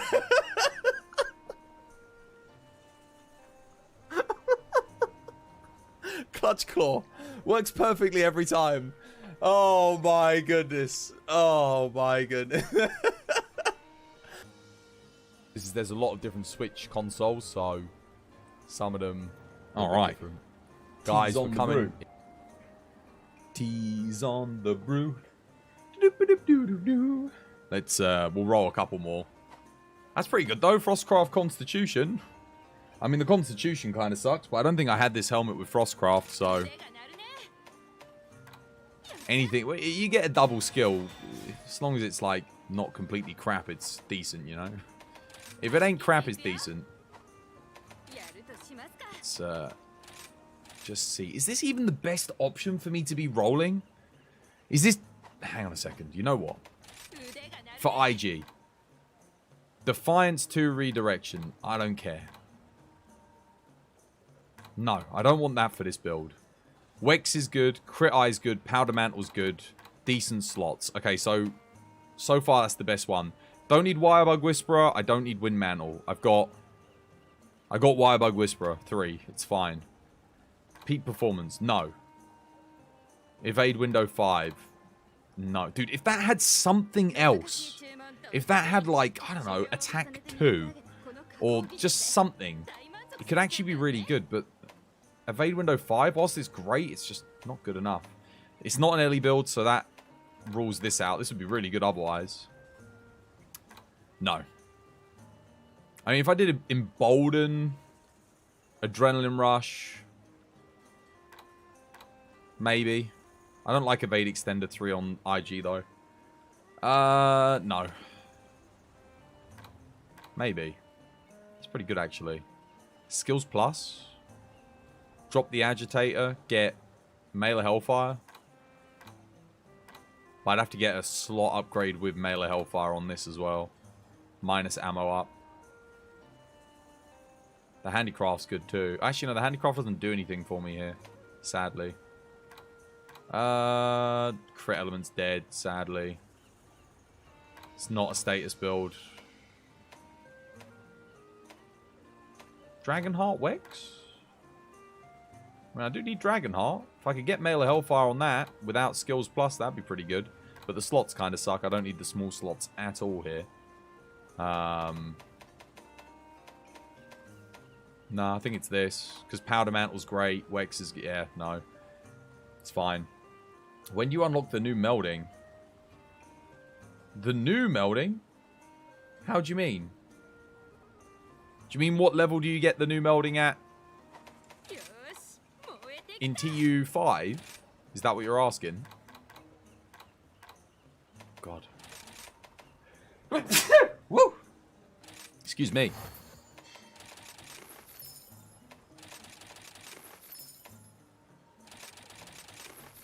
Love's giving me Frostcraft today. Couldn't get Frostcraft to save my life yesterday, and then we finally got it with build-up boost.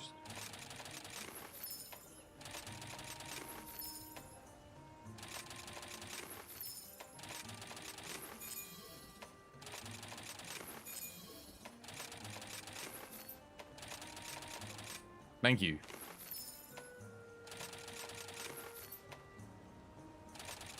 These rolls suck.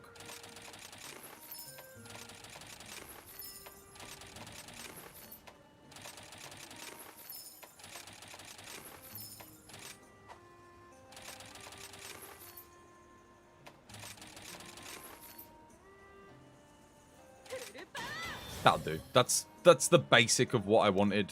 It's fine. We won't get greedy. Nothing special. Unfortunately, I lose the 4 slot, which kind of sucks, but... Yeah. Oh well. Loads of defense upgrades and that. I would have much rather had a secondary skill. But I do need the Melee Hellfire, because we are playing Raw. We are on Orange Scroll, so yeah. Wex. Right. Now I don't need any Wex socketed. That's the benefit of this helmet, is it allows me to get Wex 3 without losing anything. We do lose a level 4 slot, which is kind of painful, but we gain a mountain of medium slots. We obviously have to put... We don't need that in anymore, which is great. We don't need that in either. We need 1 Dragonheart to get us to Dragonheart 5. I got way too much Powder Mantle, so one of the things with Powder Mantle can change. Probably just the top, because it's just giving me Powder Mantle. Have I got anything that just gives me something good? Wex, don't need it, oddly enough. Oh, wait, I had this with Melee Hellfire all along. You're joking. Oh, why didn't I just run that with Dragonheart, though? That's good, because that saves me a level 4 slot. That makes a lot of sense. Cool. Wow, dude, this build's already looking good, and I've got like a mountain of slots to fill in. Whew, good. Do you unlock it when you hit AR 300? I don't know. I think it's 221. I'm pretty sure I got it the second I hit 221. It's not, yeah, it's not that high, I don't think. Okay, well, we want Agitator for Raw, because this is a pure Raw build. So, we definitely take the Agitator. Got loads of medium slots. I'm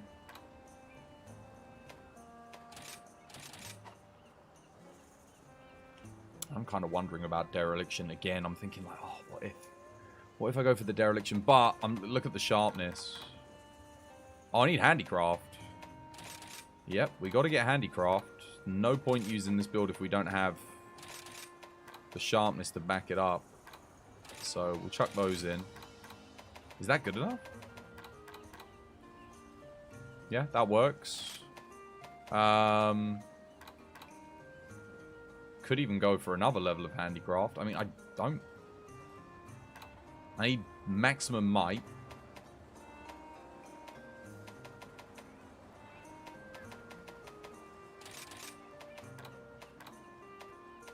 Max might gets me the 30%.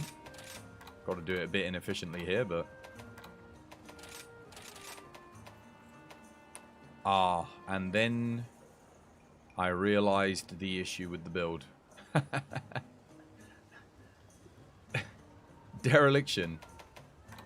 Dereliction, guys.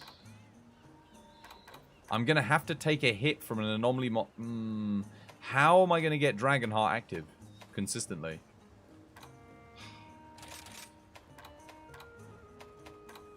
That is the crux of the issue. Once again, it boils down to dereliction. Crit's good, though.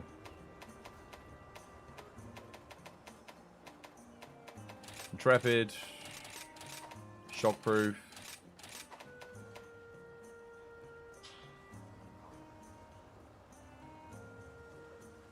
Is it after the Amatsu? Oh, is that when you get it? Oh, that's easy. Could go Handicraft 5 here. Is it necessary, though? I'm going to have infinite sharpness. Nah. What would be the final thing I want here? Burst, just for extra raw, I guess.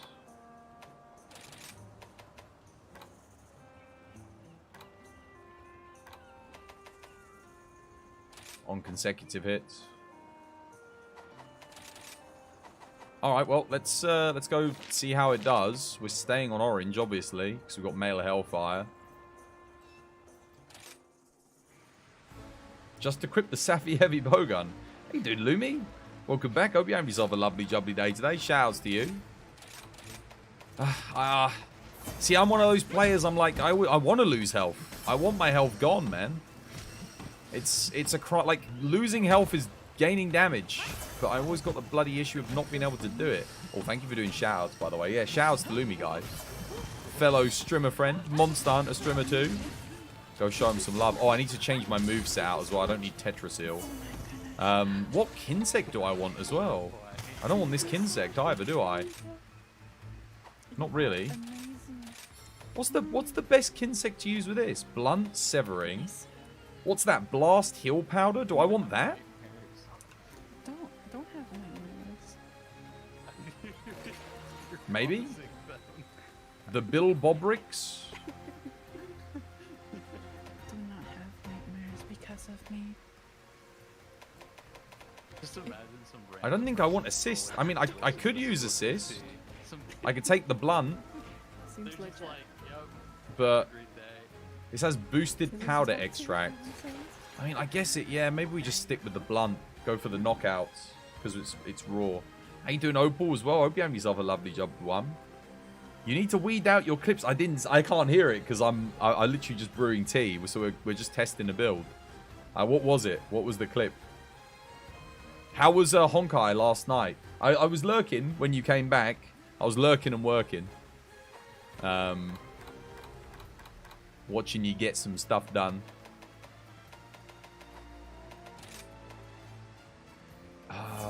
What was I going to do? Oh, yeah, switch skills. So, we're playing orange. Tornado Slash.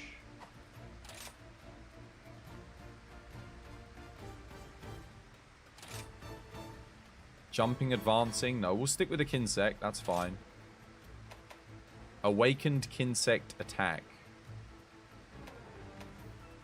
Diving Wyvern. No, we want Diving Wyvern. A technique that sends your Kinsect out and uses a Wyvern to quickly jump to it. I don't think I've ever used this.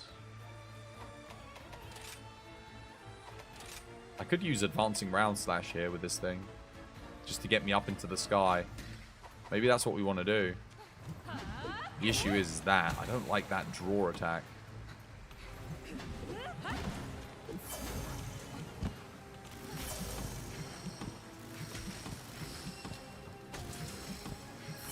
Honkai really makes you want to replay Mass Effect. Oh, is it similar to Mass Effect? Oh, but like turn-based, isn't it? I love the Mass Effect. Such a good game.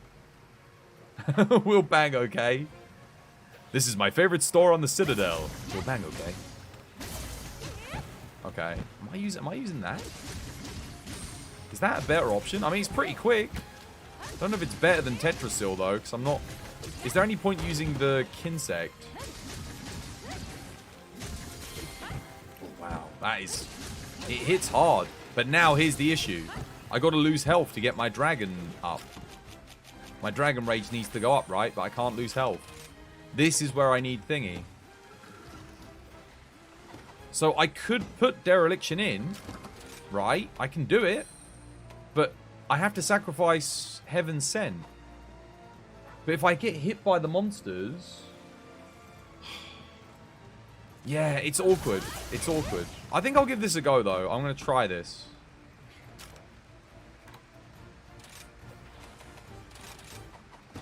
Different move setup, different way of playing. How do I do the thing? Is it triangle circle? Oh yeah, it is. But then you can't... Oh, you can't follow it up with another one. Oh, I pressed triangle circle there. Nothing happened. What was that? Why is pressing triangle circle not doing anything? Oh, because I've run out of thingy? I don't even know. Is it triangle? I can't even remember how to use this move. It's been so long. No. Is it triangle and then circle? No. Oh, you have to do triangle. Oh, now I remember why I didn't like it. You have to do that and then do it. You got to do that and then hit it again. You play Insect Glaive like a human arrow. So do I. This is my favorite thing about it. It's like, woo! Launching yourself in. Just yeet yourself into the bloody thing. Dragonheart's back up again, though. That's pretty chunky, though. 2200's not bad. That's pretty good. It's horrible DPS, but you never have to throw out the bug. I could get rid of the bug. Like, I could change the bug and do something else. I don't know if it's worth... But I'm just thinking, like, Diving Wyvern just makes the most sense with a raw IG build, right? The thing I don't like is, why can't I just press triangle circle and do the thing straight away? Because, like, how am I meant to counter? If I'm all the way over here... That didn't even work. Look how slow it is. It's like, that's me trying to get ready for it. Am I missing something with this? Am I meant to be pressing something else? Is it just forward and circle? Does that do? Oh, it is. You can just press forward and circle. It's not triangle circle at all. Okay, ignore me. And then just down. But then you take a follow-up hit because...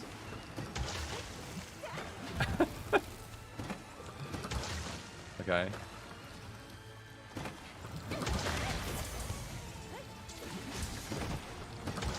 Okay, so that's probably going to be our core combo. Alright, well, I'm just going to go get some tea.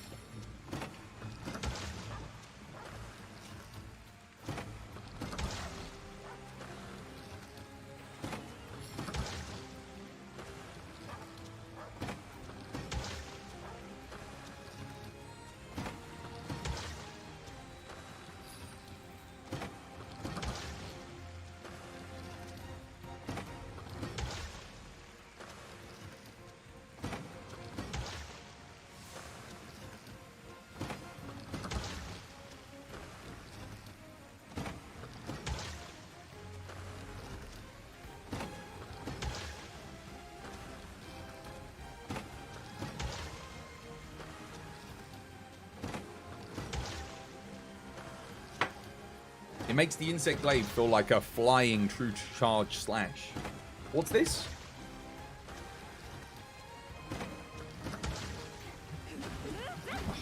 Why does it draw on triangle into that, though? That's the thing that winds me up. Wow, 798. Is that it? What? Seriously?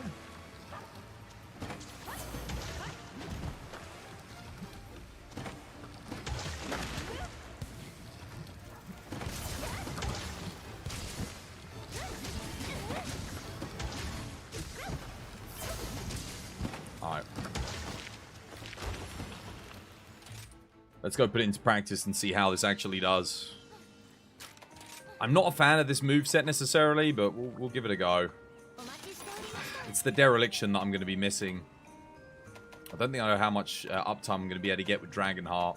Let's do something that really benefits from a raw fight. Just pure raw. What's the best thing to take this out on? Maybe try it on Tigrex of all things? Yeah, we could give it a go. I don't think he's got terrible infinite vertical hitboxes, does he? Famous last words. No, I think he's okay. Basil, no, Basil's vertical hitboxes are awful. Definitely don't want to do that. Not to mention buffing on Basil is a nightmare as well. Getting all your Kinsect stuff.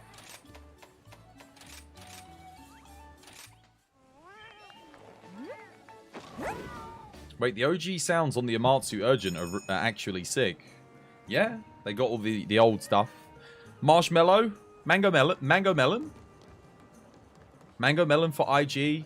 Well, nah, because the Amatsu's going to be best there, isn't it? Because he's slightly water weak. So I think Amatsu's still king on that one. Either way, we'll give this a go. Let me save it. I've already got an Amatsu build set up. This thing's got a lot of raw, man. 507. If it had dereliction, I could get resentment in here. I could do some more stuff, but... Dogs on thunder. You always go raw on Mango Melon, do you? Ah, it's got to be a Amatsu. It's too good. It's got good raw, good sharpness. And you get the element benefit, again, when his blades are up. He does have a decent element hit zone, so you do actually get the full benefit of that too. I think that's always going to be best on him. This is going to be probably good on, like, what, Pookie, maybe Tigrex here, we'll see. Other than this, Zenoga's quite good, I think. Zenoga Glaive is decent here. If you're going to do, like, an LE raw build. In fact, that might even end up just being better, but... We'll give this a go. He's got decent, like, easy-to-read openings. Cool, okay, well, that... Yeah, we pressed the wrong button there. Cool. Alright, well. I pressed forward circle, but I accidentally fat thumbed the L1 and R1 buttons. Great. Well, fat index fingers, I guess. This is going to take some time. If you were to ask me, Twas, what's your least favorite move in the entire game? It would be this Insect Glaive move. The spinning slash one. That or Metsu. It's between the two. But Metsu, I feel like it's just, at least it works. Like 80% of the time. This thing I just don't like. Because if you're using it to its full effect, you're not doing any damage with it. And then if you don't have a DT ready, it's like, oh.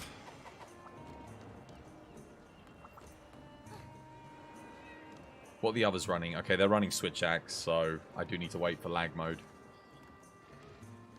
You use the Exploding Dust to play. You don't know how to get high DPS on IG. It's assist Kinsect. Just let it... It just buffs your damage. Whenever you attack, the Kinsect attacks. The powder's okay, but you're sitting around, faffing around, like, directing stuff, and it's like... yeah.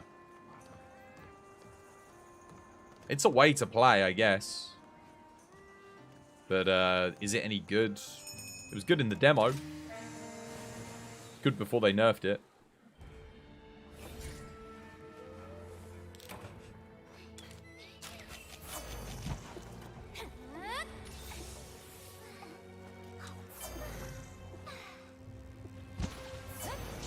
It was too good in the demo, though. It was broken.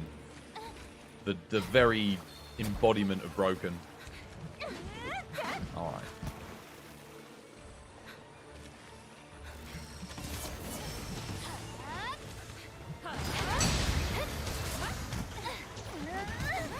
Okay. Look at how long it takes. Did you see that? Like, I reacted to it, but... Mother of God, it was so slow. It was like, oh wait, someone's running paralysis? Good news is we've got Dragonheart up, and we should be able to keep it up too.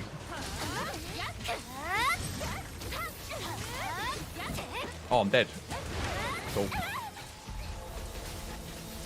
I was trying to get my thingy up, and then I did the circle, and it...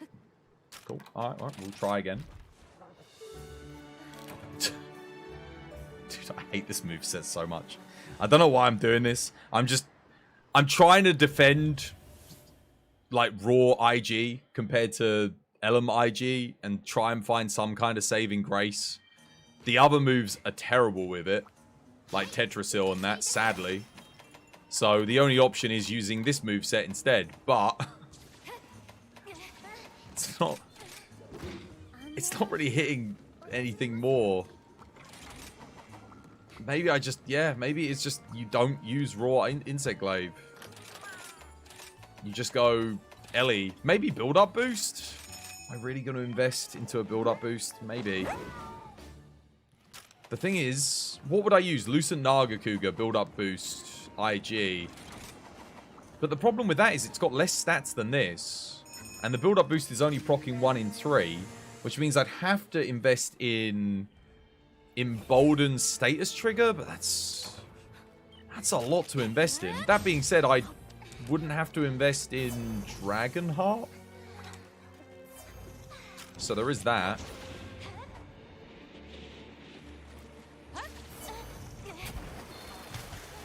I don't know. God, I hate that move so much. Actually despise it. Wow, he actually got me there.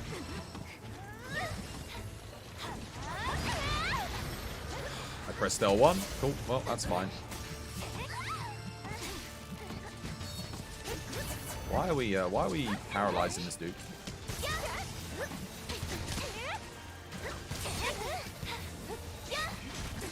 Well, wait, 1200? Why only 1200? What? Why am I only hitting 1200 with that? Are you kidding me? With Dragonheart and everything. Since when does it scale with anything else? Does it scale with Element? Dude, that's the lowest I've hit all day. With that move. That doesn't make any sense. I thought DT was good with Raw. You're kidding.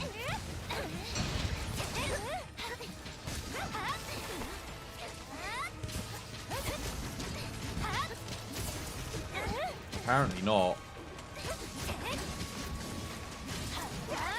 Dude, and that just moves me out of position, so I can't even hit my frickin' target. Come on, man.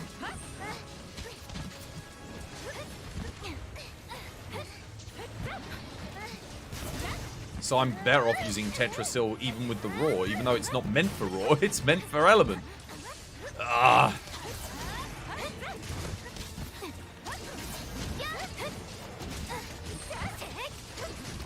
I swear, why am I only hitting 413s? That can't be right. That can't be right. What was I hitting earlier with this? 700s? With the Ellie build?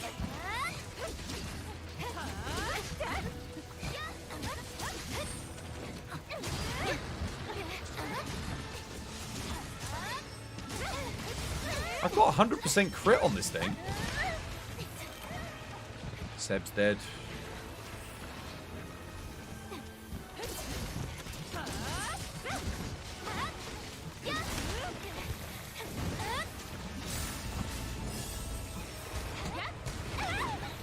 Thanks, Tigrex, I guess.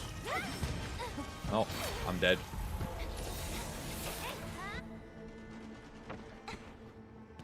Cool.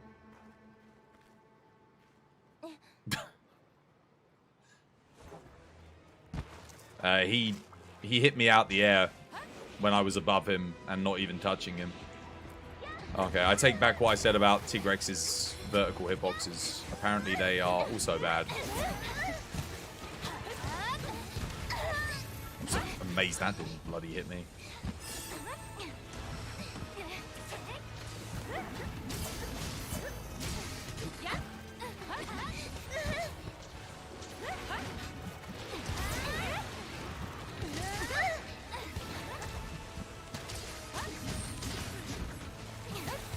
Oh wow, he's actually going to... A Tigrex is going to nuke us. I was nowhere near that hitbox. I was above the sky, like up in the sky above him.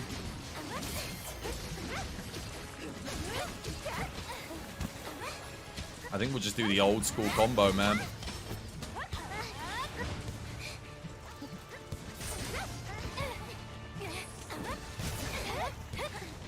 Wait, he was on the ground at 1100? Dude, these are like high rank numbers. What the hell? What is going on? Why is this so bad? That doesn't make any sense. What's the motion value for DT? It must scale with element then. A lot. I never even knew. Oh, there's a 1500. Okay. But I've got 100% crit. Why are you only hitting 1500 now? What is... I don't understand. I fully buffed it every time. Attack, Agitator. Dude, Agitator wasn't even up when I hit the 1500. 10%, 20% raw. Plus 15 raw. Going into pink sharpness. What? We got Heaven Sent for 100% stamina, so that's always up. Plus the crit boost, that's an extra 40%. Or 15% on the crit. We targeted the head. That's an extra 35 raw. Where's the damage? It doesn't make... This doesn't make sense.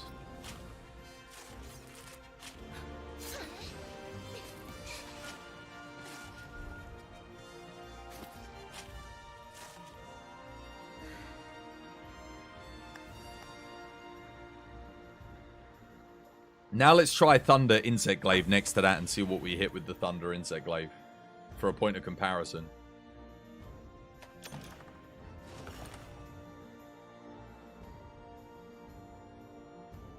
We'll get the Zenoga. We'll bust out the Zenoga. We'll do an updated version of that. This isn't right though. That can't be right. There's got to be something wrong with the motion values on this because look at the raw, 420 base. And then we'll look at the actual, the status. 522. And its max hit was a 1500 on the Tigrex head. Oh wait, why is my defense at 600? What the hell? Oh, I might have forgotten to upgrade my armor. Whoops.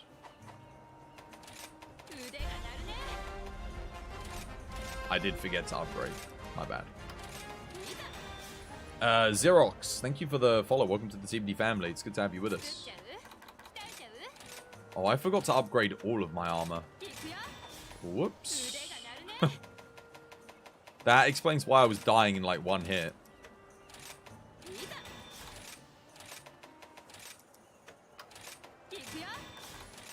Cool, there we go.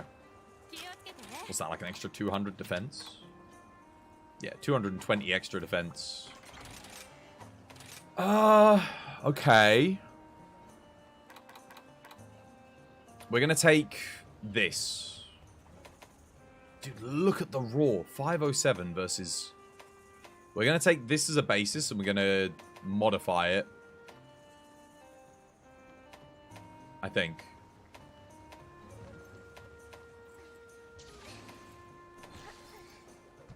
Is that what we're gonna do? Is that what we're gonna do? Or are we going to take this?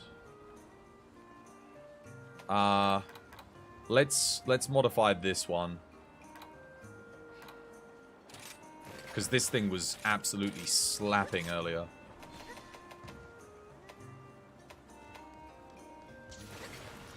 So if we take that and then kind of use this, we might need to do a couple of augments on this. But that's fine. It's a good excuse to go through and upgrade everything at least. But I'm confused. On paper, that Diablos should be doing a lot more. I don't get it. I hate it when you make a build and you think, oh, this is going to be good, and then you use it and you're like, what? Where's the damage? Okay.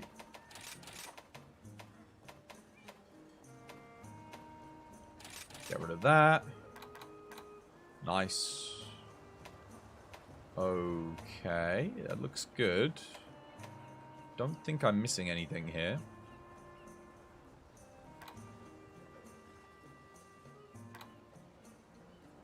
The thing is, I would say, oh, it's the dereliction, but we're not... It doesn't have any elements, so... Whilst, yes, we lose thingy, but we gain 35 raw on the Male of Hellfire playing on orange. You're going to get ready after 10 minutes? Yeah, righto, lag mode, righto. Do I need more handicraft? Nah, I think we're good. I think we'll just go with Wirebug Whisperer, maybe? Yeah, that works. If there's a long queue, you'll be back, dude. No, long queue, my bumhole. Mate, the lobby's been empty, apart from yourself and I, like, this whole day today, so...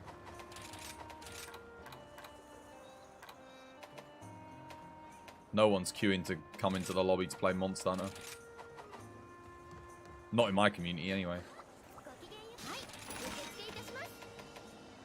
Let's give that another go with this instead.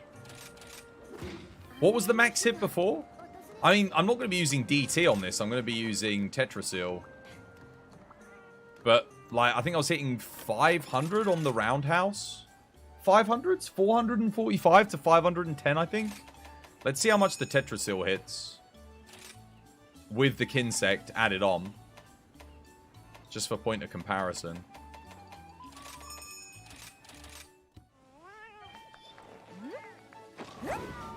The queue for the other game. Oh, you're talking about that? Ugh, fair enough.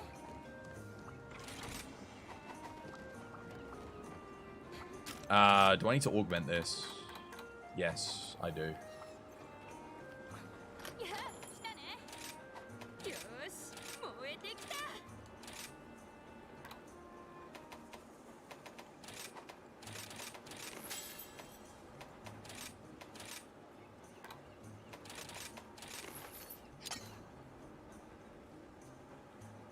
Good stance. But I mean, like, okay, so just for point of comparison, Diablos IG was at 500 and something raw. This is only 456. It's a huge difference. Tell you what though, there must be an armor piece that needs upgrading because it's a little bit low. Something here that's not upgraded. This. There we go. Okay, we're good now. What's that now? Nice. 800. Cool. Let's go. Let's see. This has got to hit more. 1500 DT on thingy. Things I was hitting 2000 on DT with the Kushala one. On Basil Goose. I mean, it's Basil Goose. He's got good hit zones. But even so, like, holy moly. Like, it's not a raw focused build. I thought it scaled with raw. Now we see. I've got Dereliction 3, so we're playing blue here. For the raw. Just buff from range. Can't deal with that. Because I don't have the counter thing anymore.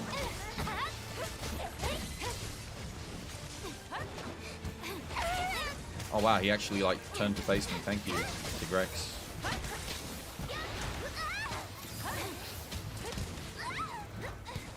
Wonderful.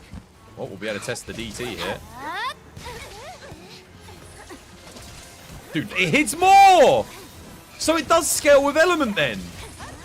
What? Since... It scales quite heavily with element, clearly. Who's that?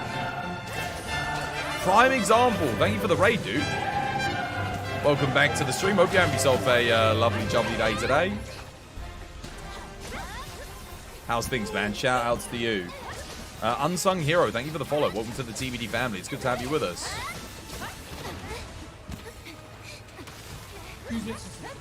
Dude, how was the stream, dude? Hope you had yourself a lovely, jubbly one. Oh! Yeah, 14:33 when it's like that as well.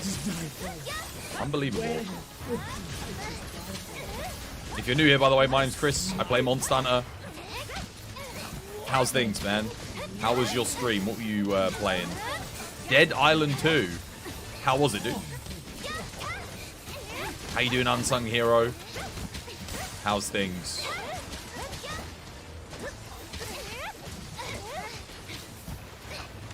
Yeah, no, there's no question about it then. That settles it. Always play Element on IG. I'm very disappointed in the... They need to buff the raw motion values for IG. 100%. That is nuts. I can't believe the difference in damage. Shocking.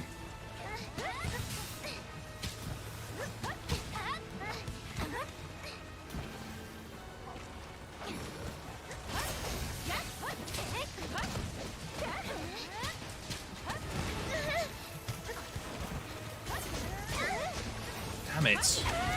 Why are you just spamming out spins, man? Wow, you going for me again? Seriously? You're gonna... He does another one. Into the hill. This is some... Not good... not a good move combo for IG to be dealing with. Also, I'm out of stamina because...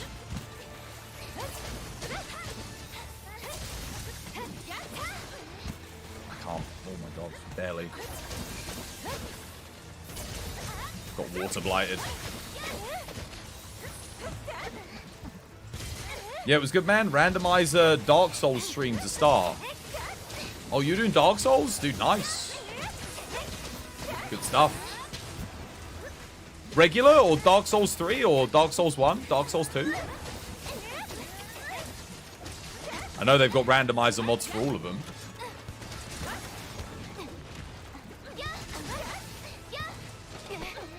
Damn it. Of course. Backed up just as I bloody did that.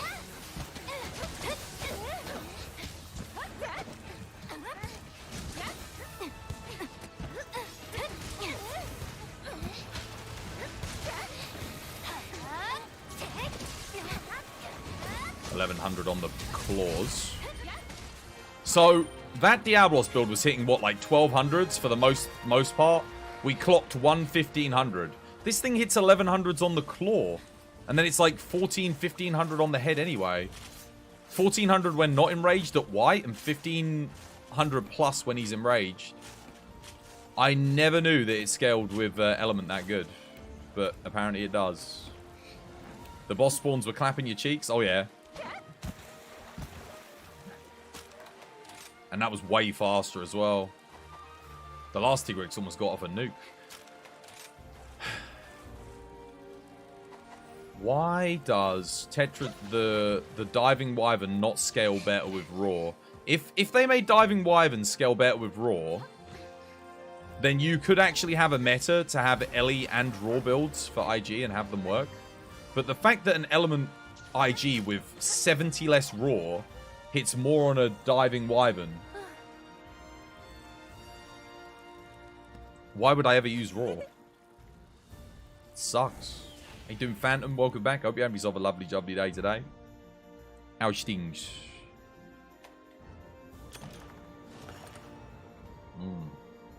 Good tea. Oh, it's Dark Souls 1? Nice.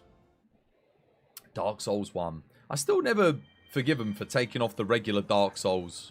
They added the remaster and they took it off the store. There goes lag mode. Well, we can save this build anyway. It's good.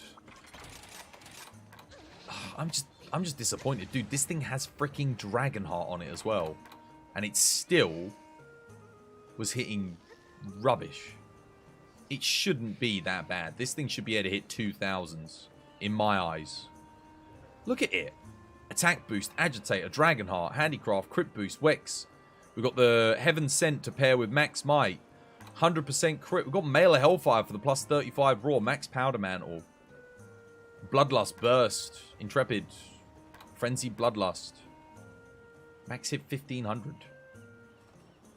With 500 Raw. Why?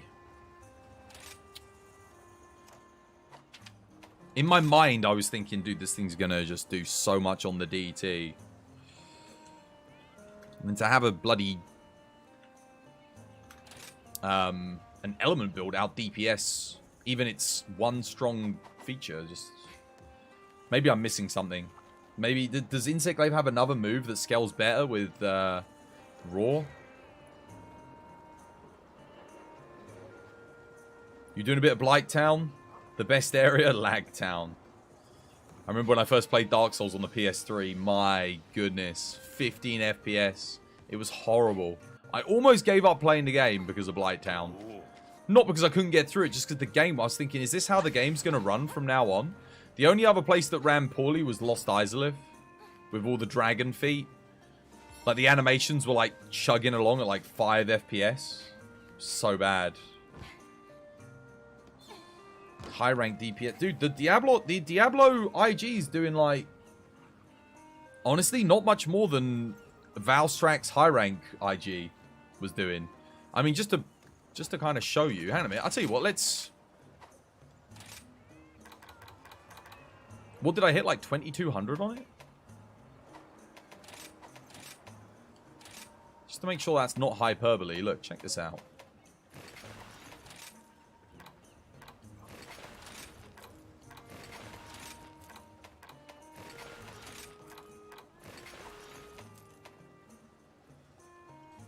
Get rid of this. Just put on like an old charm. I just want to make sure I'm not going crazy.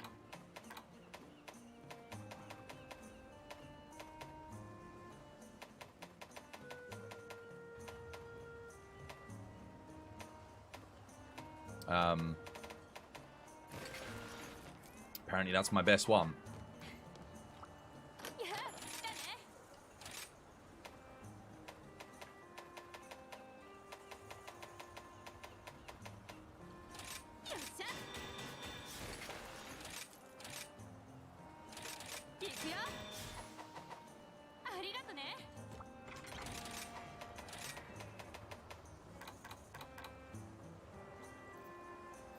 I could run it with Resuscitate as well.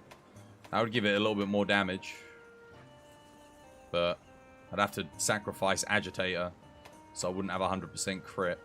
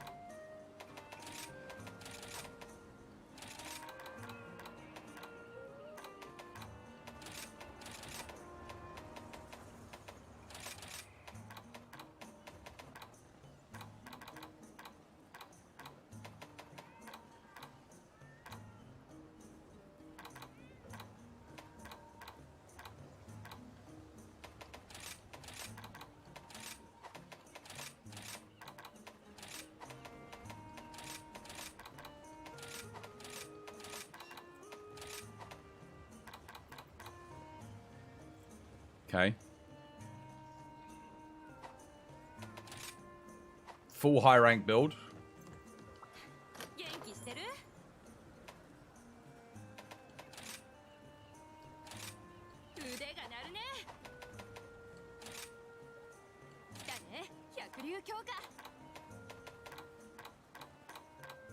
Imagine if they made it so you could set rampage skills again.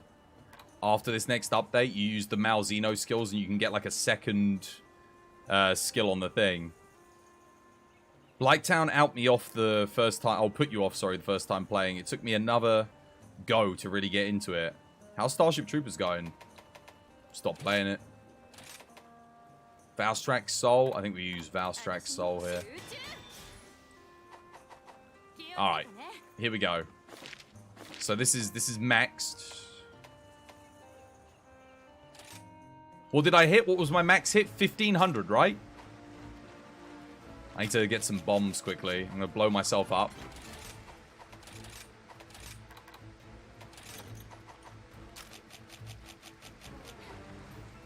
There we go. There's one. There's two. I'm going to hit myself here. Kaboom. Might take a while.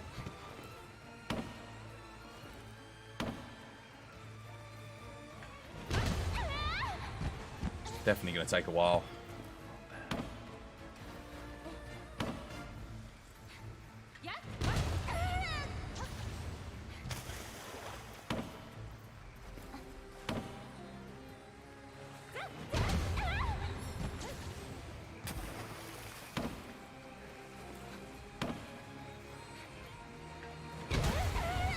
Okay, Dragon Heart's up. I'm going to do one more just to solidly get myself in there. Right. Now let's see. My Master Rank build, max hit on that thing versus this. What's the difference in damage? You guys are going to laugh when we see these numbers. You ready? Let's start off with this. Okay, solid. Like 195. Cool. Here we go.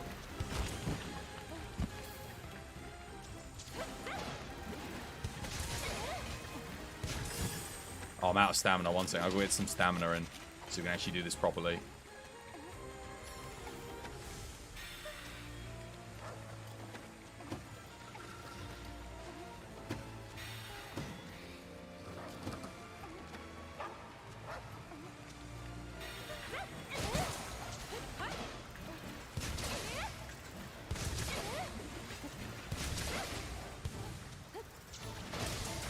What did I hit there? It was like 1,000 damage.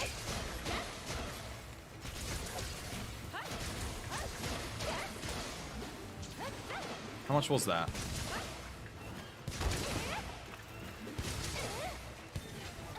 I might not have crit. Yeah, I don't think I'm critting because I don't have 100% crit, but let's go till we get a crit and we'll be able to see. That's not a crit either. We got to get a crit.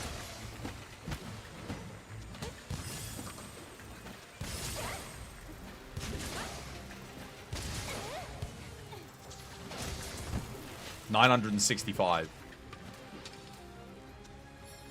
So you're telling me the difference between high rank and master rank on IG is 500 damage, basically. Not even, because I was hitting like 1,200 for the most part on the quest.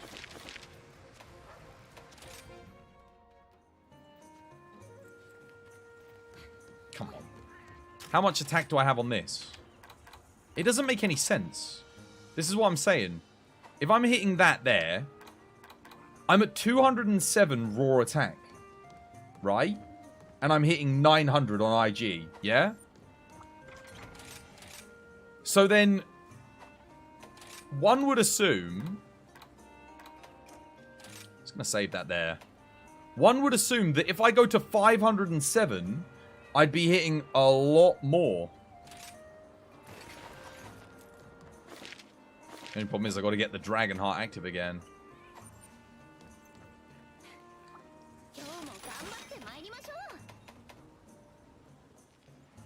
It doesn't make any sense. This is what I'm saying. It should be hitting a lot more than like 1,200, 1,500. I don't get it. I don't get what it's just the element. It's the element. It's no scaling with raw, apparently.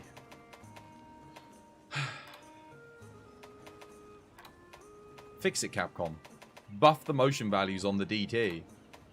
Should be hitting like 3,000 at master rank easily. Easily. No trouble. I mean, I'm not even going to use Raw here. I'm going to bring the Thunder.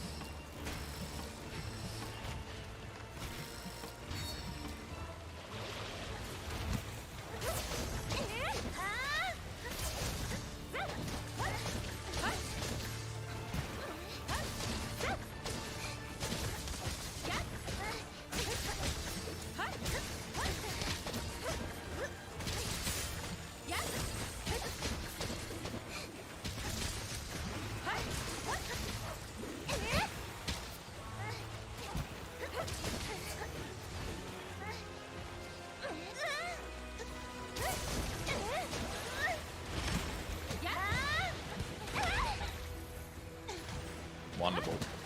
There goes my Moxie.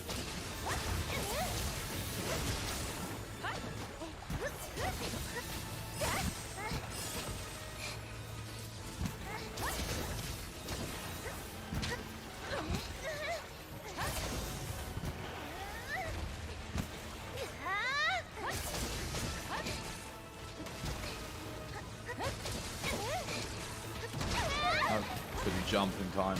Too quick.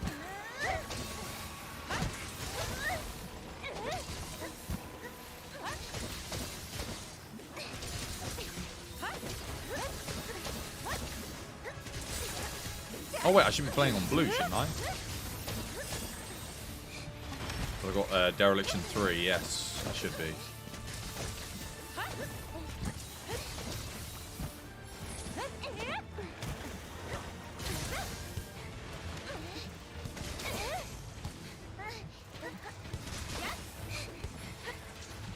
Oh, god damn it. That knockdown was a shame. I was going to get the tail there.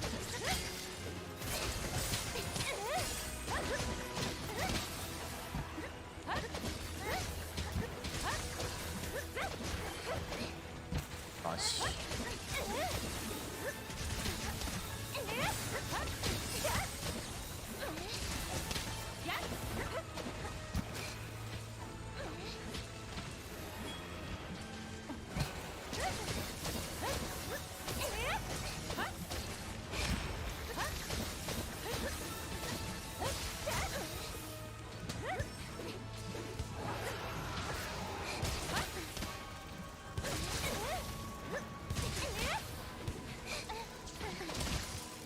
How was that not on the head? That hit the neck? Oh, damn it. I needed that to hit the head. That was like 600 damage. Oh. All that invest in...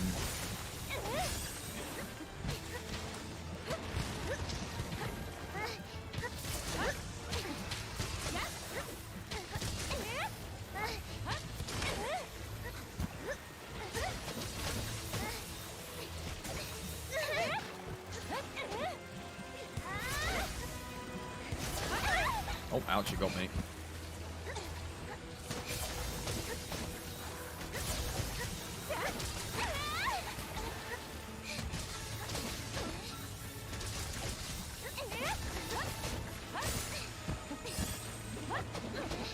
What the hell? Dude, I'm pressing forward. I'm not pressing backwards. Why are you attacking behind you?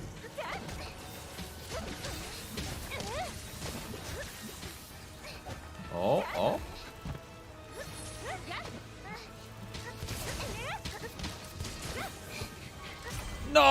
No! Oh, damn it. Didn't even get the last hit in.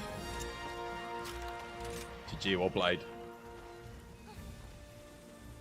I wanted that DT so badly.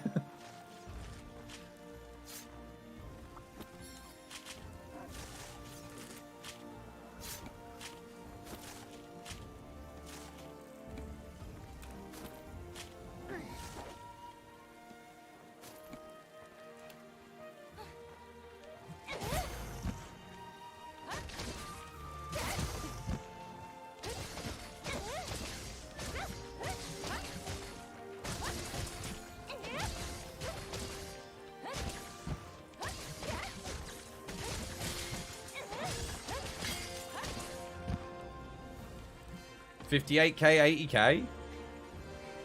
$58k against Bo? That's not bad. Yeah, Ellie. Dude, Ellie's the way to go. Ellie's the way to go, man. I didn't even play good there. I took a lot of hits. I was just getting hit by everything. Because Tetrasil's the best DPS anyway. I tell you what, if you get the anomaly bonus, you regain your health so quick with IG. That's something that it does really well. You just do one Tetrasil is like empty to full health. Providing you hit a good hit spot, pardon me. That is something it does. It heals you up quick. So like within the margin of error, that means max I did was 63k there. The least I did was 53k. So it's pretty good. But that settles it, though. It's definitely, for now, Ellie meta. Capcom, if you're listening, buff the raw motion values of Insect Glaive. Make it so that the one wire bug thing that launches you up charges you straight to level 3 for the DT. So you can use that into a DT, max damage straight away. Because it costs a wire bug. Come on, man. Seriously, sort it out.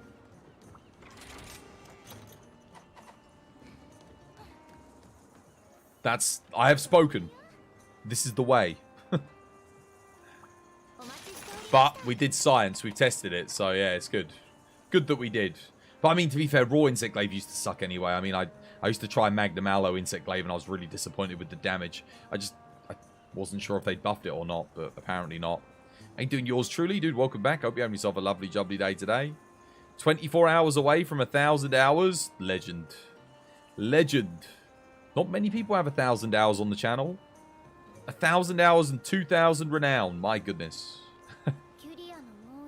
My goodness. How's things, dude? How you doing? How you been? Hope you have yourself a lovely, jubbly one. I could use this build here. These things are both weak to Thunder.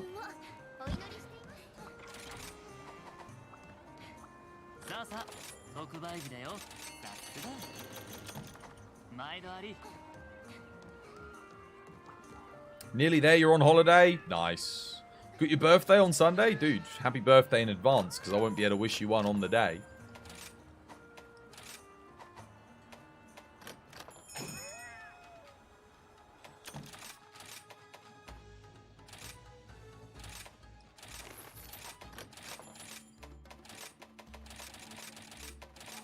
I'm meant to be having a barbecue on Sunday. Been itching for a barbecue all year. We've had such nice weather. Every time I suggest it, everyone's like, ah, no. So, mate, just get some burgers and some sausages. I'll stick them on the grill. That's all I want. I don't need anything fancy. Burger and a sausage. I'll even just buy me the minced beef. Just get the minced beef, the cheapest you can get. I'll make the burgers. I got panko breadcrumbs. I got bloody Worcestershire sauce, salt, pepper. Little bit of paprika, smoked paprika, done. Sorted. Maybe a little bit of garlic in there as well. Or you could do onions instead of the thingy if you want. What's better on Ellie Dual Blades? Feral Demon mode or just Demon mode? Just Demon mode. Feral Demon mode's for Raw. Yeah. Demon mode gives you better Ellie scaling.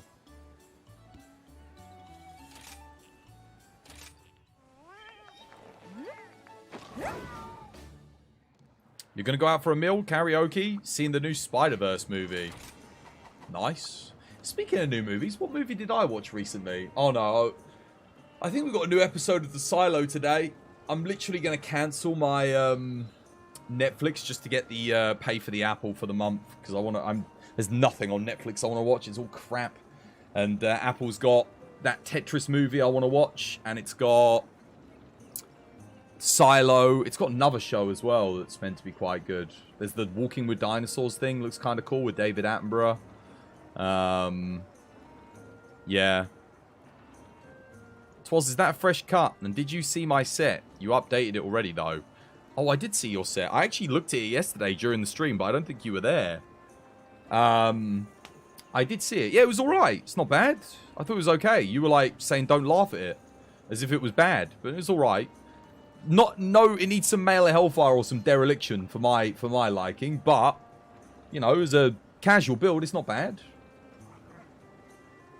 Ted Lasso? Maybe that was it. You've been using Feral like a dumbass. Yeah, Feral's for raw build. We don't use Feral anymore. Honestly, there's... well, actually, I say that. Maybe Valstrax. Crimson Glow Valstrax, you might use it. That's probably about it. There's not that many matchups where you'd go for it, though. You'd still use an Ellie build. You just might use the Feral Demon mode so that you...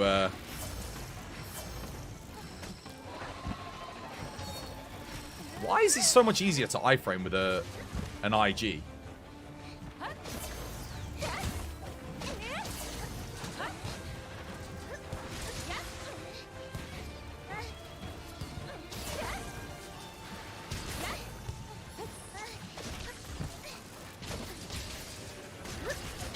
Don't enrage it just yet. Now paralyze it.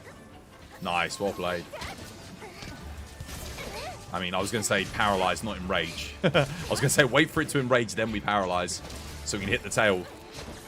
Good damage.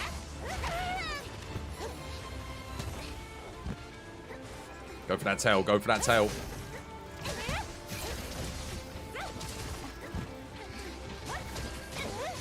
Hit that tail.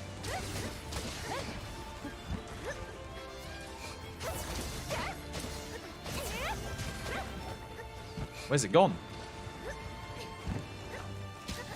Go for the tail. Seb, you're shooting the face. Hit the tail. That's the weak zone. There you go.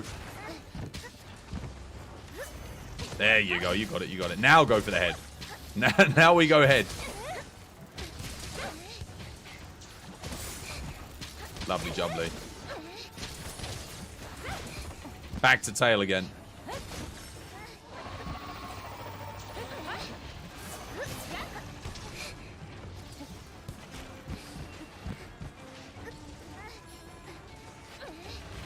Should be easy for them to get the tail because it keeps facing me. So, oh god, there goes my buff. Bloody hell! Oh my god, Intrepid Heart, dude. Intrepid Heart and Moxie went there, and look how much damage that did. Holy moly! It's amazing. I'm alive. I won't survive another one of them. Wait, that hit me? Wow, dude. Hitbox is broken. Just your standard high rank hitboxes again. Just like Apex and Ogre, kind of ruins the fight.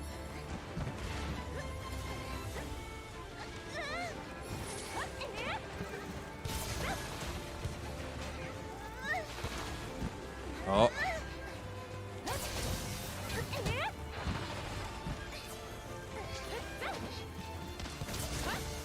Apex and Ogre, I think, has some of the worst hitboxes in the game. That and regular Magnum Aulo. Scorn, it's funny because Scorn Magnum Aulo has some of the best hitboxes in the game. Wait, I didn't get that? I need that. There we go, we got it now.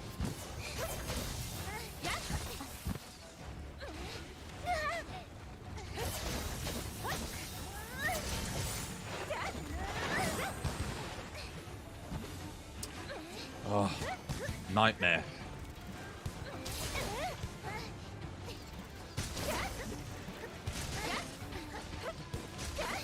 Damn it. There we go, finally. Got it. Dude, that took us forever. The hell?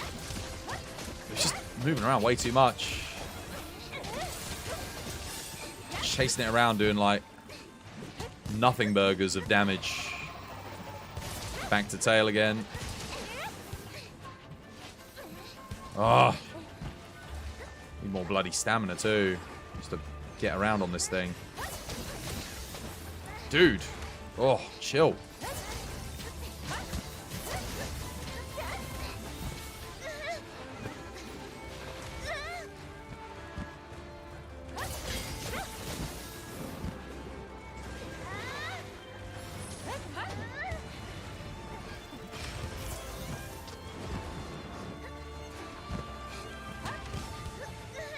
Nice.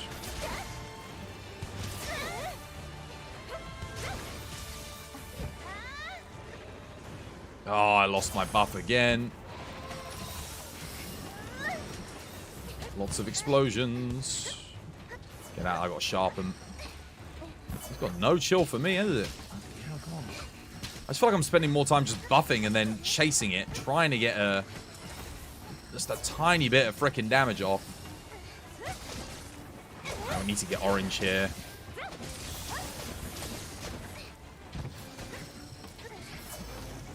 What is orange on this thing? What the hell?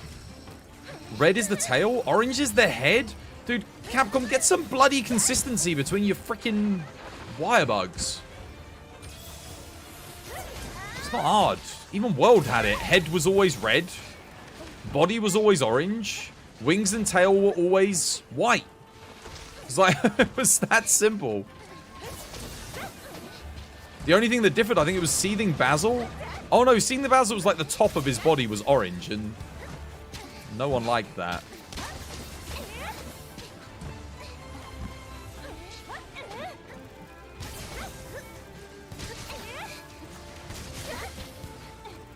Oh, god damn it. I'm dead. Oh my god, wow, I actually... Right. For God's sake. The Azuchi decided to target me exactly there.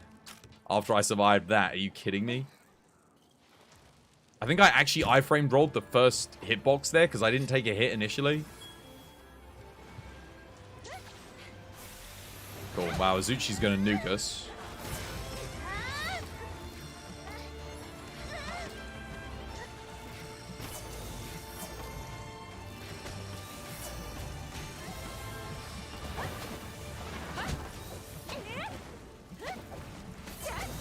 That's hitting. Excellent.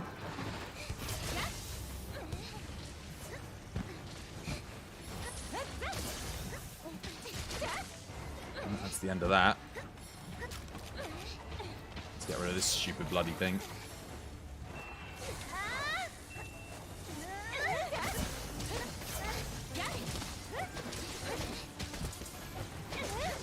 Well, that was the worst Violet Mitsu I've ever had to do. I guess, I don't necessarily think that was my fault. And I'm not saying it was Seb's fault. I think it's more just IG doing literally nothing. Max hit was like a 300 there, I swear. Or, well, 1400 on the DT, but...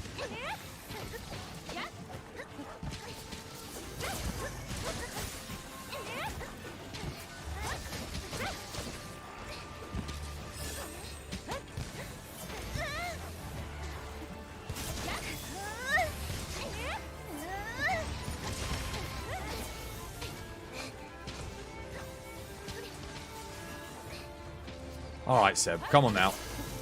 Time for you to do a little trap or something. Whilst it's in the anomaly mode. I've already used one of mine. Okay, well, I guess you could use one here, seeing he's exhausted. Hold him in place for a second, I can get some Tetrasills off.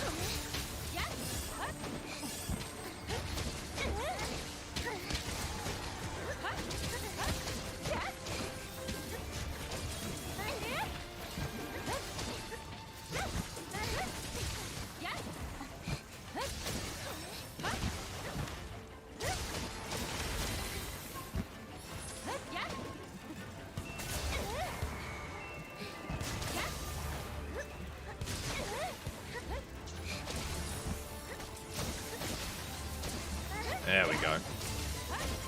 I would sharpen it, but he's almost dead. I'm better off just sending it.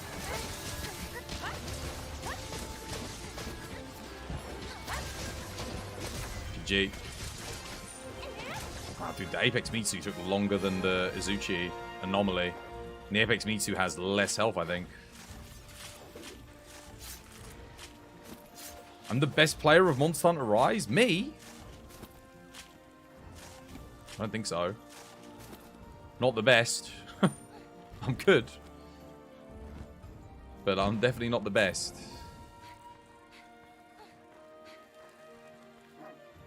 Oh.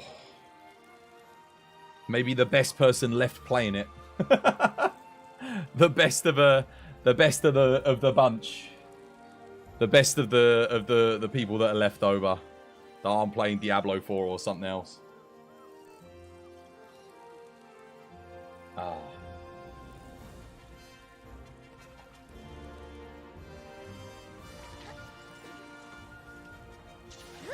Oh, that's enough insect glaive for today, I think. I'm happy though. We made... What did we make? Raw build, water build. We got a fire build. We got an ice build. We got a thunder build. The only thing I need to make now is a updated dragon build, basically. Which can't be bothered to do right now.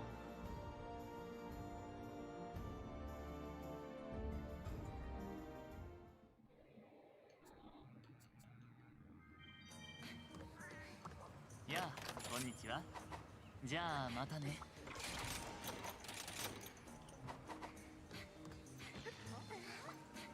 今日も頑張って参りましょう。こ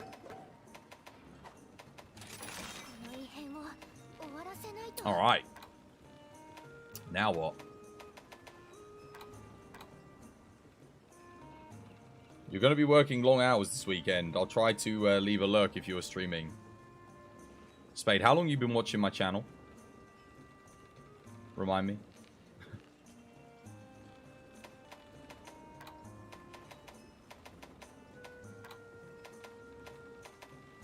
Yeah. How long you been watching my channel? Over just roughly out of interest. You have to remind me. Because I can't remember how long you've been watching for. Over a month now. That's fair. You're new then. So, my channel rule. Religious. Been streaming for like... We're coming up to 7.5 years. Next month, I think? Or the month after next? Never stream on weekends. Never stream on weekends. I never have. I never will. I've never streamed a weekend ever. Too many people stream on weekends. So there's too many people to compete with. So it's just a waste of time and energy. When you can recoup that energy, you can work on other elements of the stream. Off stream, you know. You can sort out... I usually do my YouTube... Any requests that have been made on the Discord, stuff like that. So, no, I've never streamed weekends. The Monster Hunter community is spread thin as it is. I mean, look at my viewership. It's fucking in the toilet. It's like, it's terrible. So, like, yeah.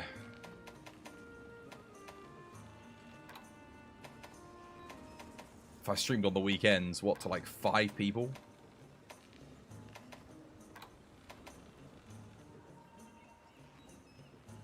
How many of them are part of the 900,000 watching Diablo? 900 cunts. 900,000 of them. Oh, dear.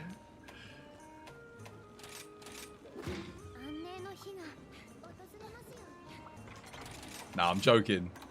I'm joking.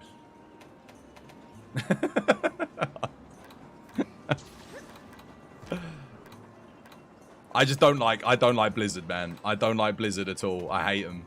I can't stand them. I can't do it, man.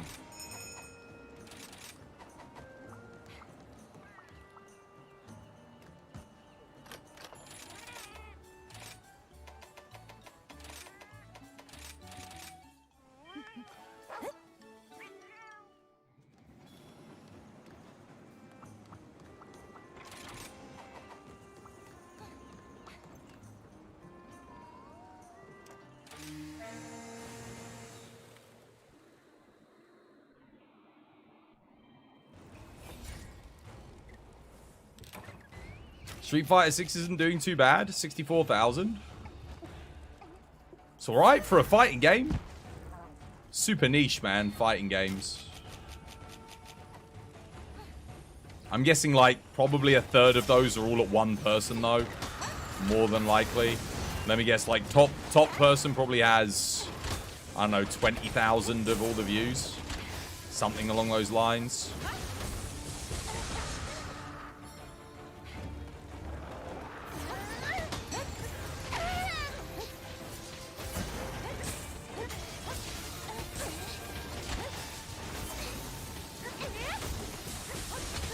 Wow, none of that hit his head. He's too small.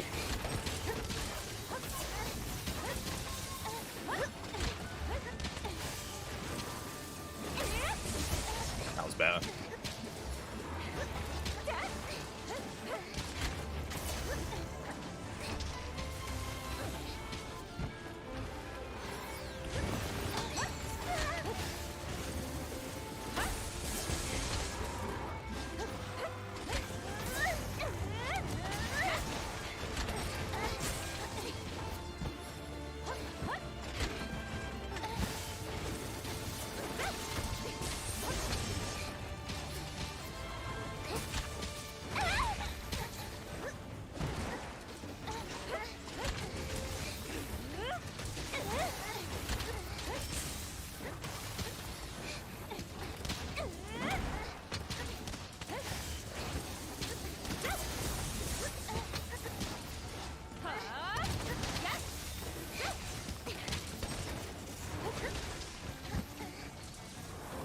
Oh, wait, what? He did like a little delay in between the second one.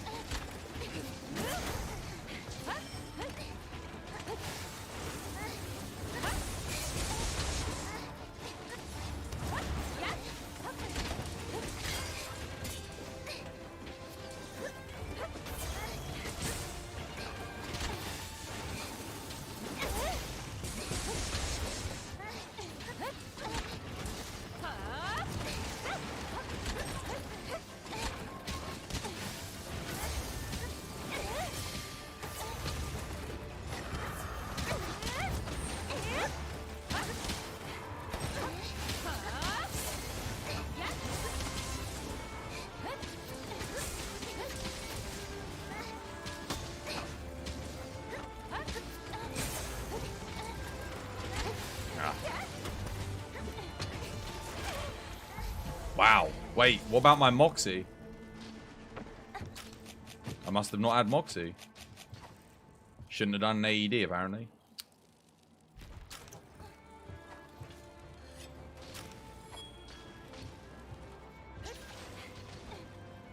Whoops.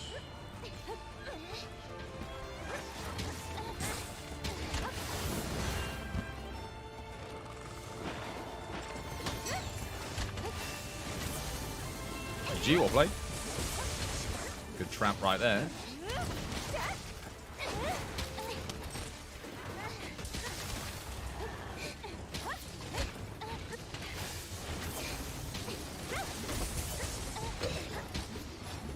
That's what you want. GG.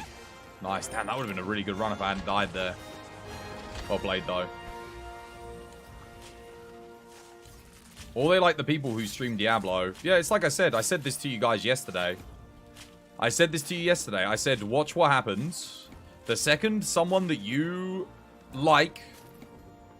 I said the majority of people that are here watching the stream don't actually like the stream. They've got this on in the background just because it's something to have on. They don't give a shit about me. They don't give a shit about the community. They're literally just here to have something on in the background that appeals to them. The second something comes on that they actually want to watch and they actually want to enjoy, they will be gone. And lo and behold, they're gone. Like I said, that is how it is.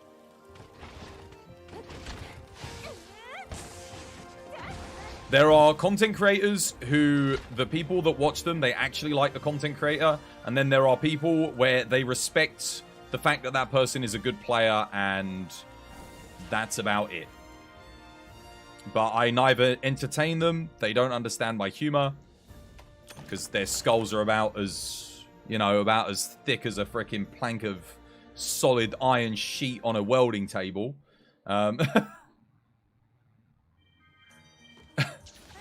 They don't get it. They're only here, those people, like I said, they're only here because there's nothing else on for them to watch. I am the... What's the best analogy I can use? I am the Black Clover of streamers. No one actually chooses to watch Black Clover at the start. They don't, no one does that. They only watch Black Clover when there's none of their other favorite shows are streaming. It's like, well, I might as well catch up with Black Clover. Because, you know, it's alright, it's solid, gets the job done, it's got some funny moments in it. And it's competently animated at times. But no one's going to go out of their way to watch Black Clover. They're gonna watch One Piece and they're going to go watch Dragon Ball. Or they're going to go watch freaking Naruto. We don't speak about Naruto watchers.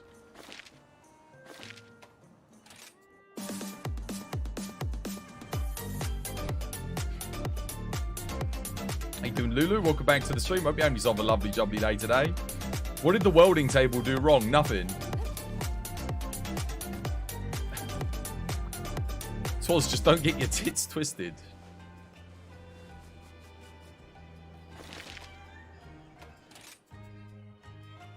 And it's not just me. It's not just me. Go onto Monster Hunter right now. Watch your other favourite Monster Hunter streamers.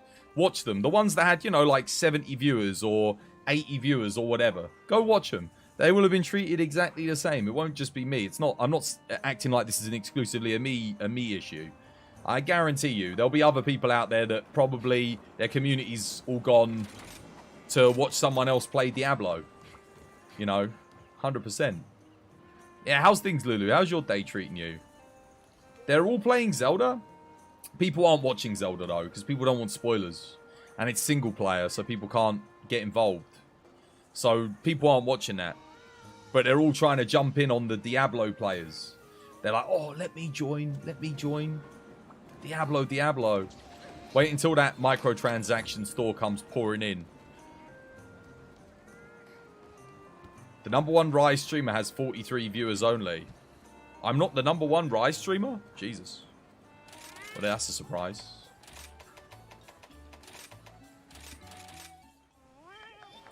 I guess more my community's even more dispersed than I thought.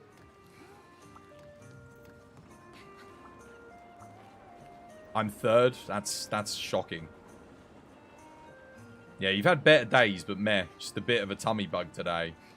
A little morsel of streamer joining. Ah, dude, the community, the game's dead. But there's nothing else to stream. I wasn't getting any views from Starship Troopers really anymore. That died pretty quick. Yeah. Dragon's Dogma 2's not co-op, so that's going to be a fucking shit show if I stream that.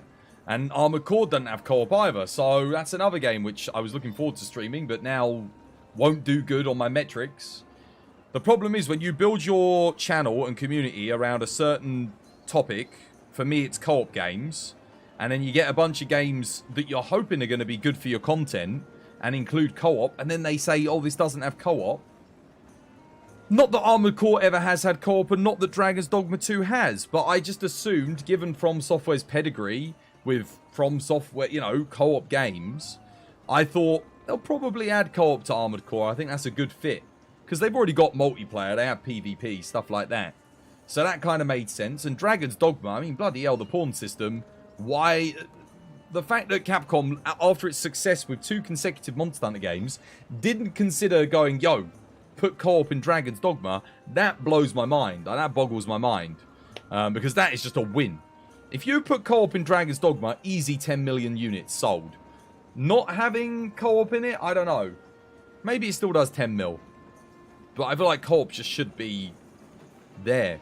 I don't think I can't be the only person out there that, like, the minute you put co-op in a game, I immediately want to buy it twice as much as I did before it had co-op. Outside of, like, The Witcher. You know, some very well-written narrative games. Which, there's not that many. I mean, a Capcom game, no one's buying Capcom games for well-written narrative. They're buying them for the action, the combat, the tight gameplay, the really good end-game experiences that they offer. I mean, Jill Sandwich anyone. You know? Like, you ain't buying Capcom games for the story. Some people might do. Perhaps some people love that cheesy 80s bad writing content. You know, some people really like that. But for the rest of us, we're buying it because it's co-op. It's something we can play with our friends. You know how disappointed people with Spider-Man 2 not having co-op. Not buying it now. Oh, does it not? Oh, it kind of looked like it did. I thought like one person got to play as Miles Morales and one person got to play as thingy. When Final Fantasy 16 drops, you won't see you for a few days. No, I know. And that doesn't have co-op either. But again, Final Fantasy never has done. I don't know, man. It feels like the death of the co-op genre when it comes to action games. It's just Monster Hunter. I mean, okay, there's Wild Hearts, yes, but like... Risk of Rain 2 co-op streams? Yeah, but it's 2-player co-op. There's no 4-player co-op, and that is there. Risk of Rain 2 is brilliant. I've already beaten it. I've done everything there is to do in Risk of Rain 2, more or less. Well, when it came out, there's been updates since then. Risk of Rain is up to 4-player. Oh, is it actually? What's it? Let's check the viewership on Twitch. Let's see how it's doing. I mean, nothing else is really going on. Might as well have a look, eh? Let's have a look at the metrics. We'll do our Twas Scout. So it has 155 views. And we have 6 by...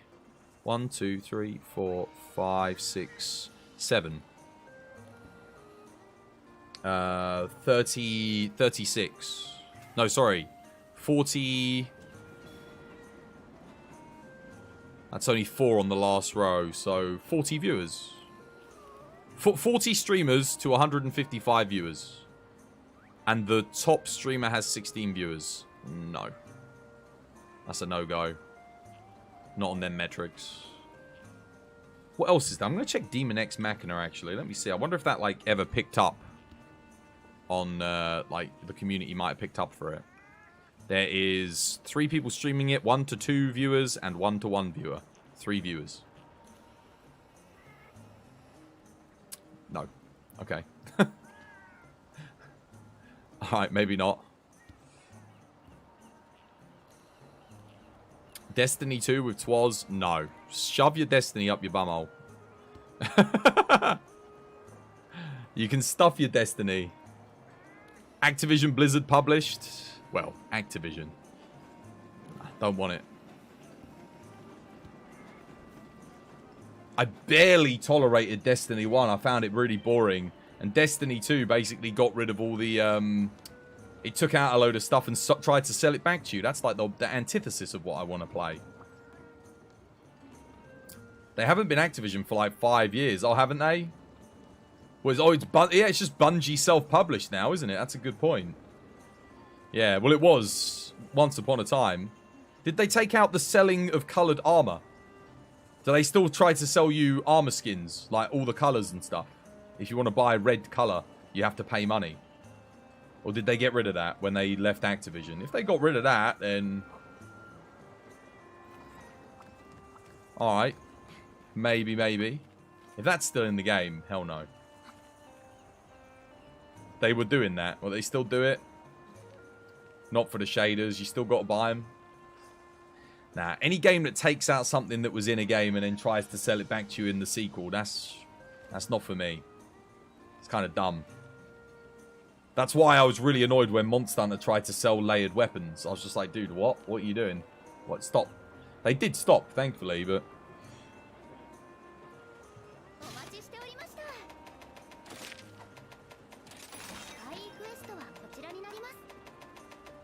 Could try and get the Frontier server back up and running. I'd have to ask Lee if they could talk to Tolly. Tolly would have to get it back up again.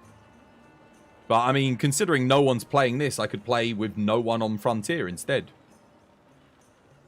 I know you purchased the plush weapons. No, I bloody didn't. You know what you can do with your plush weapons? You know what I'm going to say? You can take them? Where can you put them? Wait.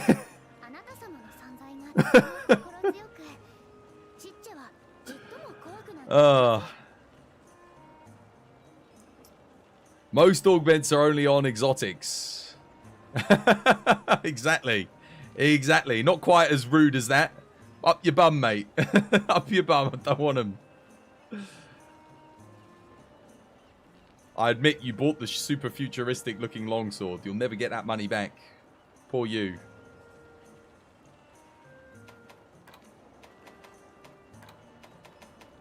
Don't encourage him. Don't encourage him. Capcom will stay good if you don't buy it. Because they won't... If no one buys it, they'll be like, it's not worth the financial investment. You're too British to sugarcoat it. No, indeed.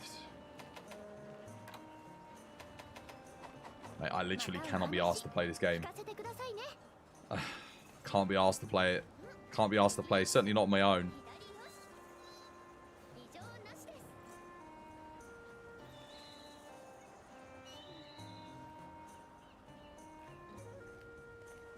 $1.99. Okay, so the entire game of Monster Hunter Rise, what you're telling me is... Because Rise, full price, Sunbreak is $40, right? So that means Sunbreak content is the equivalent of 20 layered weapons. That's the value of Sunbreak. What would you rather have? 20 layered weapons and no game, or Sunbreak? This is... You see the equivalence issue here. What games have I got in my library? Lots. You wish Rise was crossplay. I don't. It would suck. The performance is bad enough as it is half the time without trying to connect to bloody Switch players. It'd be shit. And then you wouldn't be able to run mods either. The only way my game runs properly on PC for me personally, I know a lot of people don't have this issue, is with mods. I got to use the Rise performance mod. Star Citizen's at 1,000 viewership? Is it actually?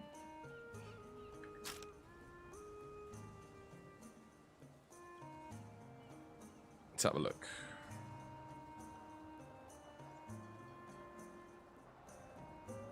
Well, that's not bad. How many people are streaming it?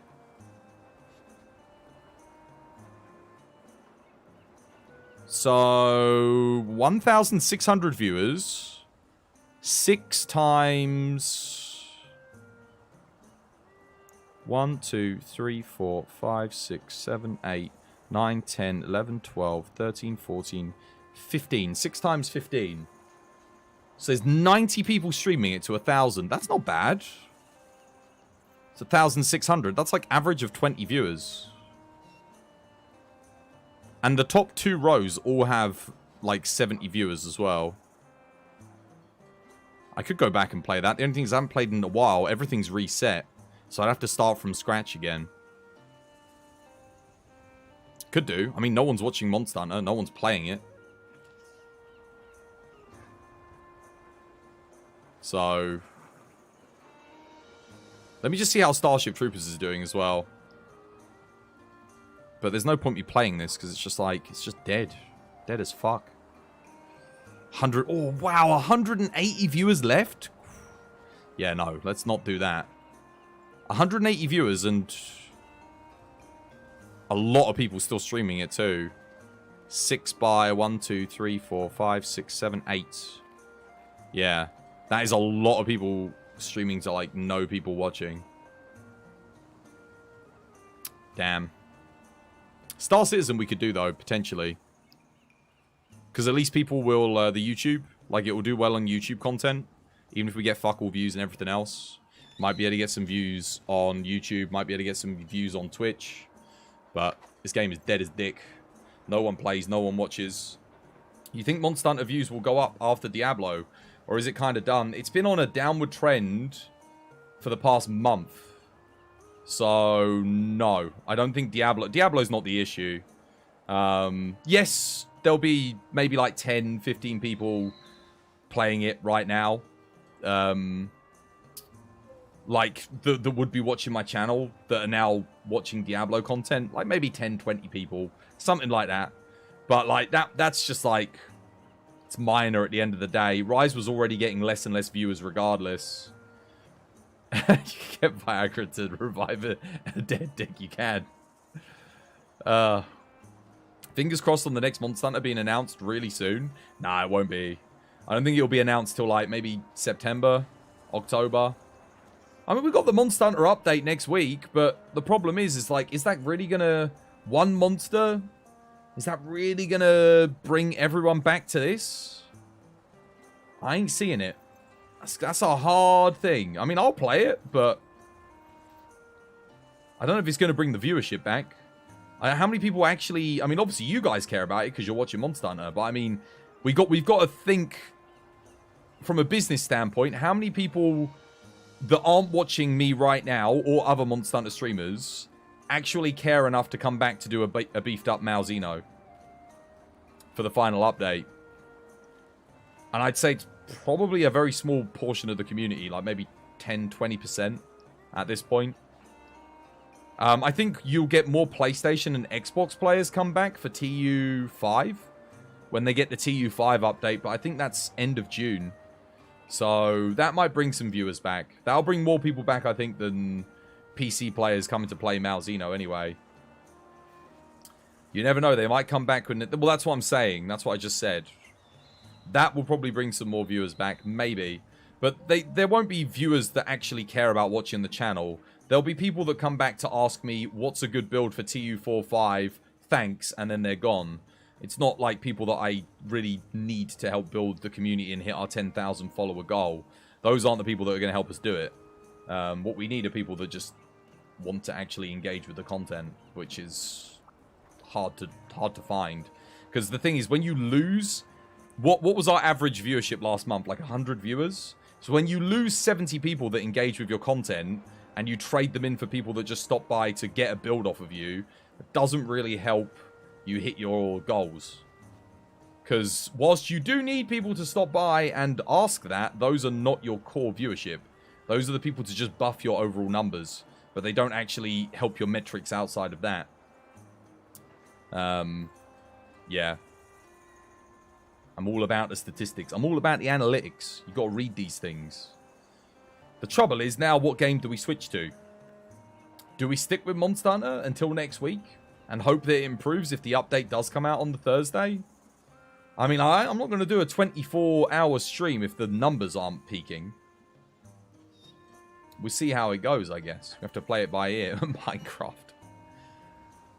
Of all of the... I mean, Lulu, never go into business. Stick at what you do.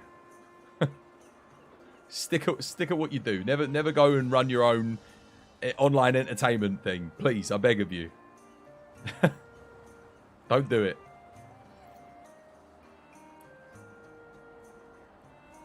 Tarkov. Not a single fucking person in this chat wants to watch me play Tarkov.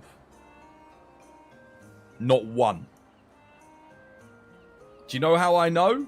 Because I raid 3 people in my community that play Tarkov all the time. And within 5 minutes of me raiding, every single bugger and his mother has disappeared off the face of the earth from watching those streams. And I'm the only person left talking in the chat. None of you want to watch Tarkov. I can tell because I raid people that play it all the time and people don't stick around. Except for Jarhead. So I can't play Tarkov. I'd love to play it. I love Tarkov. I'd love to stream it. But I can't because I know no one wants to watch it. Not in my community anyway.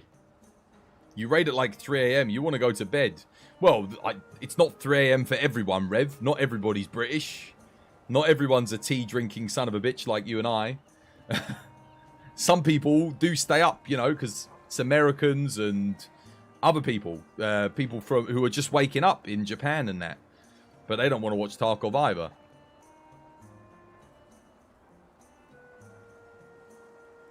Sorry, Inferno, you too. I don't want to leave you out. I didn't forget. And Lulu.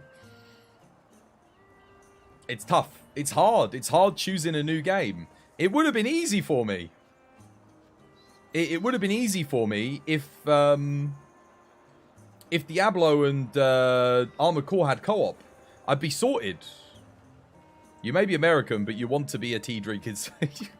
Go brew yourself a cup of tea. It's easy. It's as easy as that. Brew yourself a cuppa.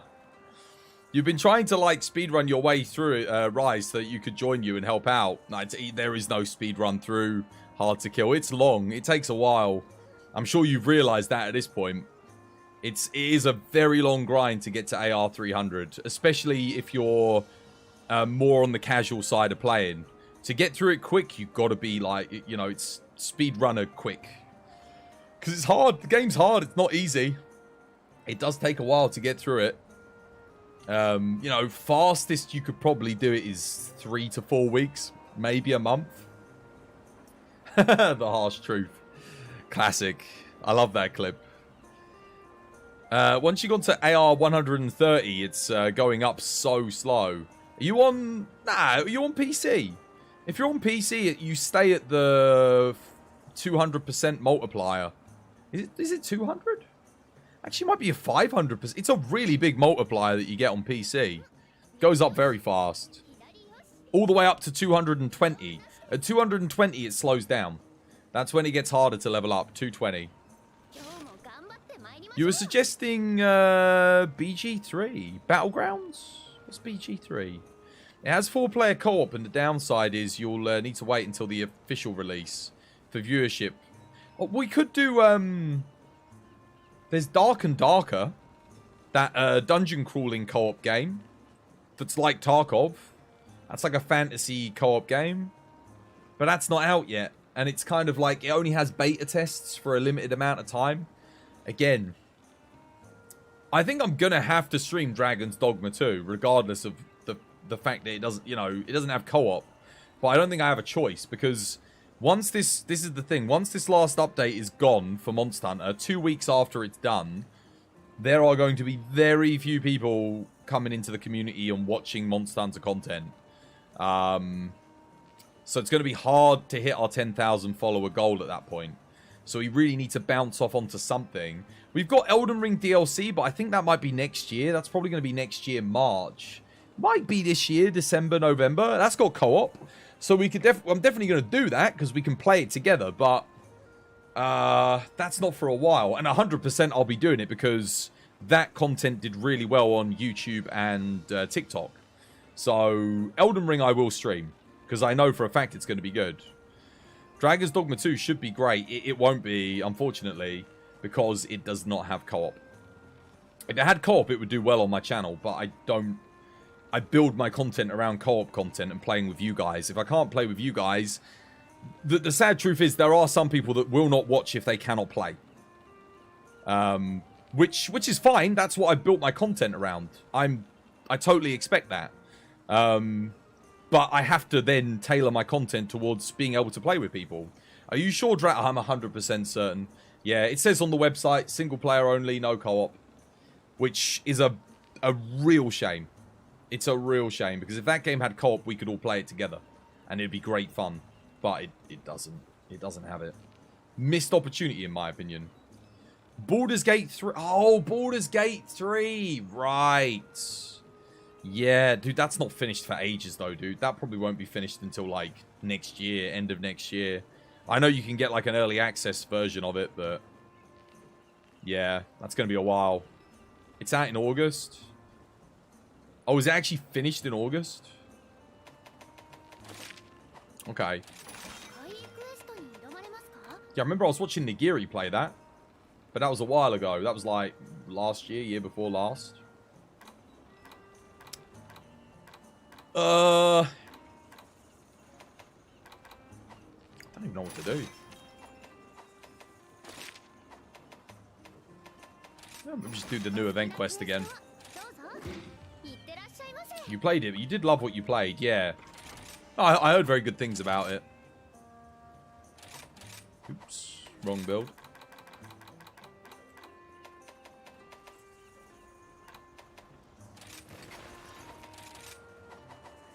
You love that the dice rolls determine the dialogue on that? Dude, it's a good... it looked, like I said, it looked like a good game. I can't fault it. You're playing Rise on the PS5. You got AR 150. Oh, right, okay. Yeah, that makes sense. That makes sense. Well, you'll get the XP boost soon. End of the month. Because it'll... and that'll let you... like, if you, even if you want to take a break, you don't have to grind it. I'd say relax. Don't worry about grinding it too much. Because when the update comes out, you'll just... as long as you get to 181, you'll be able to do the Risen Elders straight away. And you'll have access to the arena quests. So try and get AR 181. And then from there it'll be clean sailing. That would be my advice.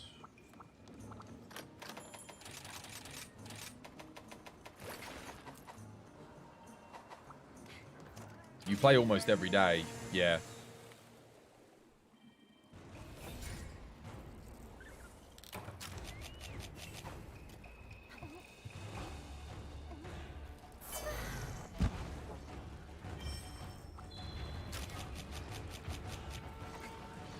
Oh god. It's close. Too close.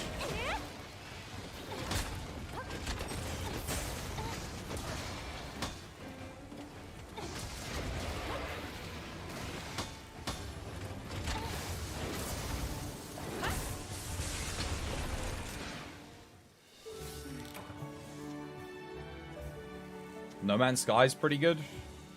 Not interested. Already streamed it. Already did it. Before you used to watch the channel, Marl. No viewers. I won't go back and do that again. I remember buying that game and just being like, no one watched it.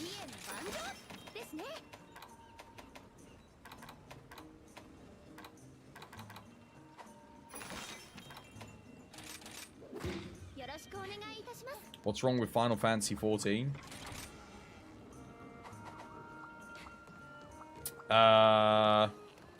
Final Fantasy 14 I won't do because historically I've watched a lot of other Monster Hunter content creators do it and they get bugger all views. So I've learnt from other people not to stream that game. So I won't be playing that. Also the other thing is starting an MMO as a new player, nobody wants to watch that. People want to watch people that are experienced at the game or are doing end game content. Who wants to watch a new player go through a game that's like a decade old? No one. I don't want to watch that. I wouldn't want to watch that content. Like, if I was already experienced and doing it, then yeah.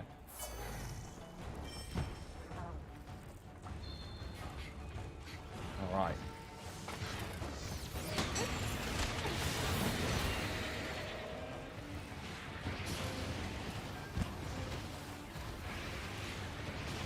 What is this?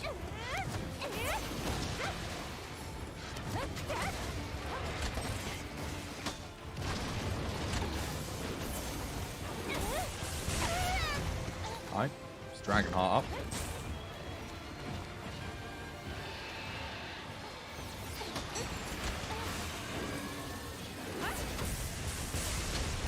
Nice.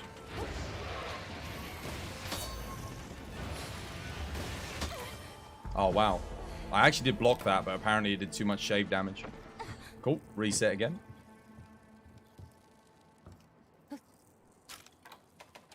I couldn't do my wire bug move there because it would have killed me. The one behind me. Overcooked with viewers. Is it a third-person action co-op RPG? Back for Blood? Definitely not. No. Nothing's wrong with it. You're just giving suggestions. You know Twas wouldn't stream it because of the reasons that he's just said. Just stream Monster Hunter World 2. Dude, imagine that. Imagine that, Monster Hunter World 2. Oh my goodness. Now there's an idea. Nah, but channel's dead at the moment. Honestly, if it wasn't for the Monster Hunter update next week, I would literally just take a holiday now. No offense to those of you that are watching and enjoying the content, but seeing as things are, like, really bad at the moment, I might as well, like, just go do something else with my time. I'm not going to hit any of my goals. We're not getting any growth. I'm not making any money. So if I'm not making any money, then I can't do it, can I? Come back when something actually comes out. That's why there's bugger all people streaming this or making content for it at the moment. The only problem is I've ridden the wave for as long as I bloody can.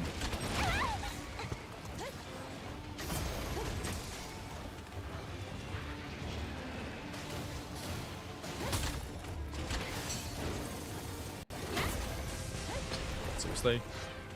Just move RNG.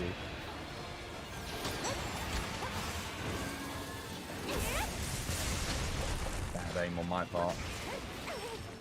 Shave damage. Okay, that's not ideal. Yeah, the one behind me. I had to try it, but got me again from behind. Hitboxes are pretty big on the big guy.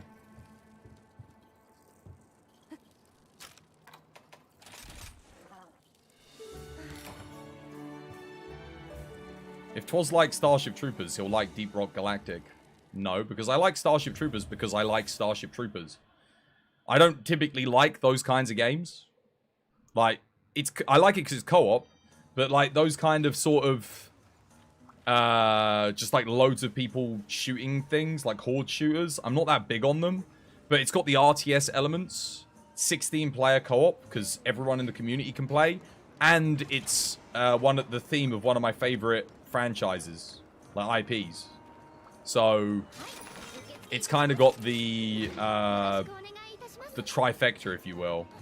Helldivers 2 is PS5 exclusive, and I'm not buying a console to play a single game. Never again. I've done that twice. I did that for God of War, and I did that for Monster Hunter Rise, both of which failed in terms of metrics on my channel. So we're not making that mistake ever again. You thought it's coming out on PC? Where does it say that in the Sony trailer? It said PlayStation 5. That's why it was at the thing. It's on PS5 and PC. Cool. Is it coming out next week? Is it coming out the week after next when Monster Hunter's completely dead after the final update? When's it coming out?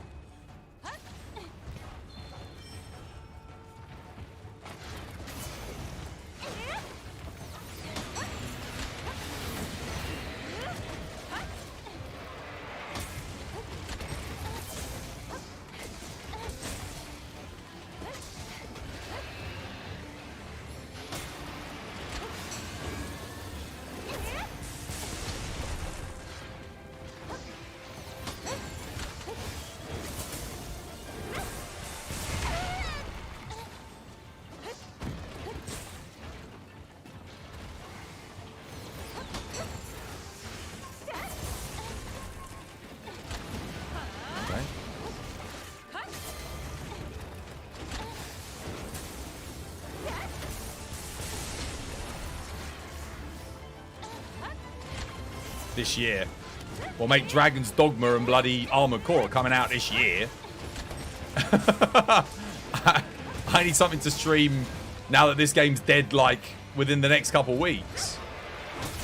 That's the whole problem.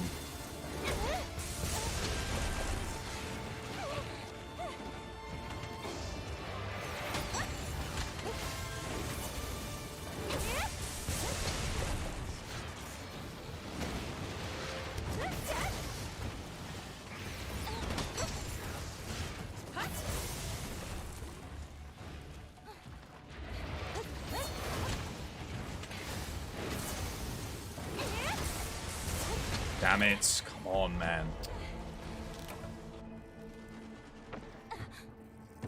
He's so slow, but SAD is just slower.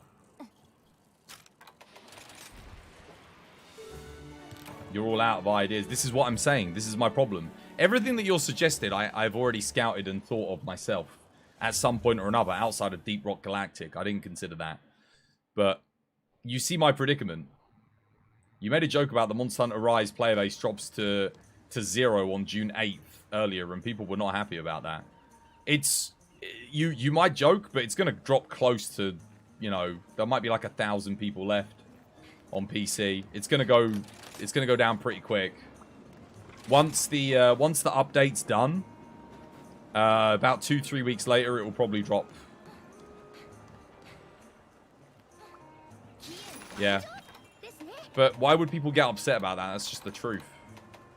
Again, as a streamer, I can confirm that usually about a week or two after a week, 2, 3... How many weeks has it been since TU5? Like 4 weeks? We're on the 4th week now. So 4 weeks, and I've gone from 100 viewers to like 30. So we can quite safely say 66% of the player base is gone, and that was after the most hype for there was more hype for TU5 than ever before, because we had the hype for that, we had the console player hype, so That's all gone now. Console players don't even seem hyped for TU4, TU5, because otherwise they'd be here getting hyped. That's my sentiment that I gauge from the community. And then the new update, dude, no one seems, outside of me and like people that play Monster Hunter religiously, no one cares. Like I haven't heard a single person come back to the stream and say I can't wait to play the final time. No one said that. And again, I'm going off of community sentiment. I'm gauging. I always gauge the hype in the community based on what people are saying, what people are doing. I've never seen the Monster Hunter community so disinterested in an update, which seems to be like it's going to be good. You know, Malzeno variant, perfect. Potentially other stuff, but what Capcom need to do, in my opinion, from a content creator standpoint, to help bring the gamers back, is that this final update needs to have a surprise in it. It needs to have something that nobody's expecting, that people can go, oh my god, I didn't see that coming, to bring them back to watch content. Because otherwise it's not going to happen. But that's what it needs, 100%. If they drop, like, I don't know, let's just say Elatrion. Everyone loves that monster for some reason. Let's say they say Elatrion is coming back in. That'll get people hyped.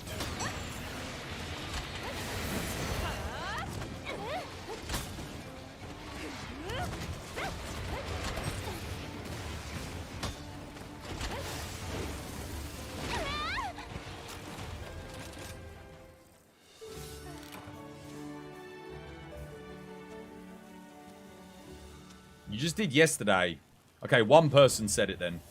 One person in a community of nearly 7,000 people said they were really hyped for the next update.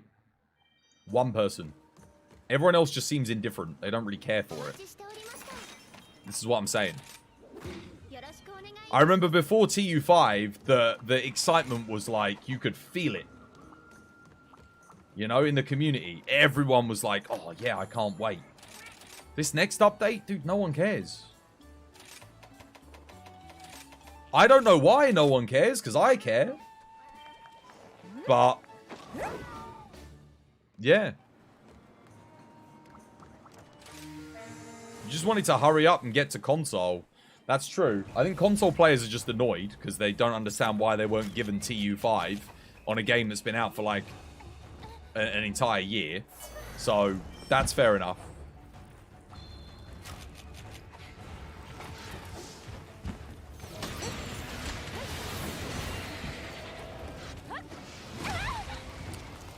Okay, Dragon Heart's up.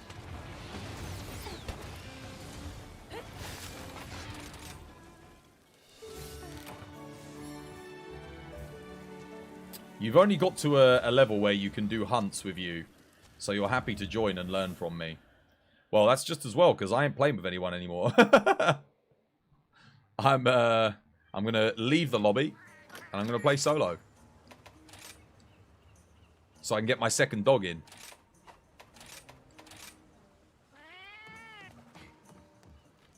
In before we get the bonus update at the same time on PC. Ain't gonna happen. Ain't gonna happen. Don't start thinking that's gonna happen, because you'll get yourself hyped for something that will not happen. And then you'll be disappointed.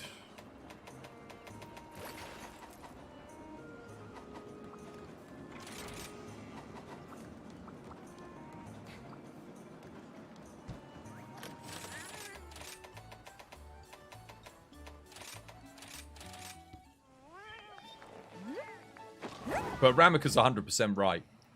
The only thing that really, realistically, there's two things that are going to get the Monster Hunter community back up and running again in terms of streaming.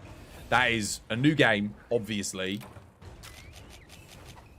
And, or a secret announcement for the update. Something that people weren't expecting.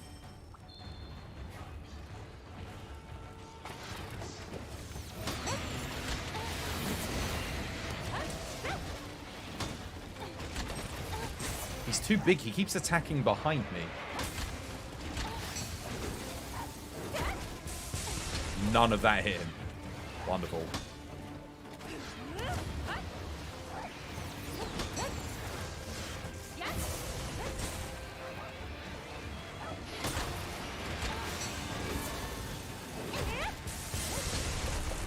good, though.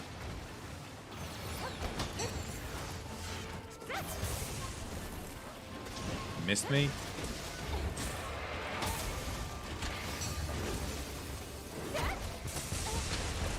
I wanted to hit the wing there, but again, he keeps attacking over my head. He's just too big.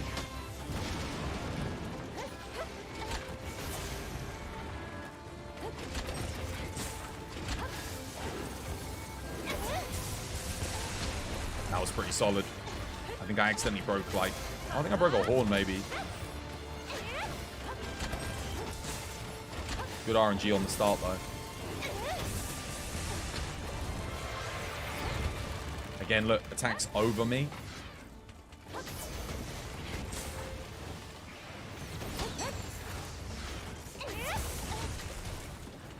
He's just a massive beast of a monster.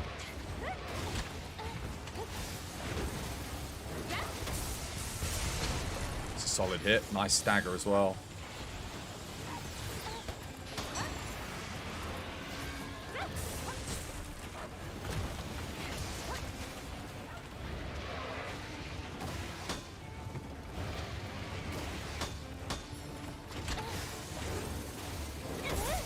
To knock him down here. Yep, that's good. Actually gonna heal myself up. I'm not gonna risk this run.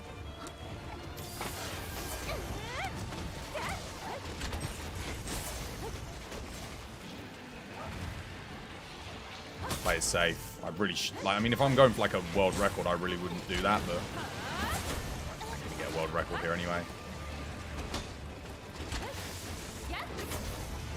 Damn it. It's okay. Dragon Heart's back up. That's fine. Increase my damage at least. He missed me?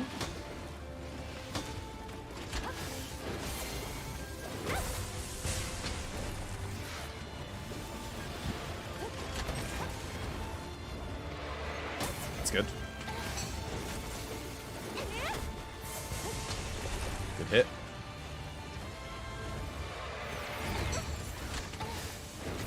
And again, good hit. Good hit, solid. Powering up again. Oh, I almost died there. So the random dragon. He's got a lot of health, this guy, eh?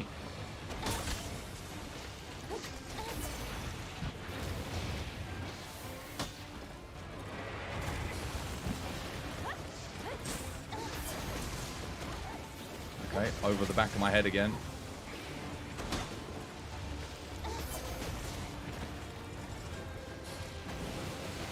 Missed me. This I'll hit. Dead? Should be. Yeah, nice. I had to wait. Got some bad move RNG at the end there. Added about 30 seconds on. Never mind. Oh. It's spoiled. You didn't know? It's Monster Hunter now. Obviously going to be Monster Hunter Future. You'll be there day one for Monster Hunter now. Max Dudes is on 22k streak. Dude, I watched that guy play Monster Hunter once and it was the most painful experience of my goddamn life. I watched him do Insect Glaive on Behemoth and I was like, how the hell has this guy got like 17,000 viewers? Where did I go wrong in life? I was like, perhaps if I, you know, tape my thumbs to the freaking analog sticks and use my nose to press the triangle button, maybe then I can play at a level of Maximilian Dudes and get my 20,000 viewers. What the bloody hell is this? You know the feeling.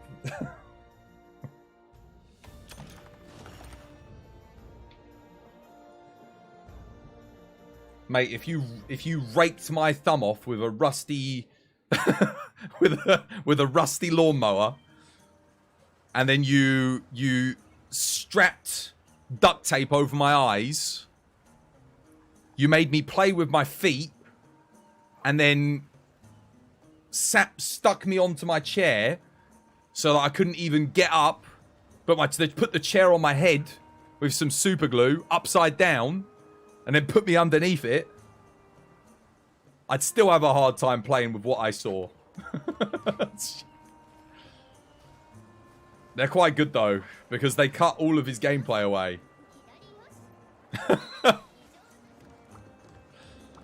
Look, don't get me wrong, alright? Don't get me wrong. I know a lot of people aren't great at this game and they stream it and whatever. But do you know how disheartening it is when you know so many fantastic people in this community that dedicate literally like every waking moment of their streaming careers to getting better at this game, playing it well, making really useful content for people that actually is bloody useful and not just saying random crap and hoping that it sticks to some of the scrub nubs. And then some numpty comes along from bloody, I don't know, whatever game, World of Warcraft, starts playing Monster Hunter, knows how to press the triangle button somewhat competently, and ends up getting like 20,000 viewers, and you just go, Jesus Christ. Like, people that it's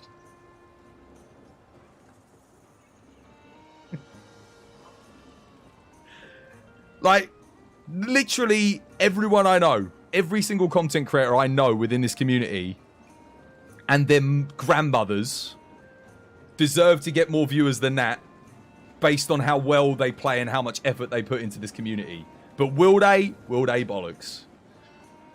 You think Twas is... I am, mate. I'm old. I'm getting old. This is what happens. When you get old, you get annoyed at everything and everyone. You start to despise everybody and everything apart from the people closest to you. And the people that actually support you and give a damn. It's not his fault.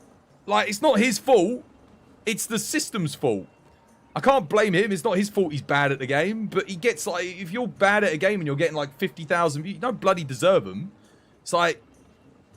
Bloody, I don't know, Angbatter, speedrunner. He deserves 50,000 viewers. Bloody Rainy, one of the best charge play players I've seen. He deserves 50,000 viewers. Cantor should have 50,000 viewers. Bloody, I don't know. The list goes on. Pem, bloody Peppo.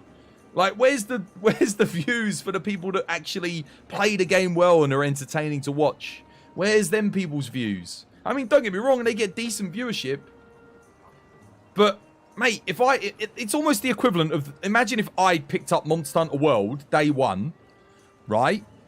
Imagine if I picked up Monster Hunter World day one, and I hadn't played the game since Monster Hunter 4U. I hadn't played in a couple years, and I was rusty.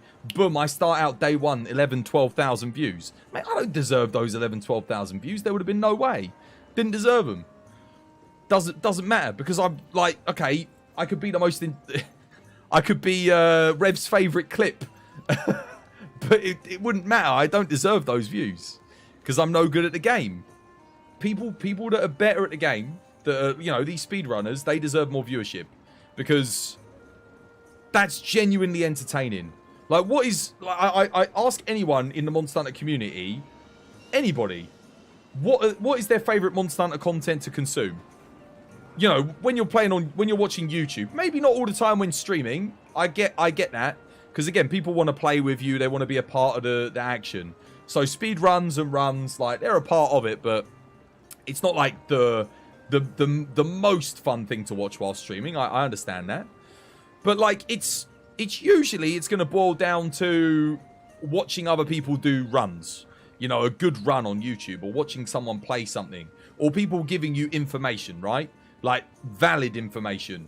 Not saying, oh, element gun lance is the strongest thing. Don't put artillery in your gun lance. Just slap things with it. And sneak attack, no, you don't need that. Don't run any attack bonus. Make sure you put it... What was that clip? No one clipped it yesterday when I was like going on about divine blessing and everything like that. But you know what I mean. You know what I mean.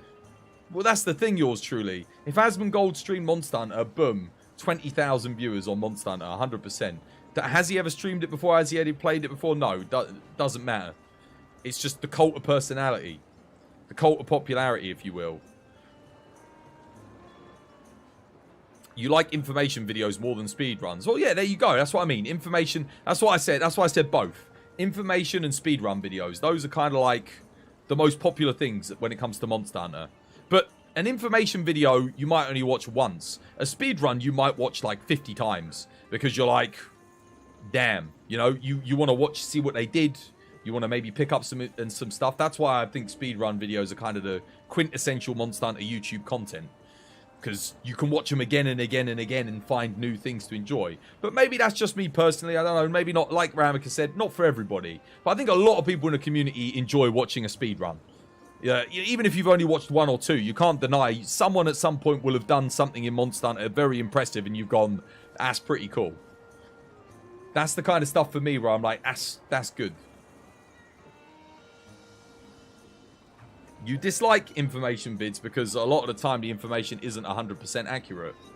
Well, yeah, the people that put out information vids when the game first launches and it's been out for like a day, like a lot of the stuff is not going to be applicable once you hit the end game.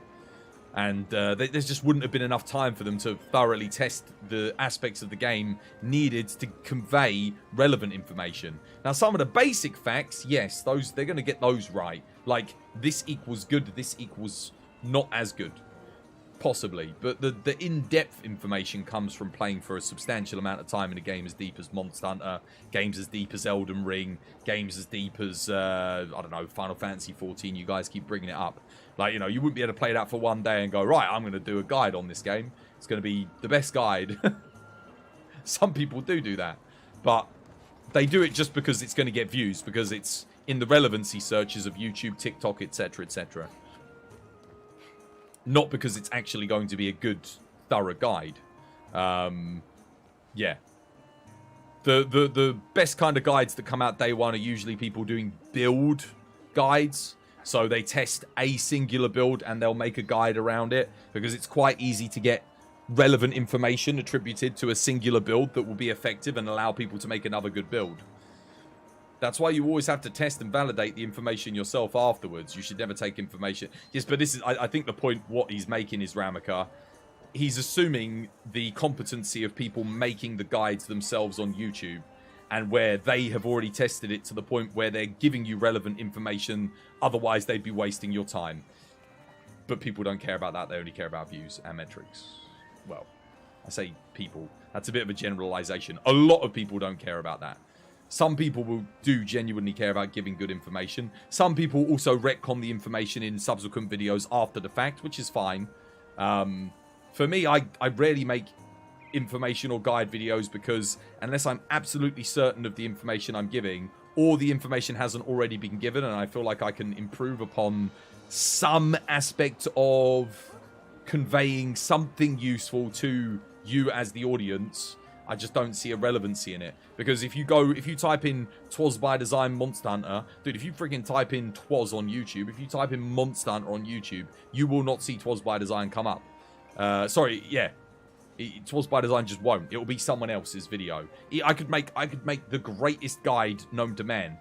Like the most thorough, hour-long video covering every aspect of every weapon, what the meta build is for every matchup. Just boom, pictures flashing up. Pause here, boom, boom, boom. This is meta, this is meta, this is meta, meta, meta. Go, go, go, go, go. Consume, people pause, they take it down, whatever. It would still only get like 100 views. No one would see it. Because my stuff just doesn't come up on YouTube. Doesn't matter. Could I do it? Yes. Should I do it? No. Be a waste of my time. Be a waste of time.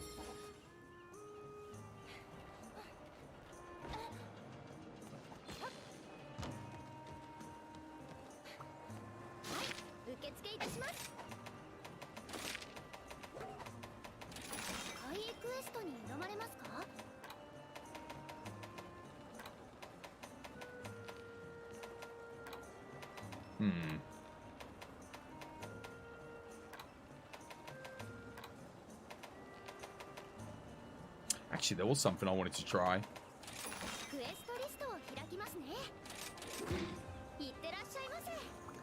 Unfortunately, the YouTube meta demands fast videos. Yeah, this is the issue.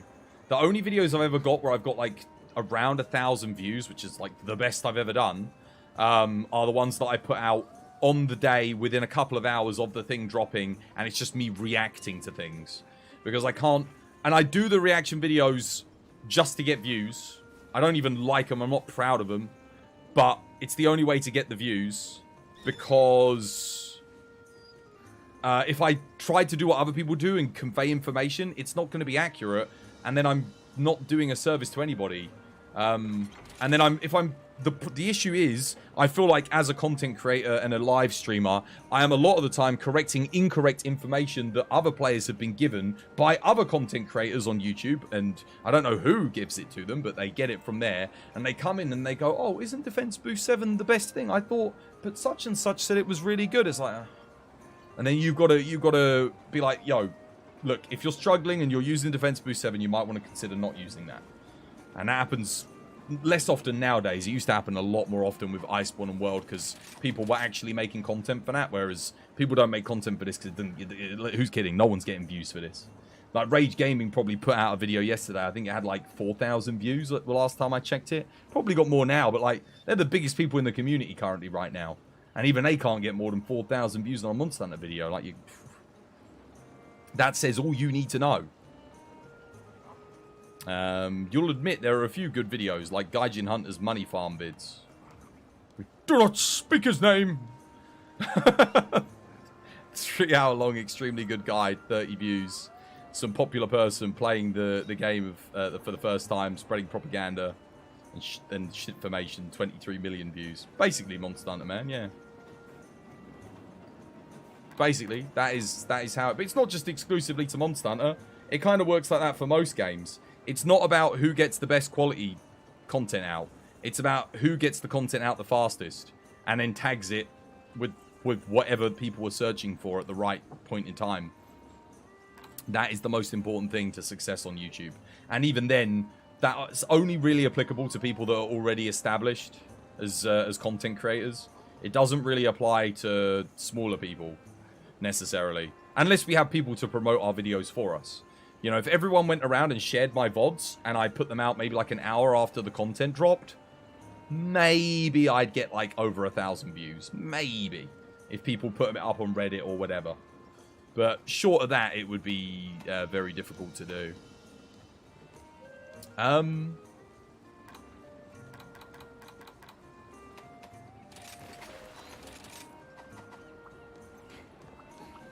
People who only play the game when they're getting sponsored. Exactly. Exactly.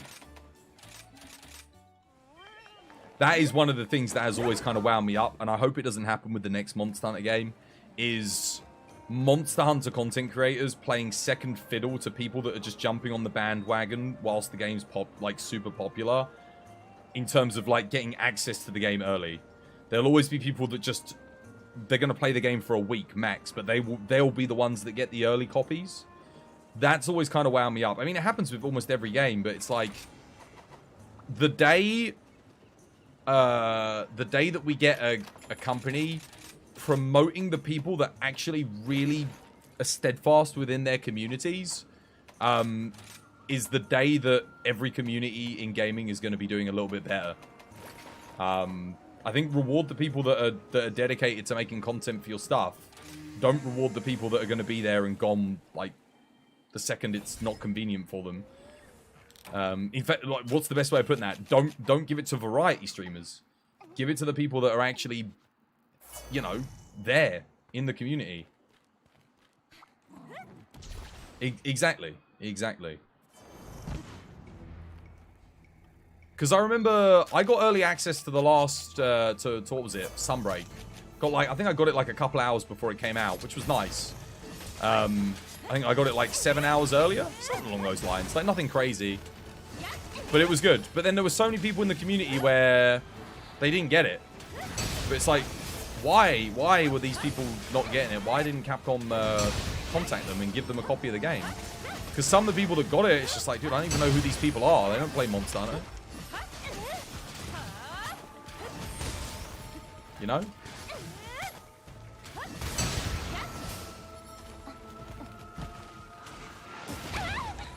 It's not ideal. Ouch.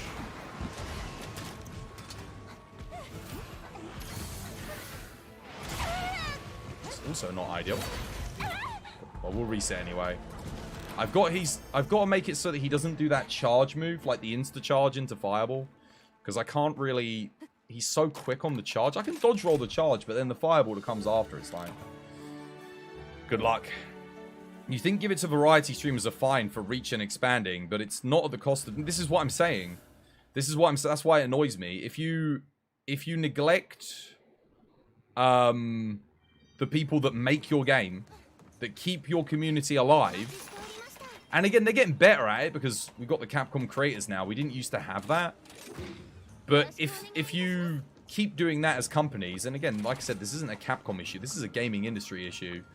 It happens with first-person shooters all the time. I see it all the time. They jump on, like, I'm going to call them the EA boys. The ones which love to suck off every time EA does something in the first-person shooter, even though it's absolute garbage, like 90% of the time.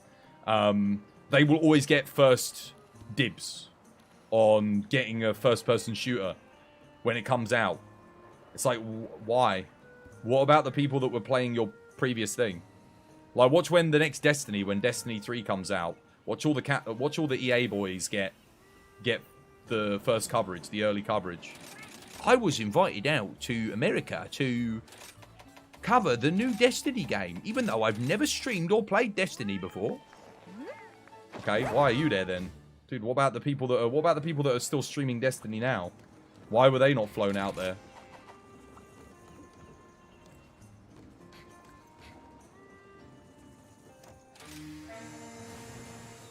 Imagine your first impression of a game was that dude playing Cuphead. This is what I'm saying.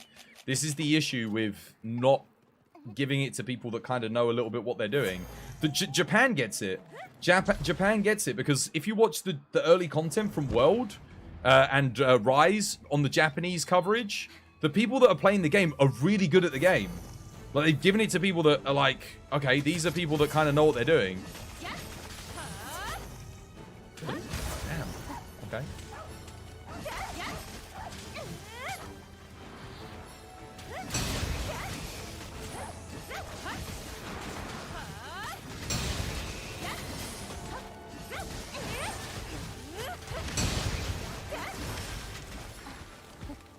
But the West aren't. The West kind of... There's the fireball. Luckily, the hyper arm is kind of protecting us a bit there.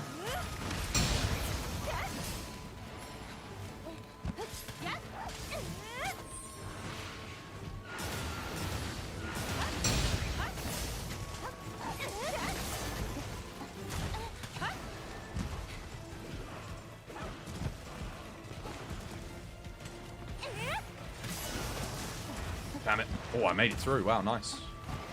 I did not think I was going to get the iframe off there, let me tell you.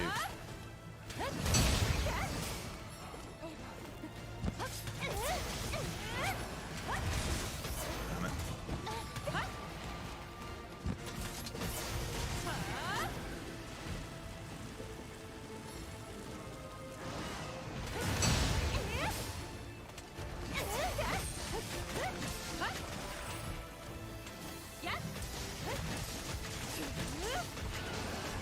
Oh, hello. Oh my god, dude, I took so much damage on that. What the hell? You kidding me? Oh, come on. Really? I was just trying to heal there. That's a shame. I was going quite well.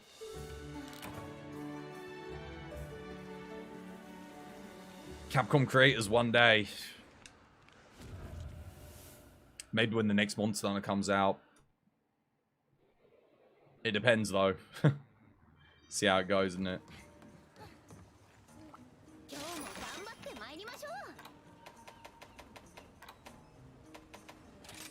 Damn, that would have been such a good run if he hadn't done that right there.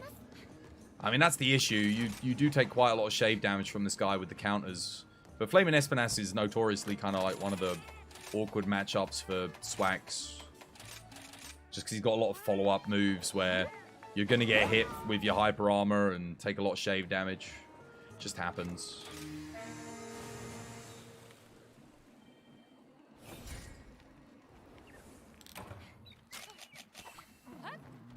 Let's go. Give it another shot.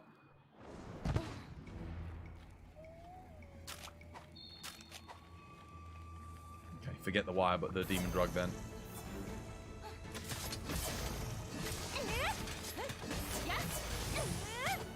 Seriously? Dude.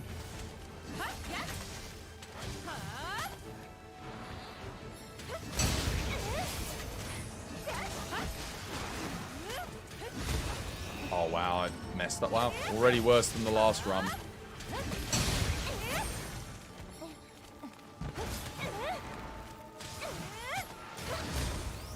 Okay, hit my dog. That's not good.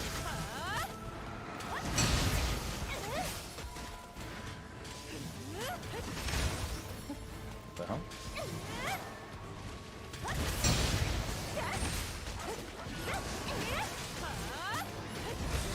Nope. Too early that time. It's really funny that Capcom make a contract with a lot of creators to be Capcom creators, and then proceed to immediately make games that are the most anti-content creators. Well, for me, the thing that I don't understand is they did that, and then Dragon's Dogma's not co-op. That's the one thing I don't get. Like, why did you not make it... Like, the thing that keeps Monster Hunter alive and makes it popular for so long. Like, go and have a look at how many people are streaming Dragon's Dogma. Like, probably not that many. There might be one or two. But, like, Dragon's Dogma, if it had co-op, there'd be probably still, like, 40 people to this day streaming it. And people in the community kind of getting involved with each other and playing it. But it needs co-op. It needs co-op, man. I don't... And the game is just asking for co-op. It's begging for it. Because you've got the pawn system. Just make it so that we can play with players instead of AI. It's that easy.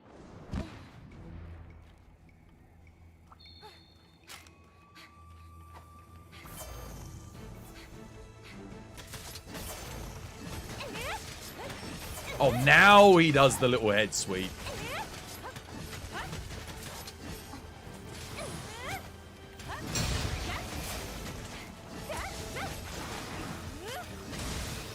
Really?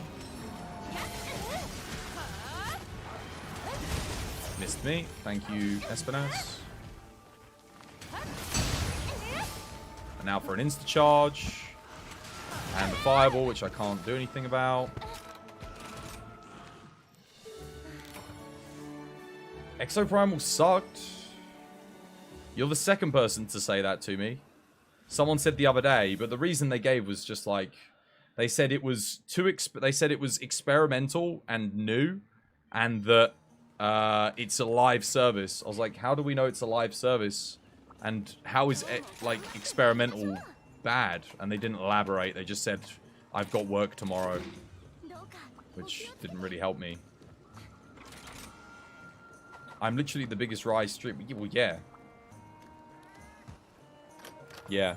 But this is why I agree with you, Ramika. I'm not one of these people that I don't sugarcoat and I don't try and I won't get annoyed over the truth.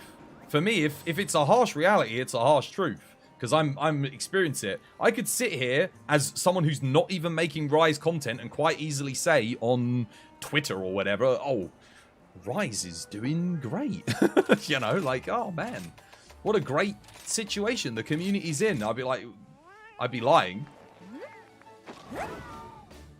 lying 100%. Because it's not doing good at the moment. It's rough.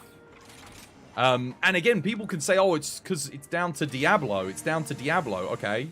It was like this yesterday. Diablo wasn't out yesterday. It was like this the day before. Diablo wasn't out the day before. It was like this last week. That's why I was streaming Starship Troopers. And yeah.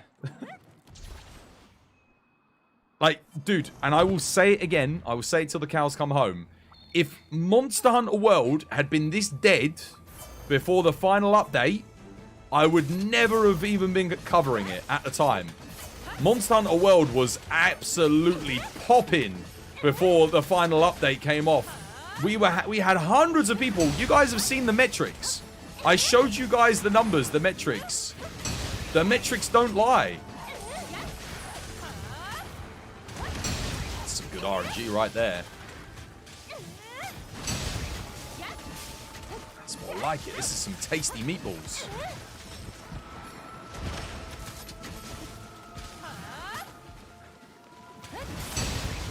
Insta charge, yep. Nothing I can do about it. Heal. Great.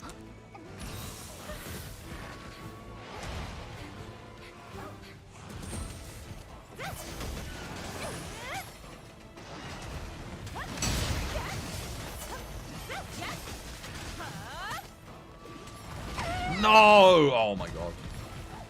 He's done that move twice already. That's like the worst move he can do. That's a bad RNG there. The Sunbreak updates feel more like stuff that should have been included. No, they don't. That's not true. I wouldn't agree with that. Rise, yes. Sunbreak, absolutely not. Sunbreak, there was a lot of stuff in Sunbreak. It was so hyped. Dude, before Fatalis came out, you and your friends literally farmed the Guiding Lands to craft almost every armor possible because you predicted Fatalis was going to take everything there is off of us. Fatalis was so hyped, man. It was so good. The community was popping. The content was great. Everyone was excited for it. What they needed to do was match that for this game with that final update announcement. And maybe they do have a surprise that's on par with Fatalis, you know? That they haven't even teased or anything. But the community just feels so drained at the moment, you know? And that's not how you want a Monster Hunter community to feel before the final update. It's like the game is about to get its last update, so it's going to die off. But it already feels like it's hit that point before it's even gotten to the final hurdle, which sucks. Because World Iceborne never got that far. But here's the thing, World Iceborne, we didn't think it was going to end with, we couldn't believe it. We were like, wait, what? You're going to kill this game off at the peak of its popularity? Are you kidding me? And then lo and behold, they did. Which was like the dumbest thing they could have done.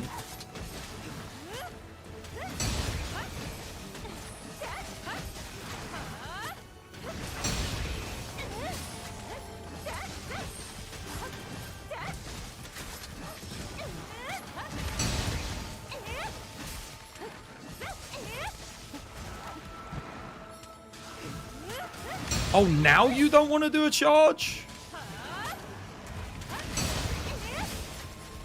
I see how it is.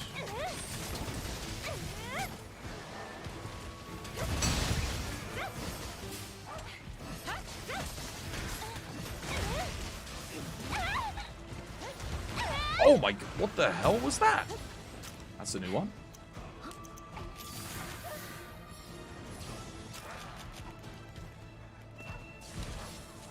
Charge me swacks up the old-fashioned way then.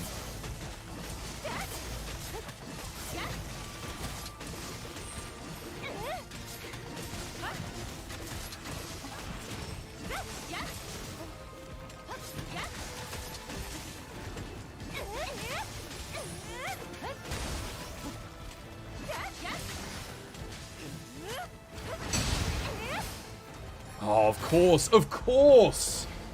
Of course, now you do it. Now you do it. That's why this is a rough matchup for Swax. That one move. World has more viewers than Rise. Yes. Because they should never have dropped World. What killed Rise was the dumb event quest that was only... What killed Rise was the fact that it launched and it had nothing. Like, people were comparing it to Iceborne. The best Monster Hunter game, arguably, debatably. Again, there were other really good Monster Hunter games. But one of the best Monster Hunter games ever made. Followed up by the Monster Hunter with the least content we'd had since Try. That's already everyone put their back up to the game the second they did that. It gave everyone a negative first impression to the point where some people can't... Look, if I get a bad first impression of a game, I don't come back to it. You know? If you're not a Monster Hunter fan, and that was your first impression, you're not coming back. Sorry, if you're not a Monster Hunter fan, you're not going to come back after that. That was it. That was the one chance to kind of grab their attention, which is sad because... that's a lot of the Nintendo crowd who will... That might have been their first ever Monster Hunter, and they played it, they got to Nawa, they were like, well... Alright. And they wouldn't have done the extra updates. They wouldn't have done any of that stuff. And I know they didn't, because I remember my first week of Rise was the most views I ever got on it. And that was worse than what I got with Iceborne and everything else. People constantly spoke about it, and Capcom said, hey, 300,000 people, we hear you, so guess what? Now you can pay for stickers. But the event quest issue is the whole stickers and emotes thing. I don't understand what was up with that. Like, they had the template for success with Monster Hunter World and Iceborne on event quest. They set the bar. And it wasn't like stupidly high. It was just, that's what the bar is. And, well, some of it was. The collaborations, the bar was set crazy high. But the event quests weren't like anything crazy. It's like, oh, this quest gives wetfish. Great wetfish. Good. This quest gives decorations as a bonus. Good. This quest gives such and such, you know, like... And that was just base Rise. But it took them too long to kind of get back to that. I mean, we're at it now. We're getting good stuff. But, dude, that's 2 years later. Dude, people aren't even playing the game 2 years later to enjoy that content. So it's too little too late, right? The old phrase. So, yeah, cool. Great for us, those of us that are still playing the game. But what about the rest of the community? Again, these are just basic decisions that you've got to have when you're managing a game which is not quite a live service, but you're trying to keep updates going. You need to be more proactive with these things. Because it's not going to keep your average player's attention. The only people that are going to do that are your die-hard fans like me. And then a couple other people in the community. People have come to expect that weekly update mentality of the Fortnite games. If you want to capture that generation's attention, those weekly updates have to be really good. They've got to be solid. You need to be hiring and paying for a team of developers to be working on that stuff on a regular basis in today's day and age. And if you want to do microtransactions in your game, which is what they're doing anyway, you've got to make them compelling, but not to the point where they're obtrusive. Alright? So, yeah, layered weapons no good, but that doesn't mean there aren't microtransactions that you can do that don't just get everyone to put their backs up in the community if you're going to do them, you know? It's all a give or take, and you need to hire people in to be, you know, experts at this kind of stuff. People that know exactly what they're doing when creating content on a weekly basis. Okay, well, there's the shave damage. That move, man.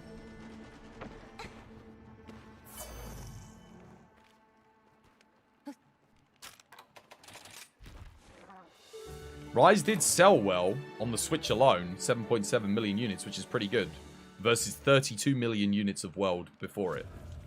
And they did that for an exclusivity deal that was, what, worth like how many millions? It wasn't worth it. Yeah, it sounds good, but in retrospect, the amount of customers that they lost, if they just put this game out on Xbox and PlayStation to begin with, they would have made way more money. Because a lot of those people in the community just felt isolated and ostracized. They felt like, oh, well, we're getting... It's the same... And I know they did, because I remember how I felt when I was playing this on the PSP and the PS2. And then they went from portable third and 2G to being exclusively on Nintendo consoles. Well, I had to go out and buy a Wii to play Try, which was the most disappointing Monster Hunter game ever. And then it wasn't until years later when I went and did the promotional stuff for Capcom for 4U that I couldn't afford a 3DS. They gave me one, so I was able to play 4U. Otherwise, I would never have bought a 3DS. I didn't have that income to just go and dump on a thing to play a single game series. And I'm not alone in that. A lot of people were like, why are we not getting these on PlayStation? What happened? Every Monster Hunter game for the first 6 years was on PlayStation. PS2, PS2 again, PSP, PSP, PSP, PSP, and then, boom, Wii, out of nowhere. Even when it was scheduled to come out on the PS3.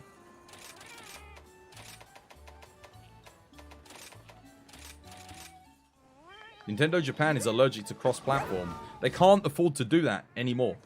They can't afford to. And here's the thing. We get it. Nintendo needs games too. But, dude, Nintendo aren't willing to move forward. They're not...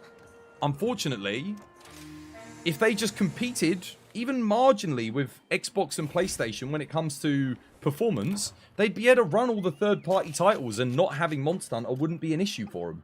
Because they'd be able to have the next Monster Hunter game. That's not Capcom's fault, that's Nintendo. Because I don't know why they haven't made a Nintendo Switch 2 at this point. Like,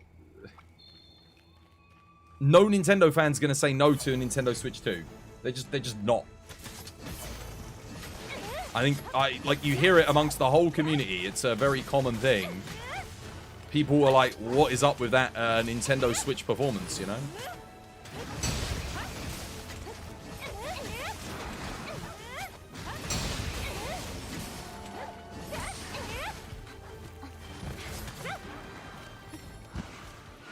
Oh, interesting. No insta-charge. You're getting pulled with him.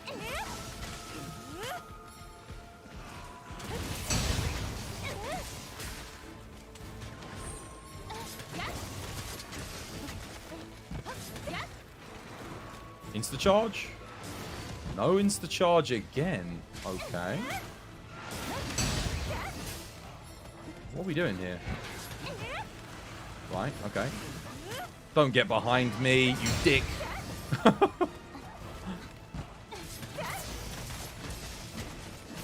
I am lucky I didn't get one shot there.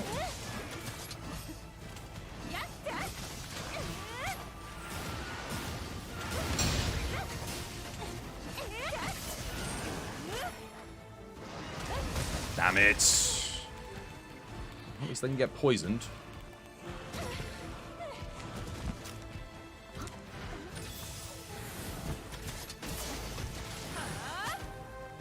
Oh, crap.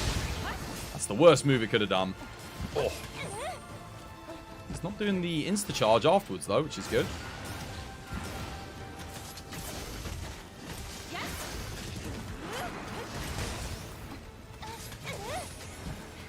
Again? Seriously? It's been all of 5 seconds, mate. Calm down.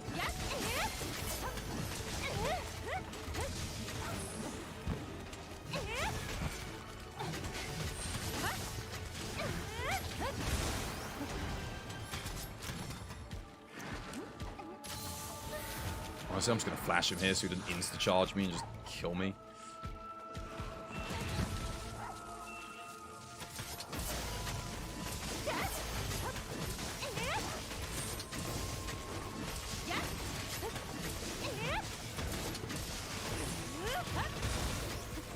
Okay.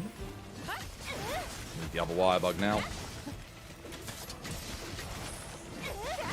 Bad positioning by me.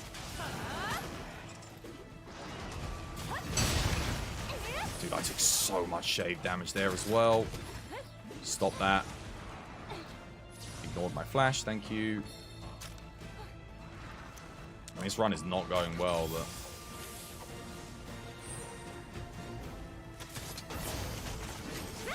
Okay, not enraged. Alright. No, are you kidding me? That was like 1 or 2 hits and he instant enraged again. Oh no.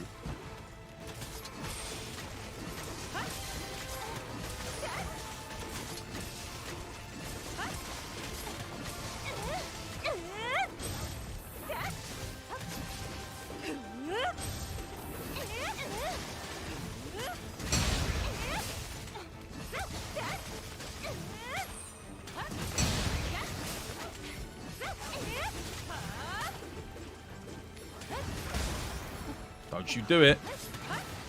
Oh.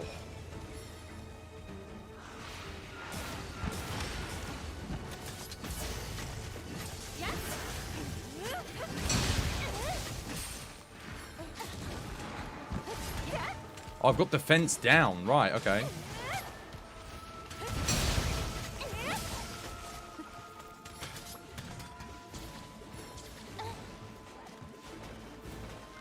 You played World on the PS4 and PC. Let's release our next game on the Switch only. Exactly, dude. Exactly. This is what I'm saying. And the community felt that and they reacted angrily. A lot of people, like, obviously, Rise was still a solid game. It's still a good game, right? Even when it came out, it wasn't like the best Monster Hunter game. But because of all that vitriol, people were like, I'm not going to engage with the content. I'm not going to engage with people that make the content. I don't want to get this game. I don't want to have anything to do with it. You know, there was just so much negativity surrounding it because of that one decision. And it sucked as a Monster Hunter content creator. It was like, it felt terrible because all my community was gone.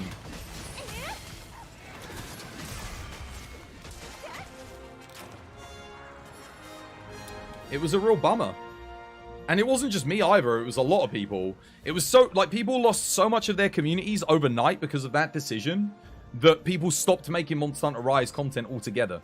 YouTube, TikTok, Twitch. It was the same across the board. And it hurt the game going all the way through. Capcom must never make that mistake again. Firstly, they say that they let their teams choose what platforms they want to develop for. Well, I say as you are the publisher, you are the overseeing body, don't do that. Like, that sounds great, but we as games designers and developers aren't doing things with any sort of business in mind. We're just doing, oh, well, I like the idea of this, I'm going to do that. But when you make a game as successful as Monster Hunter World and Iceborne, you cannot then go and say, we're going to put this on a single platform only. It's like what COD were doing when they were saying Microsoft were looking to buy COD and they were saying there's a chance that it won't come to Sony consoles anymore. You can't do that. You shouldn't do that. It's bad for the consumer. It's bad for your business. It's bad for your image. It's bad for your reputation. You can't do that. You cannot do that. You're not a Zelda fan, so you don't really care for it. You played Age of Calamity. You enjoyed it. You played the last few of the older ones and some of Breath of the Wild. You've got no interest in Tears of the Kingdom. Tears of the Kingdom is godly, though. Tears of the Kingdom looks like if you took Breath of the Wild and chucked Minecraft into it. That's what I've seen from the gameplay so far. I've only watched Super play it. It looks like that. It's got your classic Zelda puzzles and stuff. Yeah, did you see what happened to Redfall? They made that game crap on purpose because Microsoft would have cancelled it. Just... exclusivity will ultimately, I hope, come to an end with games. This whole console war nonsense. Because at the end of the day, as we all get older, we all end up in one place, and that's PC. Because eventually we just go, you know what, I don't care about exclusivity anymore. I just want to play these games at their best. And if you're a gamer, if you are really a gamer, you will invest in a PC. You will save up 10, 20, 15 years, however long it takes you. You will put money aside, and you're going to get a PC. Everybody does. You always end up here. You might be 20 years old now. You might be 15 years old now. You might be like, well, I like my Xbox. I'm staying on Xbox forever. Mate, once they put out your favorite game and it runs like arse at 24, 30 FPS and you see it running on PC better, you're just going to go, you know what? Forget it. I'm done. I'm going to PC. It happens to everybody. I remember Skyrim on the PS3 because my PC couldn't run it. So I was like, I'll get it on the PS3 and it was crap. That was the day I was like, you know what? I'm investing in PC and I'm never going back. And I never looked back. I got the PS4 for Bloodborne because I didn't have a choice. And then that was it. Yeah. That was it. PS5 is godly. You know what's godly? A 3090, mate. A 3090. With 64 gig of RAM and an i9 or an AMD 7900X, 8900X. That's godly. That's closer to God than you're ever going to get. Monster Hunter World 2 will make you buy a new PC. This is what I'm saying. This is what I'm saying. Start saving now. What's the most requested port ever? Bloodborne for what? PC. Do you know why? Because we all bought Bloodborne on PS4. We loved it, but we hated the performance, and we were like, you know what? I'm going to PC. That's what happened to that generation of gamers. So now we all want Bloodborne on PC because that was the last thing we played on PlayStation when we were sick of the crap performance. Because that game deserves to run at 60 FPS minimum. It deserves it because it's a brilliant game. That you know that a game is good when the only criticism is it runs badly on the console that it's exclusive to. It's the same with the Zelda games. The only criticism you ever hear from Zelda is, yeah, it runs crap, though. It's like, the game looks good, but it runs at 30 FPS. I mean, it's going to, because the Switch is like a... Mate, basically, it's 2 steps away from being a book. You know, you take a couple of components out, might as well be paper. You flick the pages, look at that. Oh, look at that FPS, mate. Like, you know. If it comes out on the Switch, it'll be a cloud game. I don't know what Nintendo are going to do for their next thing. A part of me wonders, are they going to drop the gimmick and just go full portable? And just kind of capture that side of the market? Because they got no one competing with them. Yes, there's the Steam Deck, but I mean, dude, the only people that are buying Steam Decks are people that already have PCs and can afford a Steam Deck. You're not getting any, like, I don't think any Twitch players are buying a... Well, maybe some of them are buying a Steam Deck. When a console's less powerful than the random... Well, that's what I'm saying. Dude, my freaking Samsung's got a better chip in it than the Switch has. Like, that's not right. Modern phones can already run Switch emulators. That's what I'm saying. That's what I'm saying, man.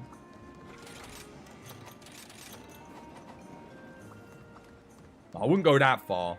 The Switch is basically like a weak PS4. And not the Pro. I mean the base version. And the PS4's well over a decade old. So this is why I say they need a Switch 2, or they need a new console. Because I don't want to play games at 24 FPS that sometimes get 30 FPS. I'm too old. I'm too old to be having experiences that make me feel motion sick and make me just go, you know, I might as well go get my freaking N64 out. GoldenEye runs at 24 FPS, for God's sake. And I'd rather play that as well. Kingdom Hearts 1 and 2 can't even be played on the Switch. Nah, I don't believe in that. That's not true.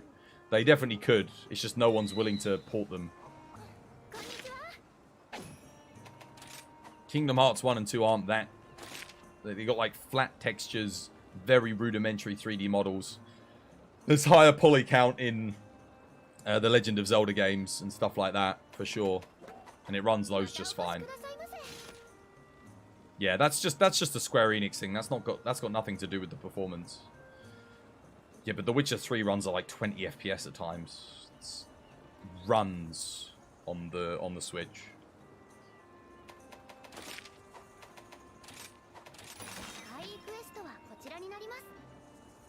Square Enix hate ports. When we all see the Final Fantasy PC port, didn't that run pretty badly? I never got it, but I still remember when they ported, what was it, Final Fantasy, was it 13? Final Fantasy 13 got ported from the Xbox to the PlayStation, and people found out that they developed it exclusively for Xbox and then ported it, because there was some kind of falling out between them and Sony. I can't remember exactly what it was. Maybe Sony didn't want exclusivity. Whatever it is, that's all sorted. But we're talking about over a decade ago anyway. More like 15 years ago. And I remember the game ran terribly on the PS3. Yeah. But it ran fine on the Xbox 360. Your Switch is really just for Pokemon, Fire Emblem, and Monster Hunter Stories too. You've got other games to justify purchasing it. I don't use it.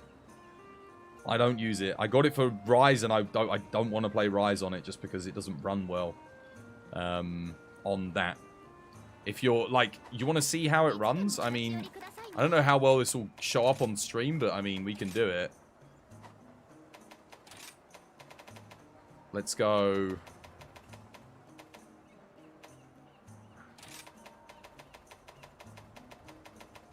Where's the frame rate?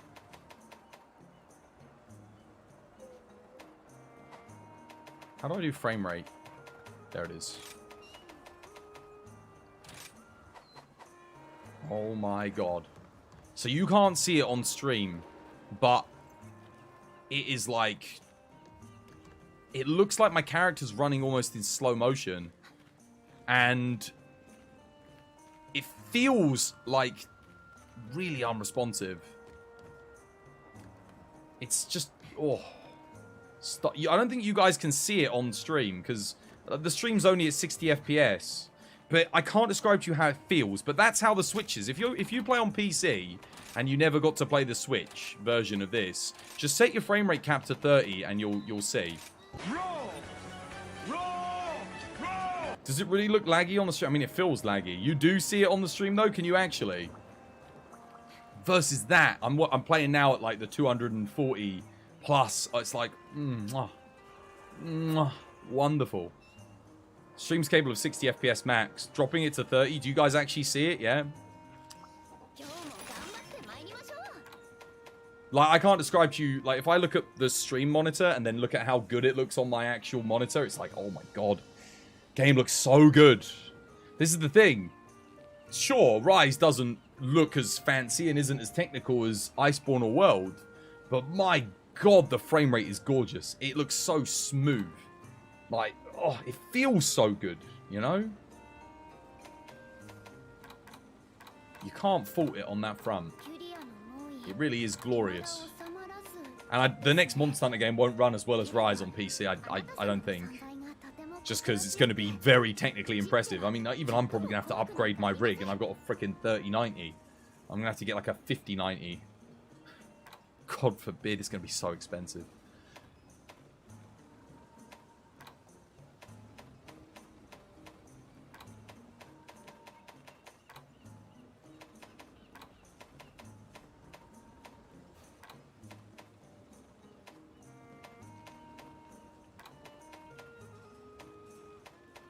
Crab. Oh wait, I was going to do solo, wasn't I?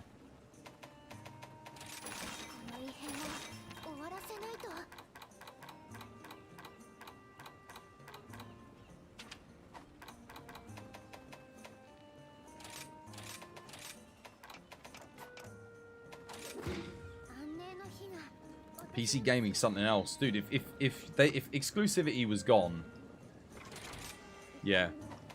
And I get it, PC gaming is expensive. It's there for enthusiast level gamers. It's not there for just like your average Joe maybe plays one game a week. It's not for those people. That's not... PC gamers are for people that literally dedicate their lives to gaming. Basically.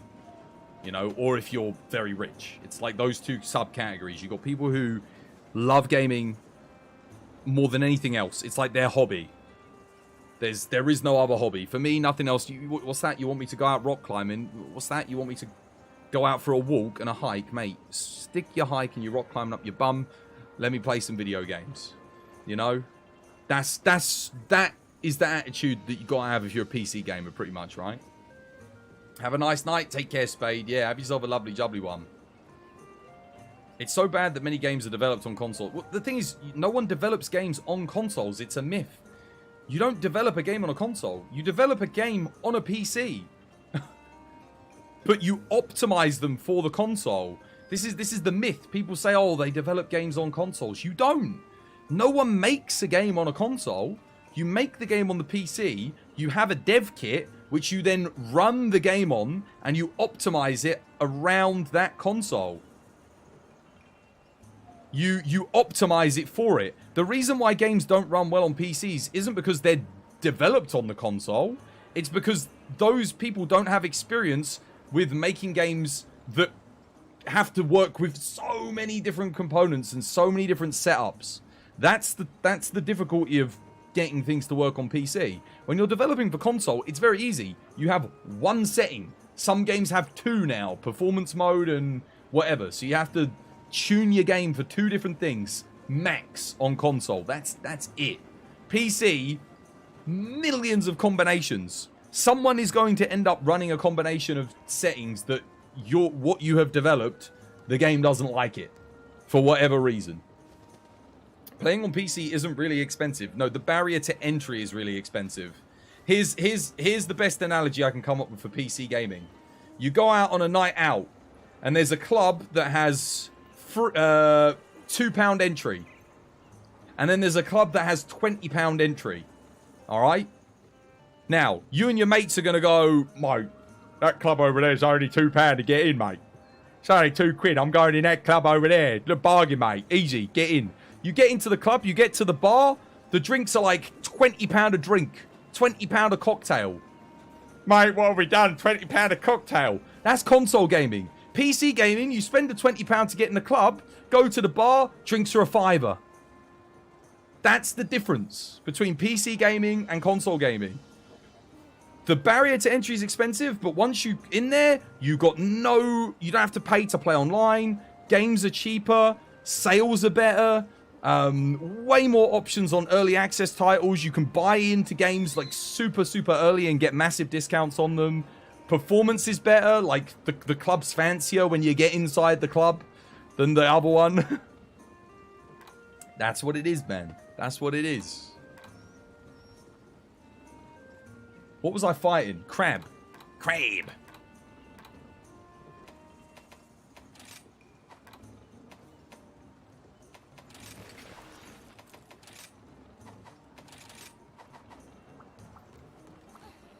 Sales on Switch are like, it was £250. That's what I'm saying. That's console in a nutshell. You didn't Remedy do that with Alan Wake 2? They made it cheaper on the PC because...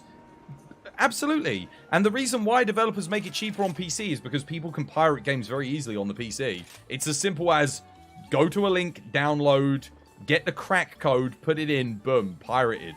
You can't do that on console. So in order to entice people to be honest about their games purchases on PC, especially when it comes to single player games, because there is literally no reason to buy those outside of your own honest morals or whatever.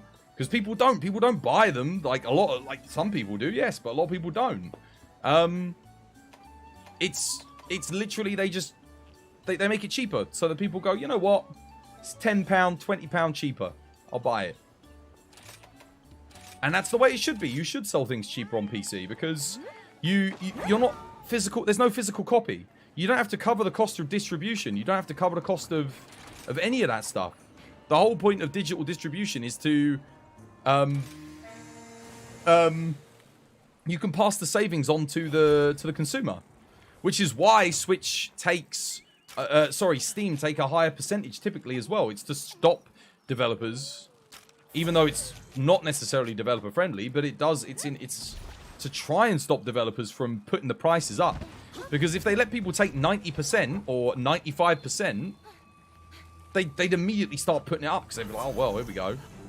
But Steam are able to hold their monopoly in the marketplace for this reason. I mean, look at Epic Games literally couldn't give its games away and beat Steam in terms of performance and sales and stuff.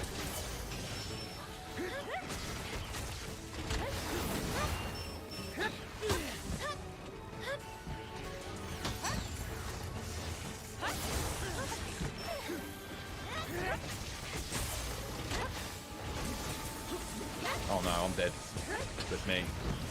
Wait, I survived? I live? It's very odd.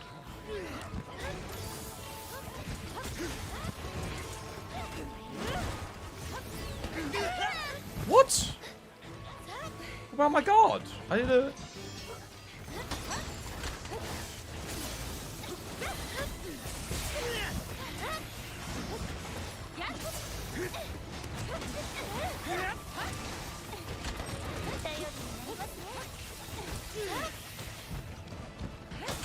And again, that's it. Spin to win crab.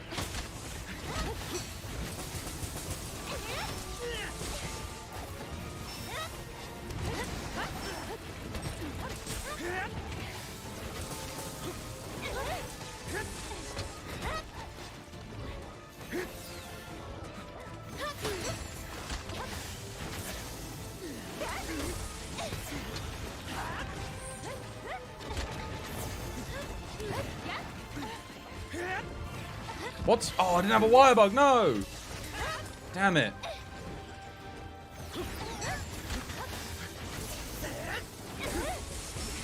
Wow. Dude, I actually hate it when he's not enraged. That move set is awful. Wait, did I put the dogs on Thunder? I don't think I put the dogs on Thunder. I just realized. The second most viewed Diablo 4 stream is a bunch of hot girls in their revealing clothes doing a LAN party. Yeah, duh, of course. It's like I said, people don't want people that can actually play the game well. They don't care about that.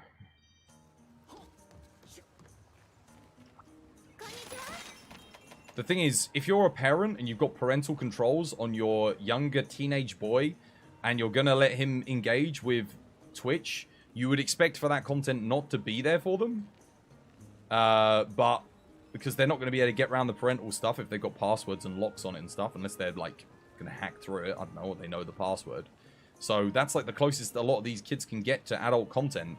So yeah, it just became your favorite monster because it you could cripple the pincers. You love making monsters ineffective. That'd be kind of cool if crippling the pincers actually reduced its damage, but it doesn't really do anything outside of a visual standpoint. That's something I'm hoping for in the next Monster Hunter game, is more dynamic elements in the combat. So doing things has more of an effect. Playing to monsters' strengths and weaknesses makes more sense. Yeah, of course it is, Rep. Of course it is. 100%. I 100% agree. And don't get me wrong. If I could do that, I would absolutely be doing that as well. Because I could monetize that. I'm not jealous of it, and I'm not envious of it. I think that's smart. I think if you are good looking, attractive, and you can do that, and you can make money and a business from it, holy crap, you should be doing that. 100%. But should Twitch be allowing it? I don't know. I guess if you set your stream to adult only, then yeah, why not? If you're not setting your stream to adult only, then things start becoming a little bit muddy and, you know, a little bit. Oh, I don't know about that. Wait, I didn't put my dogs on thunder again. God damn it, I literally forgot. The one thing I needed to do. You thought it did. You remember getting one shot and then two shot. It's probably just defender high or some kind of defensive bonus proccing. You also have to remember that if he's not enraged, he does less damage because he's not angry. So, yeah. So if the pincers are extended, he does bonus damage regardless. Because he's in rage mode, right? Even if you break the pincers, they'll still do high damage.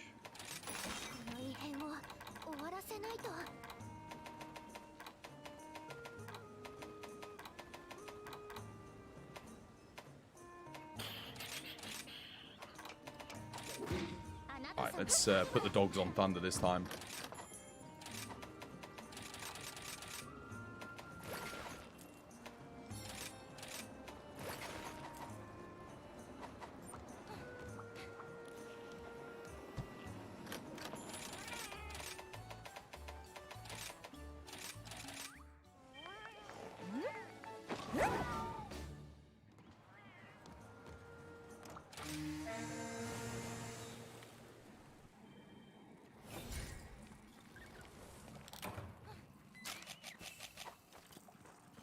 You'll take your word for it that you haven't played since September 14, 2022. Nah, trust me. Trust me. You break the pincers. It's yeah. The only thing that affects his pincer damage is whether or not he's enraged. It could just be that he one hit kills me regardless because he's anomaly level. So maybe that's why. There are other factors at play here, of course. So maybe I wouldn't notice just given the amount of damage that he's actually doing. Okay, interesting. I don't know what knocked him down there.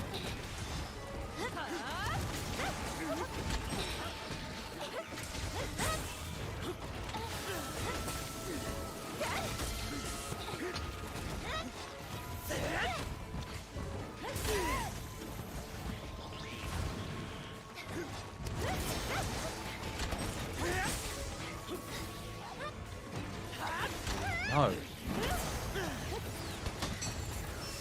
I did try and guard point there, but nothing happened. Let's see if the AI actually heals me here.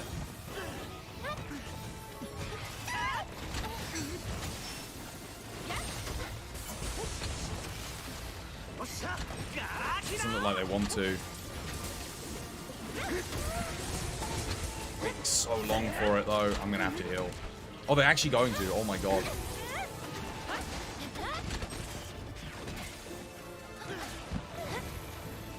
Yeah, well now I do need to heal. 100%.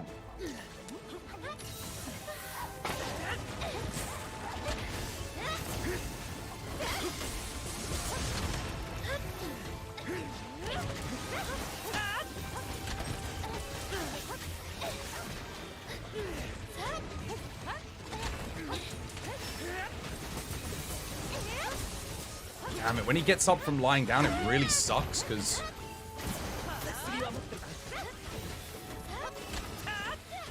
Okay, enraged. Notice now the damage will go up, because he's got the old big pincers. That was a 2,000 per file, right? I did see that correctly, right? It's pretty huge. Oh, damn. I'm getting hit there. No, I'm trying to... Guys, I'm actually trying to press X so that I can crouch to get rid of the bleed. And it keeps rolling me forward even though I'm not pressing the directional button. Damn it. That was lucky. I almost died there just because of a false input.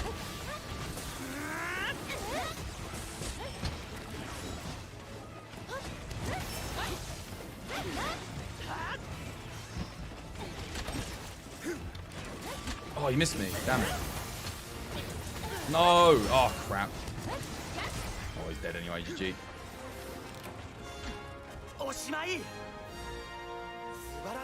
You're going because it's 2 a.m. and you got to be up in 8 hours to have a nice day at work tomorrow, man. Oh, wait, no, your holiday. Talking about.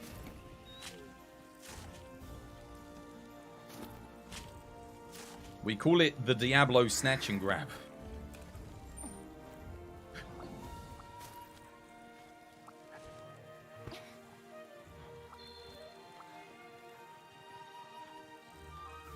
Oh, you're on holiday after tomorrow. Oh, okay. I thought you were already on holiday. Nice. Well, that'd be good. Have fun, man.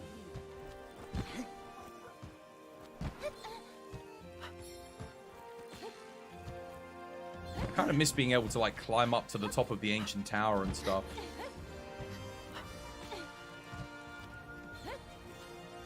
Really?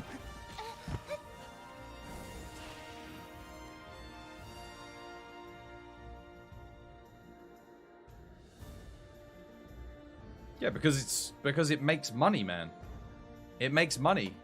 Dude, a lot of these streamers, if they were to go on an actual campsite and strip naked, they would make nowhere near as much money as what they can make on Twitch just by being in a bra or a bikini. Like, dude, you would be stupid not to do that if you were attractive. Like, 100%. Or, of course, there's VTubers as well, which also... They have the VTube models. If you're into that, they're also very attractive too. So you've got both sides that also have like really good success, right? So it's a win-win. Like, why would you not do that? What's the point? If you can either make yourself attractive as a VTuber or you are attractive, why would you not monetize that as a streamer? Like, you people keep forgetting. Streaming is a business. I know so many people say, oh, I don't think of streaming as a business. I do it for the fun of it.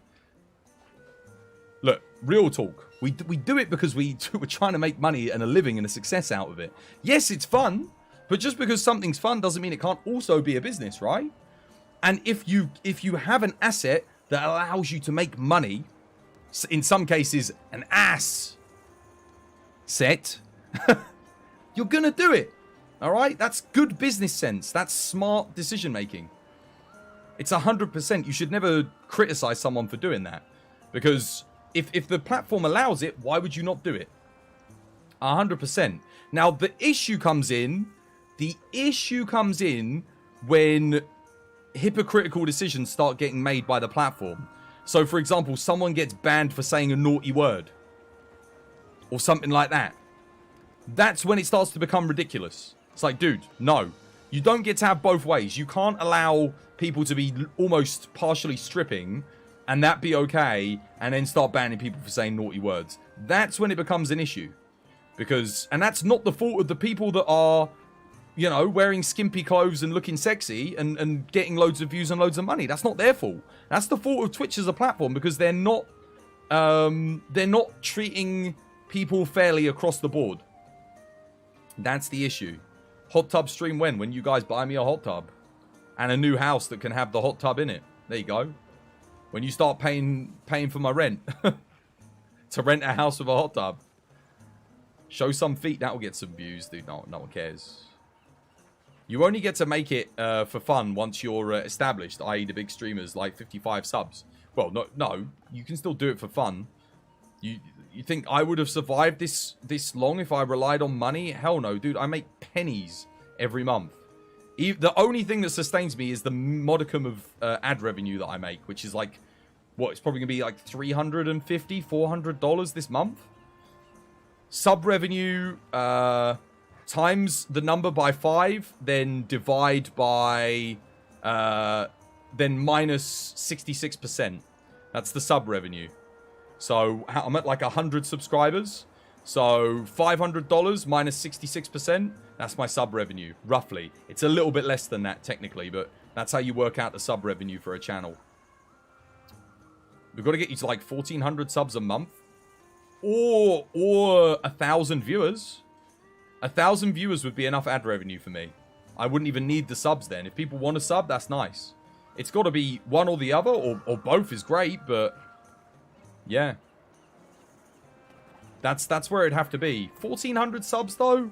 1,400 subs, so times by 5, that's let's do the maths. 2,800, 5,600, is that 8,000? 5,600? No, 7,000 that is, right? So 7,000 divided by, so minus 66%. That is, what is that? It's about 2,000, it's about 2,000, just over $2,500 a month. 2,400. 2,340.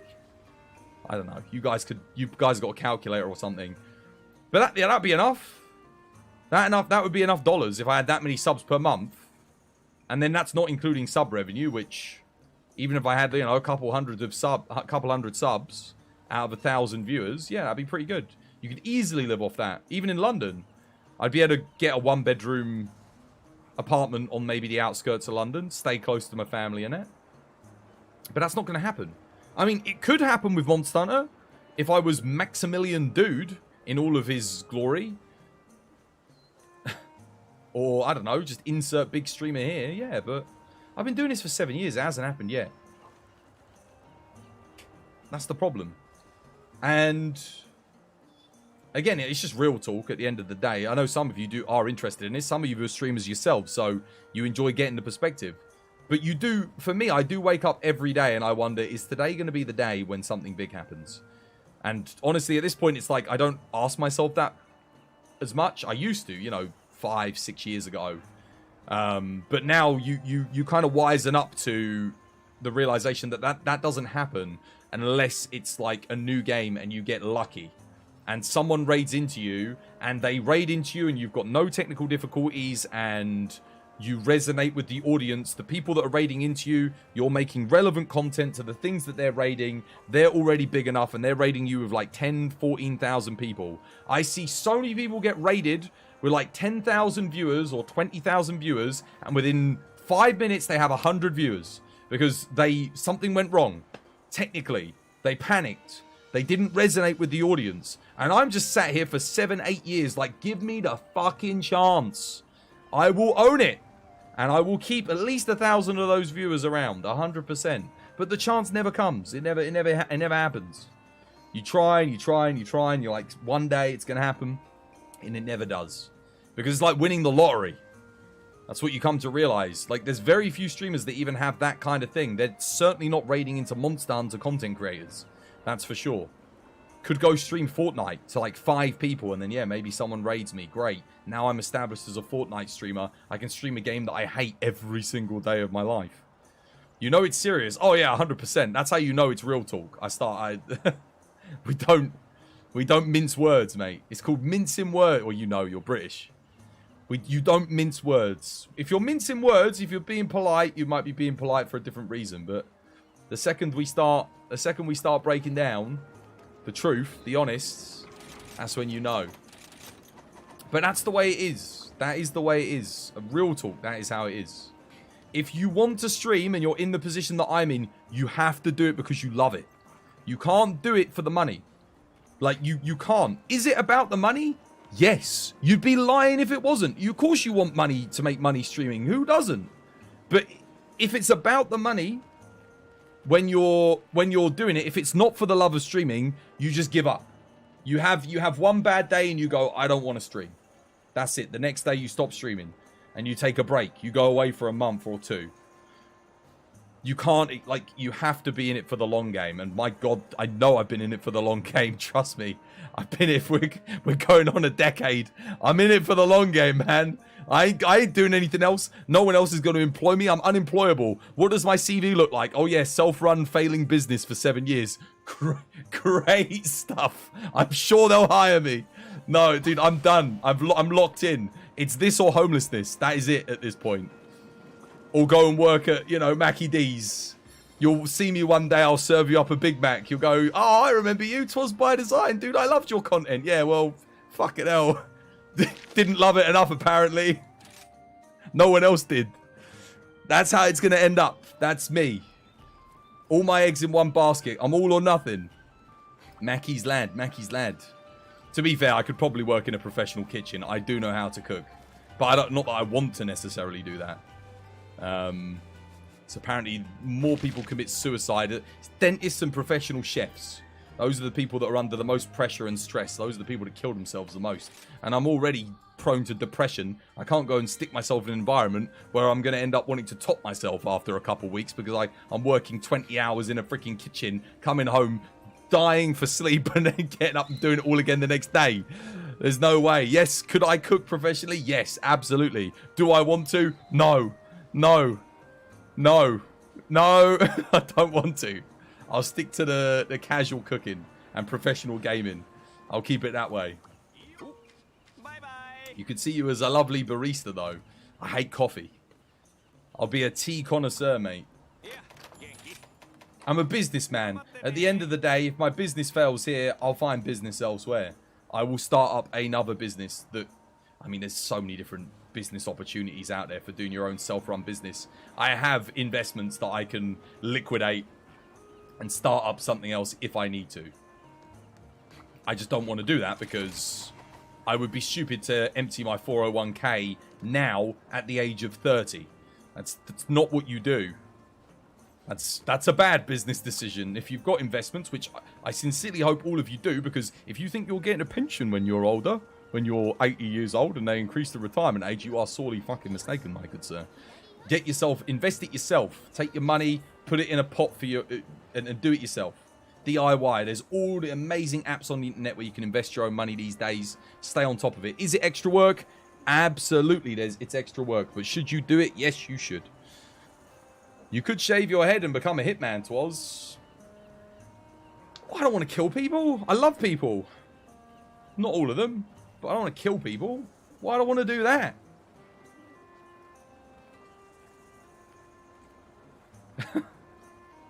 That makes one of us. Well, I love you guys. You hate people. I don't hate people. I'm a people person. I don't like the people that I don't like. You know when you don't like someone. You get that vibe. You're like, I don't like you. Immediately. You get that energy. It's hard to tell over the internet. Usually people do something and you don't like them over the internet. But that doesn't necessarily mean you don't like that person in person. For me, it's usually like you feel that energy. You're like, I'm not feeling you. I'm not feeling your energy. I don't like it. Yeah.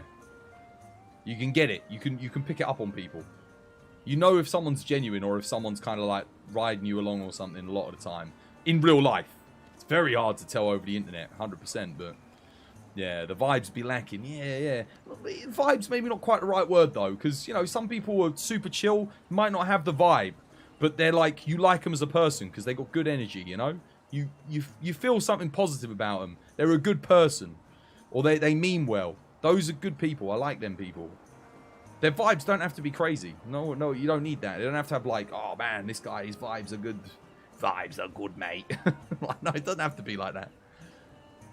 It's when they're all right at the start. And yeah, that's the thing. You got to be cautious. You got to be cautious because some people, like, it's hard to get a read on some people, you know? They don't wear their hearts on their sleeve, necessarily. I like people that are candid and wear their hearts on their sleeve and they're honest. They're honest with the people that they care about, with their friends, this, that, and the other. They don't mince words. I don't like it when people are like overly polite and it's like, dude, you know, if you opened up the hood, there's a load of shit all over that engine. Like, no, I don't. No. I like people who, if they're muddy, they wear it on the outside. You know, little bit of patina to their person, their personality. I like those kind of people. Well-weathered people. Those are the best kind of people. You like people who are honest about being an arsehole. 100%. Everyone's a little bit of an arsehole. Anyone who tells you they're not is either lying or they're boring. So they've already lost points. Like 100%. As someone that's on the spectrum, it's really hard to not be honest. I honestly, I've never had myself checked. Like, you know, I've never been to the doctor. I keep saying I probably should go. Maybe I am. Maybe you just don't know until someone says. You guys can get a read on me. Maybe I am. Because I don't like it. I don't like lying. I don't like, unless I'm trying to be funny. I don't like the sarcasm element. I like the sarcasm element, but that's the extent of my lying, is sarcasm. Lying through sarcasm to try and make it obvious that I'm BSing. That's about it for entertainment value, you know. You hate Blizzard, Twas. You and me both. You and me both. They never apologize. Never. An elephant never forgets. I'm like a freaking elephant. I'm a big man with a big freaking heart. And an elephant never forgets. I remember how they treat... you guys hear me say this every day. I will never forgive what they did for Blitzchung. I will never forgive them for that. Never. Like, until they apologize. They never even said sorry. Imagine doing something like that and not even saying sorry. I forgive people if they apologize. They say sorry. They try to make amends. I forgive that. 100%. If someone does something I don't like and I say to them... I'll be like, no, look, come on, that's bullshit. Come on, 100%. If they come back at me and they're like, they never say sorry for it, I'm like, all right, you obviously don't care about the way I feel about it. That's fair enough. You know, fair enough. And everyone's entitled to that, you know. It's freedom of speech at the end of the day. But then if you go and say something like that, like what Blizzard said, and then you don't come out and say, you know what, we messed up. It might take me a while to forgive you, but I'll ultimately forgive you. Because... you make good games most of the time. But nah. Can't do that, mate. Can't be doing that. You keep coming back whenever I see you online. So, guys, that means I like you. Cheers, Spade. Cheers. I like you too. Legend. Top lad. Or lass. I don't know. Whatever you want to identify as. You're a top one of those. A top G. Top G. Oh, God, no. Top G is what Andrew Tate says. Let's not start using that vernacular. My goodness.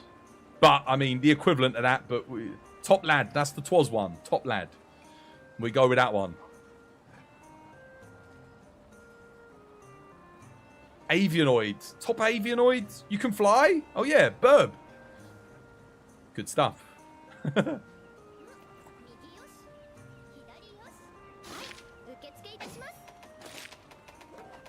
Oh. I just want... This is what I want. I want Monster Hunter to pop off, and I want to hit an average of like 500 viewers.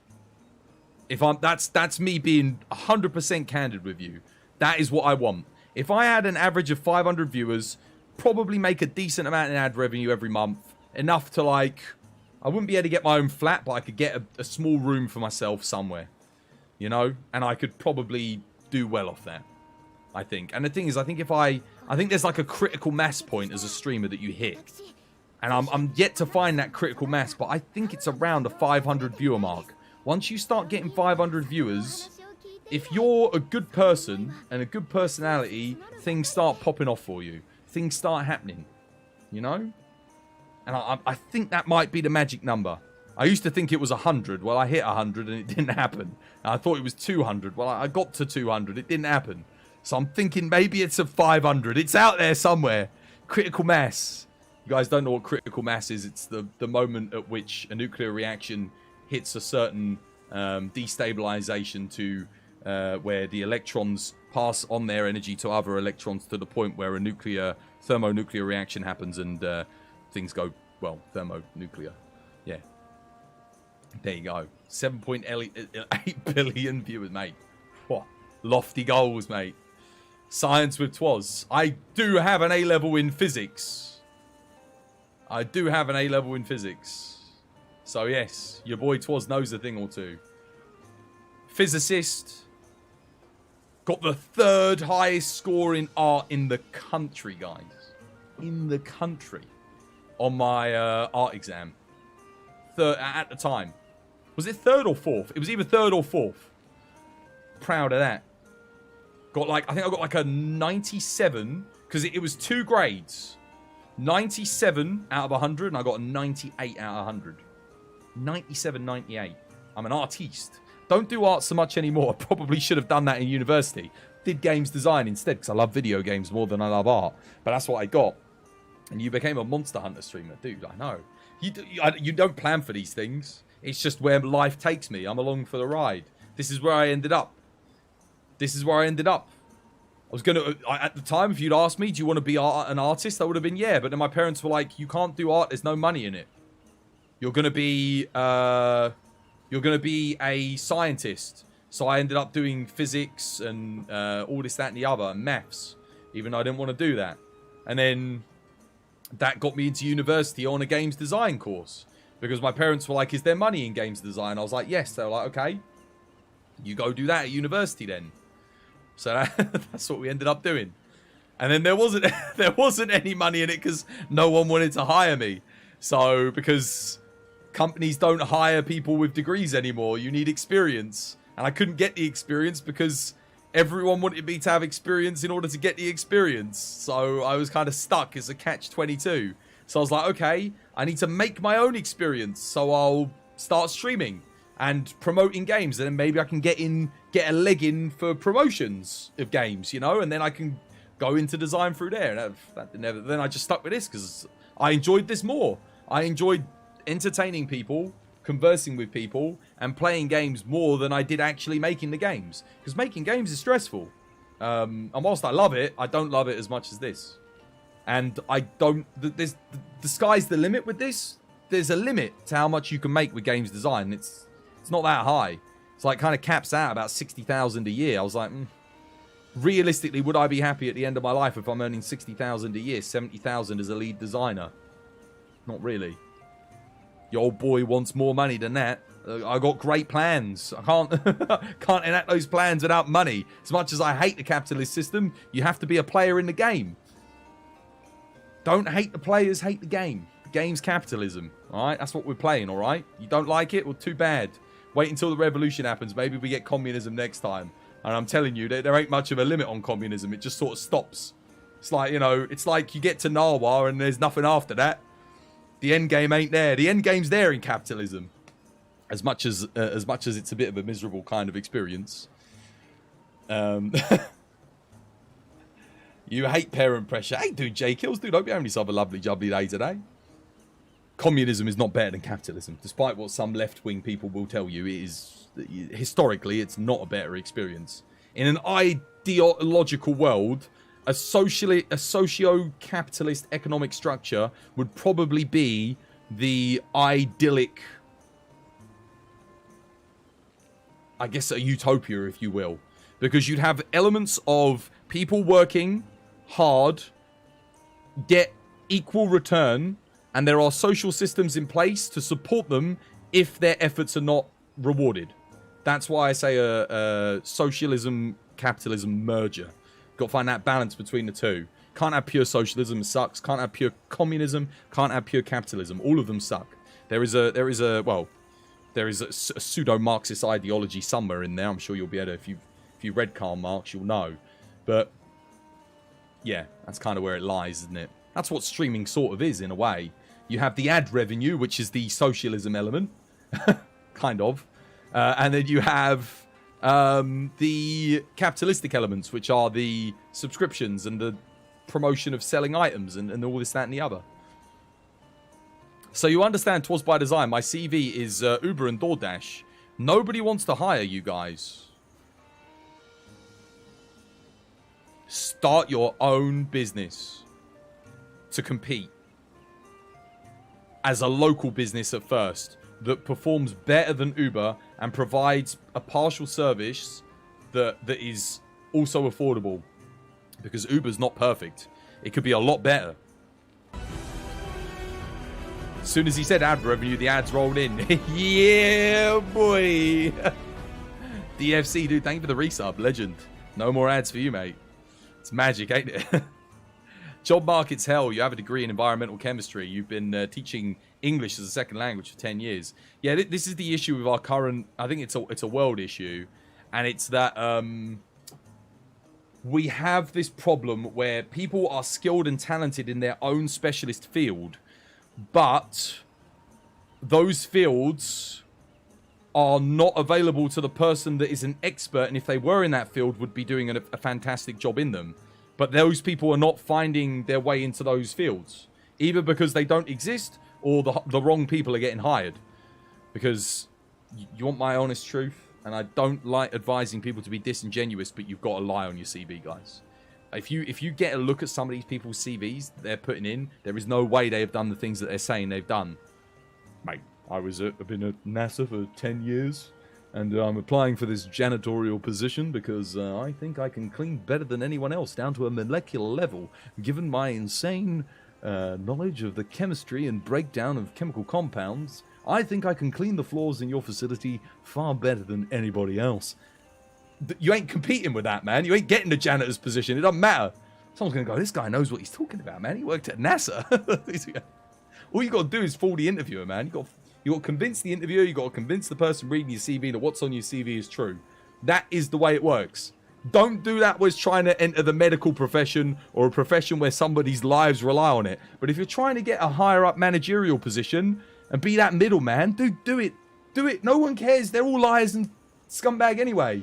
Like, all you're going to do is lie. You're still going to be a decent person. Just take the money. Take them for everything they've got. Go earn it, guys. Earn it. Get out there. 100%. Get out there. Work it.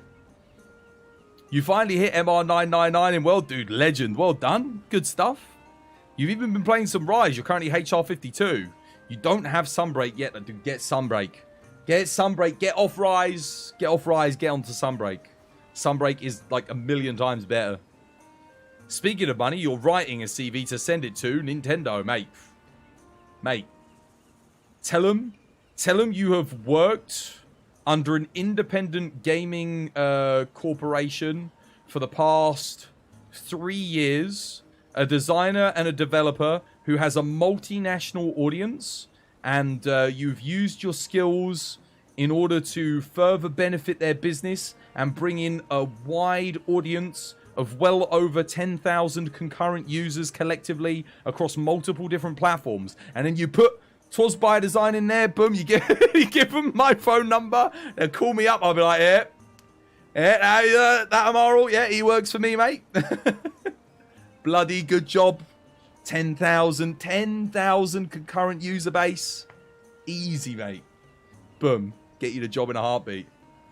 Put me as a reference. I don't think they're going to be making a connect call to London, UK somehow. TBD is your reference, dude. Legend.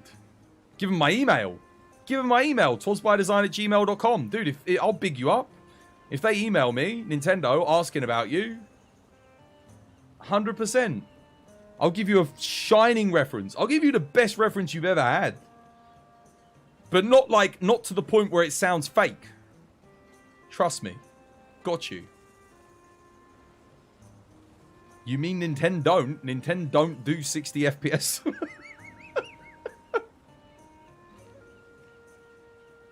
Oh dear. Nintendo don't do third-party support.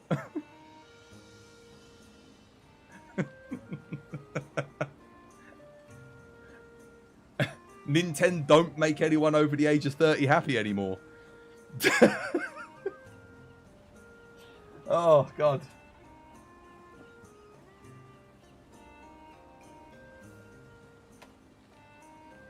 Remember, chat, if you need a reference, your good old dear Twasboy, and they get that influencer boost, mate. Well, only if you've been literally working for me for free, like Amaral basically has been for the past 4 years. Poor bugger's not seen any returns yet. The minute I see returns, my boy gets returns. You know? Once I'm able to be comfortable, mate, I'm distributing the wealth. That's when that socialism kicks in. Don't practice what you preach, you know? If you believe in socialist structures, you got to divvy up the rewards, didn't you? But unfortunately, the income is minor for me at the moment. But one day it will be. One day it'll be half decent, I promise. Speaking of which, did you ever get that mug that I sent you? Did it ever come through, Amaral? What did their customer support tell you? Did they say they'd send you another one? Nintendo make reasonably powerful consoles for the price tag. Honestly, they're still the cheapest console on the market, though, aren't they? Really? So, yeah, it's on the way. They sent a new one. Oh, good. Yeah, I was gonna say they're usually quite good. Like they'll resend stuff of it. I've never had an issue with them. If things have arrived broken, they've sent another one. They are very good at doing that with my merch. That's why I've stuck with them. Because if they give customers if they give good customer support when it comes to broken or merch that doesn't show up in the post, that's what I care about the most, is making sure you guys get whatever it is that you wanted or paid for, etc. 100 free subs every year, you assume, is how we're handling the socialist aspect. 100 free subs? No, I was just going to give money. Send money through PayPal or buy you some games that you want or something like that. I don't know. Much easier. Probably better to buy you games, because then I can write it off as a business expense rather than just send you money. Although, I mean, I guess I could technically. I could say employees paying wages or whatever. Services rendered. Switch is cheap because it has a smartphone. Like, I always get a little bit sad because I look at these big streamers and they're able to pay their mods, like, you know, full-time wages. And I'm like, dude, I wish.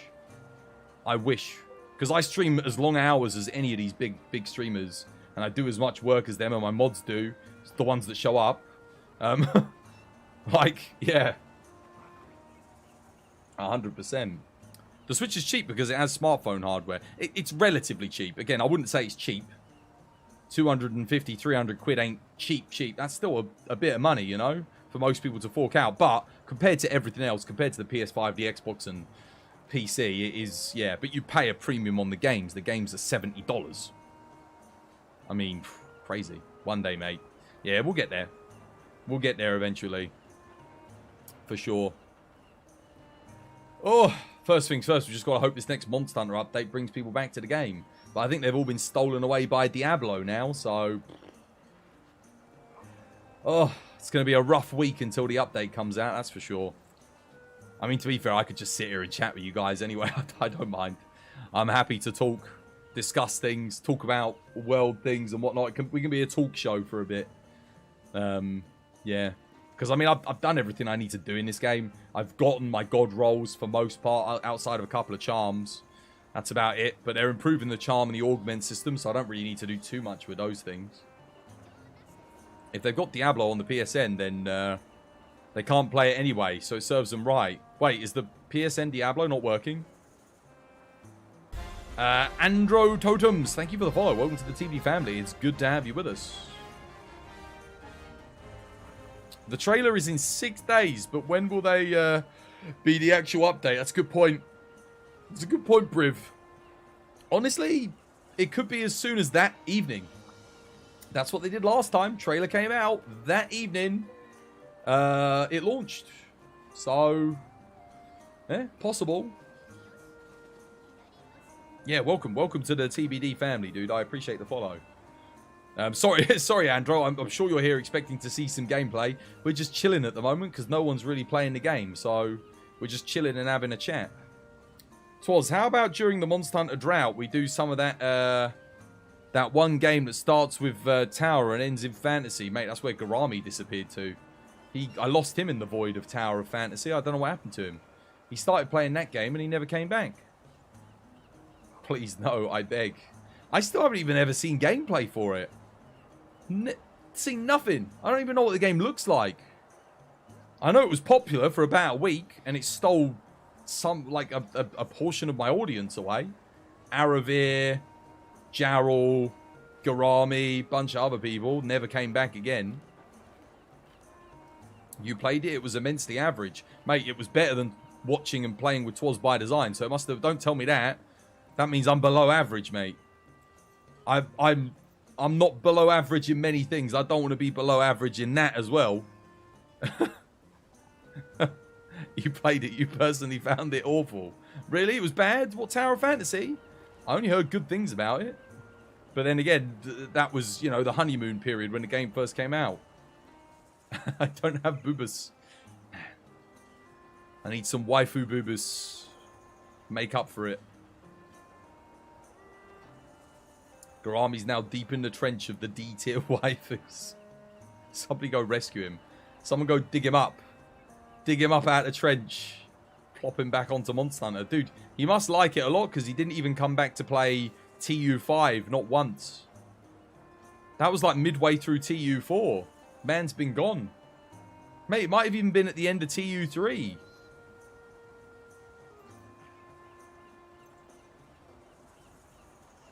He's going to come back. He's going to be a scrub nub. He's not even going to be able to play the game anymore. It's going to be shocking. I'll be like, oh, man. He hasn't even brushed the rust off of his dingle. He's just rustiest boy.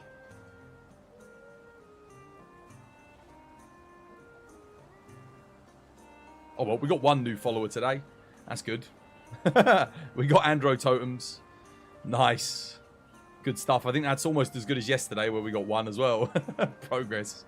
10,000. Mate, I'll only be here for the next 5 years. God, I'm never... I thought I was... Dude, we were doing so well at the start of this year. I thought we were going to hit that goal, like, midway through the year. I'm not going to hit 10k followers now. It's been too dead. It's been too many dead months thanks to courtesy of Sunbreak where people just haven't been watching or engaging with the content. Shit.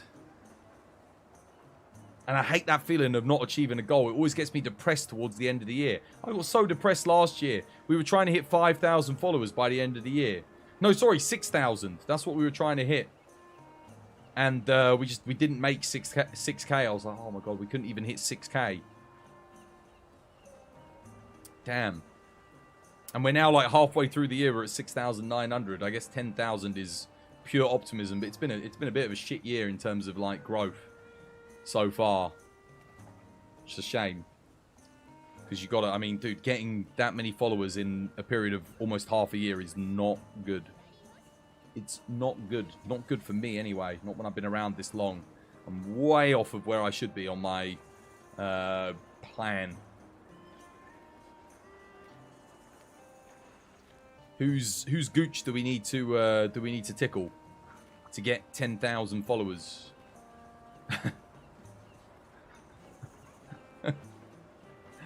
Whose Johnson do we need to service? Oh man.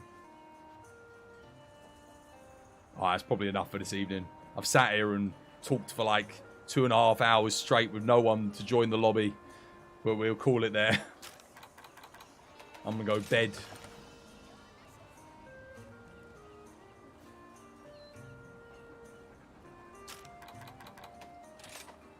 Oh, no. We do want to save.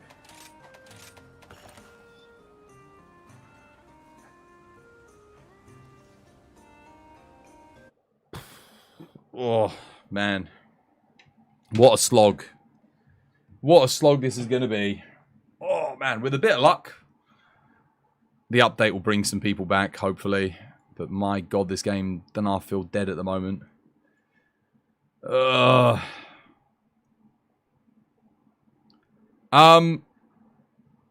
man, I can't be bothered to raid today, guys.